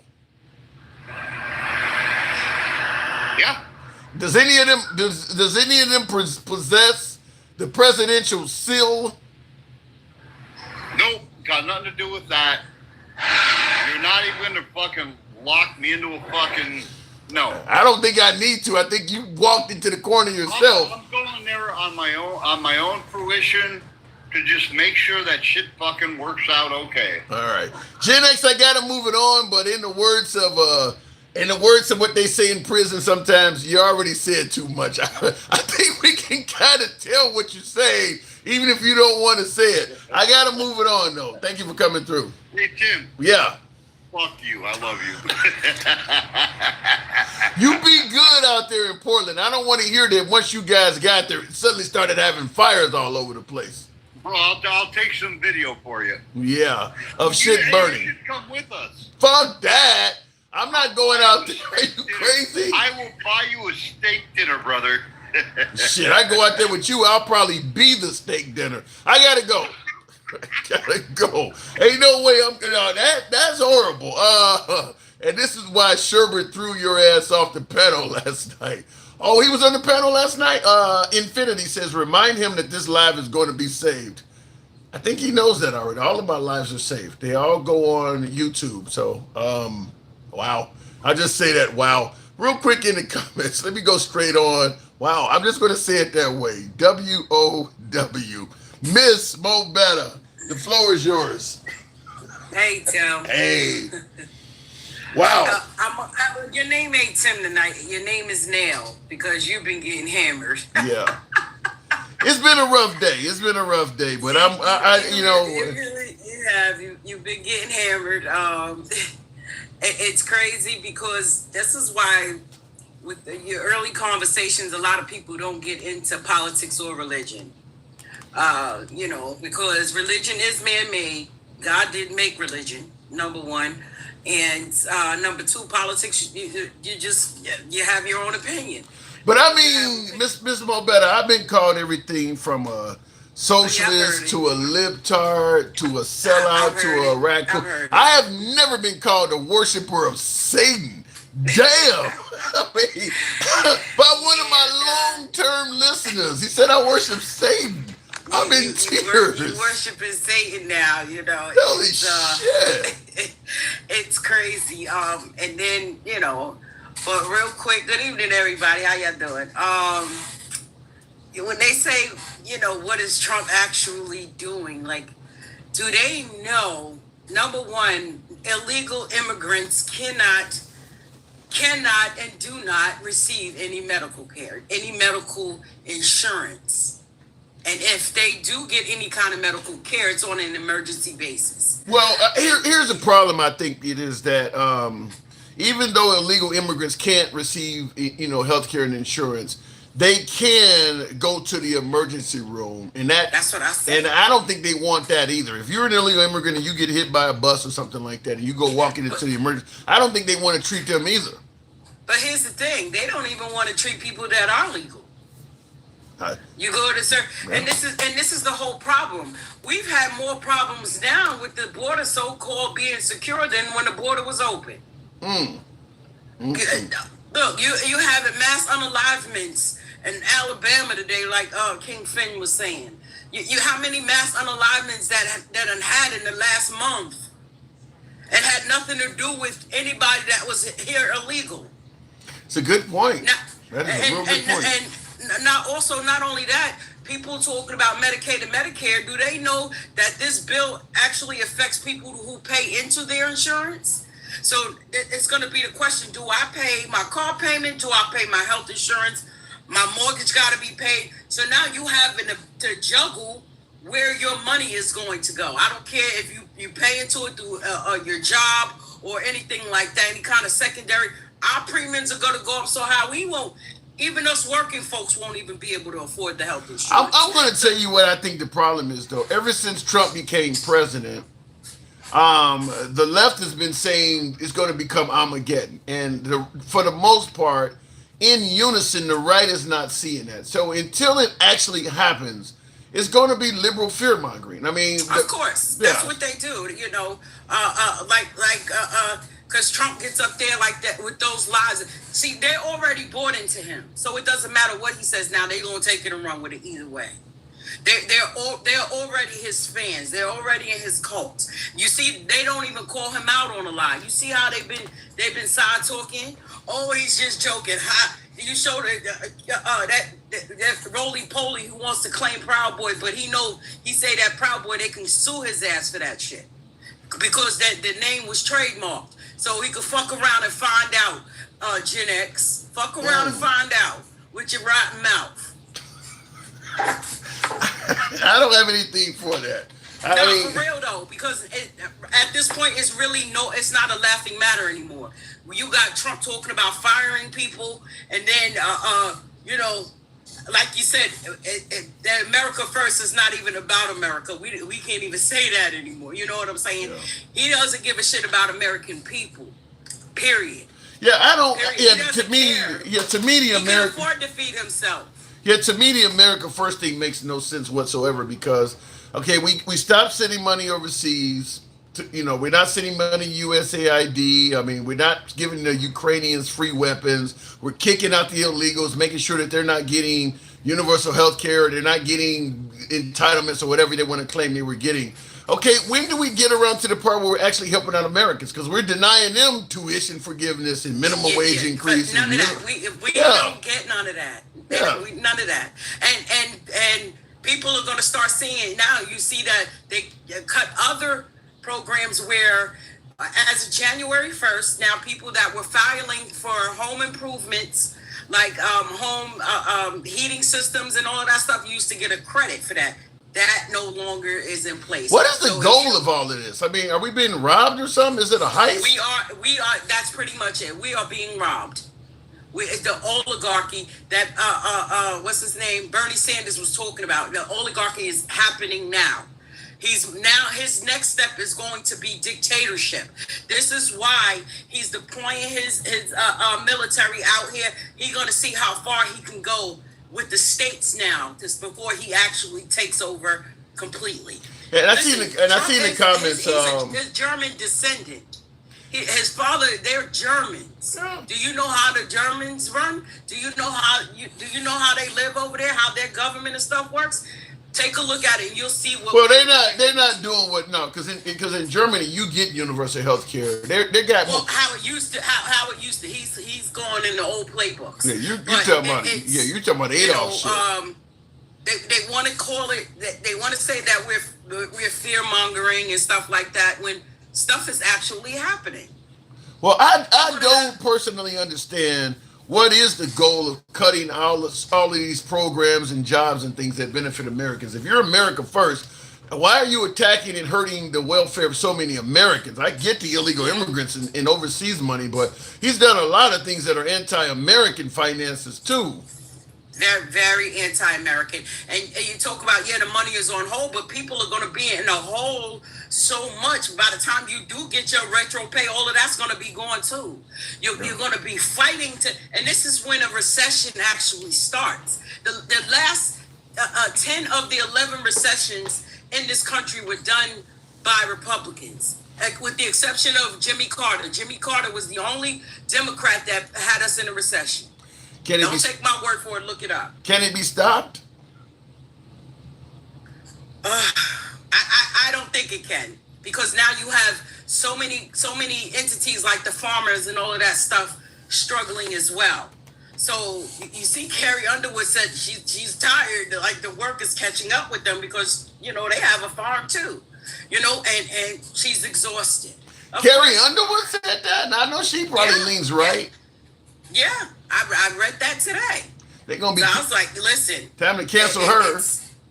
It's a travesty of what we're actually seeing, and for the people that don't believe it, and then they go. And the thing is, they don't see when Trump came into office. Usually, they do take on whatever the last president or administration had, but he came in and he signed so many executive orders, you can't even tell Biden was the president.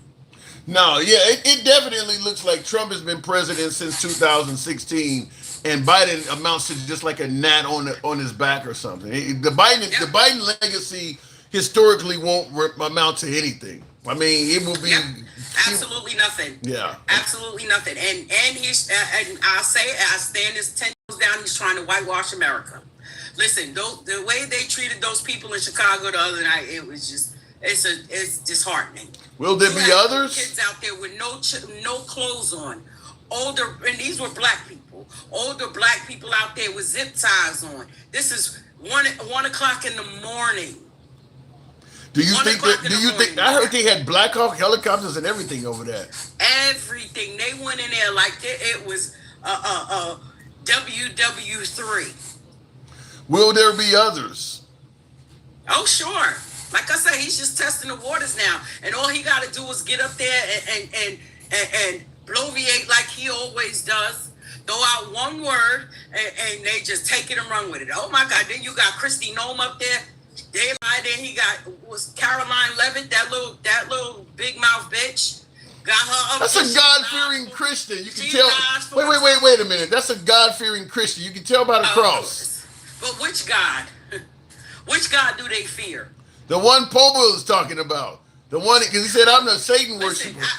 I was sitting here like scratching my head, like See, and they talk about, oh, God said we got to take care of Israel. The Israel now that's there is not the Israel God was talking about protecting. The Israel, the people that are there now are Jewish. They're not Jews. There's a whole difference. So that when I tell you that it's such a you got to go and do so much digging. Not really digging, but it's a lot of reading when it comes. Wait a minute. Did you say they are not? They are. Did you say they are not Jews? They're Jewish, like blackish. They are Jewish. I've never heard somebody say that before. They are Jewish. They're Jewish. Yes. And I'm telling you, Tim, and that's the thing. And even with the Bible, the so-called Bible that they're reading, you know how many parts of that Bible is actually missing? And when they was talking about the Bible, yes, the Bible is from Ethiopia. It is. But there are so many parts of the Bible that has been removed. They take it and highlight things that they want to, like, oh, you know what? It might sound, I don't want people to take this the wrong way when I say we are a slave to something. We are a slave to something. Now, the thing is, they saw that and said, but when you have something as a slave, you're not supposed to treat them like a peasant. You're not supposed to treat them like peons. You're not supposed to treat them like animals. You're not supposed to do all of that stuff when it comes to that. So the slave is just the name. It's just the name. The name is attached to a person. You're supposed to treat that person as if that person was birthed by you. Oh shit! We know that didn't happen. Well, exactly, and that's where the bad parts came in. That's where the colonizers of this country, that's where they failed at. But I've also heard that in addition to stuff like that, the Bible has been altered. Like I've heard somebody say that if you go back before the 1940s, homosexuality was never in the Bible, and they added that. I've heard that, James himself was a homosexual. Yeah, what? Yeah, King James himself was a homosexual. Yeah, so that's the point I'm making is they changed the Bible to get people to adhere to ways they thought they should live. I mean, is abortion written in there anywhere? Do they talk about abortion in there anywhere? No, you don't. It's a lot of this stuff you don't see in the Bible, but they demonize this stuff, and he's right. We all do sin, but we have grace also. So, but like I said, that's a whole nother show in itself. Yeah, and that's why I said you can't try to equate the two when you're speaking about politics, because politics is a dirty thing. Yeah, and that's why I said I'm not a fan of forcing religion back on kids and things like it's too judgmental. It's really and not only that, Tim. You have too many different religions. So, are you going to put a Quran in there? No, because what'll happen is stuff in there. You can't do it. No, what's going to happen is if you start saying America's a Judeo-Christian country and that's what we were founded on, you're going to probably have a simultaneous removing or banning of those other religions too. So that's what if they start putting religion back in schools, the same parents that want religion in schools are not going to want the Quran and Buddhism and Jehovah's Witnesses. They're going to start banning that. What I wanted you to say to him, didn't they just arrest the pastor today? For child pornography, child pedophilia. Yeah. Wasn't he just arrested and he worked for Trump? Yeah. Didn't that just yesterday, one of those? There's a whole lot of that. Now. There's a whole lot of sex crimes involved in religion. Oh, come on. Listen, I don't know if you remember back when QAnon was around.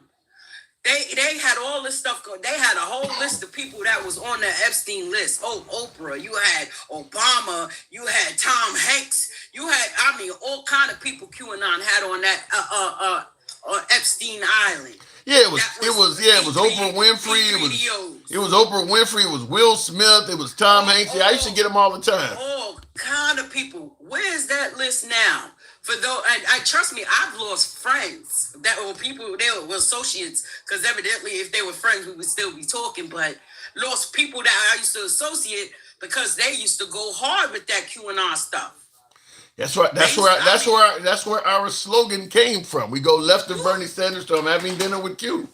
That's right. I mean, I used to get Q drops. I used to because I talked to MAGA. I've been talking to MAGA since Trump came down the escalator. I used to get all kinds of Q drops after the 2020 election. They were going to put him back in as the 17th president. I got a viewer that used to call in all the time that said Nancy Pelosi, Hillary Clinton, and Biden have all been executed. I mean, I used to get all that stuff. What was they at Gitmo somewhere? Yeah. It's crazy stuff. And they took a lot of that stuff and ran with it. Yeah. They really, I used really to, I mean, and I used to, my question I used to ask them all the time is, how many of these things do you need to not come true before you finally realize that what you get? Like, okay, on February, the military is going to arrest Nancy Pelosi and make Trump. Okay, well, it's going to happen in August now. What? Like, how many? How many? It's like it's like the rapture statement. Like, how many times does this not need to happen? The thing is, Tim, because Trump used to run with QAnon. He used to run with that stuff he used to put out there. That's why he would say, I'll release the list. I release the list, excuse me. I'll release it. You know what I'm saying? Yeah. And then once he found out it's your name that's in there, now he said, oh, stop talking about it. Oh, the list is a hoax. Oh, just like COVID was a hoax too. Yeah. Because he know he was involved. It's, guess what? It's no longer the Epstein list. It's the Trump list. Well, I don't think we're going to ever get to the bottom of that, at least not for the next. Not while Right. there's no checks and balances, and he has that raggedy ass Supreme Court in his pocket. It's not going to happen. All right, Miss We Mo. gonna just keep talking about it. You know what I'm saying? Raggedy ass Supreme Court. I gotta move it on. Yeah, they raggedy. Raggedy ass Supreme Court. No, I mean it's Congress ain't gonna. Congress voted not to release that stuff too, so it's more than the Supreme Court. But who's under Congress? You know, everybody in the cabinet now are his loyalists. True. They are loyal to him. Mike Johnson, and I wish they would have came out with his grinder. I wish they would have put that forth. You know what I'm saying? So the guy who said that he was going, he said he passed that information along. But guess what? They gonna make that go away too. Yeah. Mike Johnson, back then they didn't want me. Now I'm gay. They all on me. Yeah, because he a fuck boy too. Yeah, he a fuck boy. All right, Miss Mobetta, appreciate it. Thank you. Yeah. Back then they didn't want me. Now I'm gay. They all on me. In the comments, someone told me to Google Mr. Splackerville. You said Google Barabbas. Almost sound like Barack Obama. Barabbas refers to a character in the New Testament, a robber or rebel chosen by the crowd for release over Jesus at the Passover feast. And also to a Spanish funk and Latin rock band in the 1970s and 80s, and the 1961 film depicting the life of the biblical figure. Barabbas, I've never heard of him before. A criminal in prison in Jerusalem alongside Jesus. You learn something new every day. I'm not, now you're above my pay grade. Your knowledge is definitely above mine. Barabbas, character in the New Testament, a robber or rebel chosen by the crowd for release over Jesus at the Passover feast. It may come up in the future. Anyway, folks, I do appreciate the I don't know, because our first TikTok went down, so we got to be well over 100,000. So thank you, folks. Bama Bus, is that how it's pronounced? Bama Bus, Barnabas. Well, no. Well, if it's pronounced Barnabas, Arletha, you said it's pronounced Barnabas, Barabbas. There's no N in it. It comes out as Barnabas. Okay, all right. See, that's interesting that it would be pronounced that way. He was given freedom instead of Jesus. Okay. Somebody said I saw the movie. And you're not going to get the Epstein Files Extreme Minecraft. You're just not going to get them until Trump is out of power. It's just not going to happen. People today will act accordingly to what God said. There will be days where they call good and good bad. Okay. Bruce Jenner 2028. That ain't gonna happen. All right. Anyway, I do appreciate you folks tapping the screen. We didn't quite get up to what the hell happened. Oh my goodness. I don't know what happened with TikToks. Let me see if I can figure out why. See what ends up happening. Anyway, we'll go ahead and do what we got to do. Thank you folks for tuning in. We want the list from survivors to forget Trump.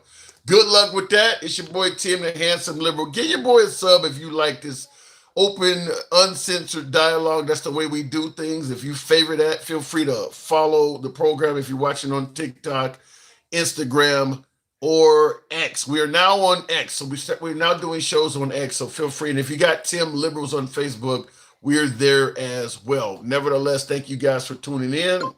We'll catch you guys tomorrow night. Take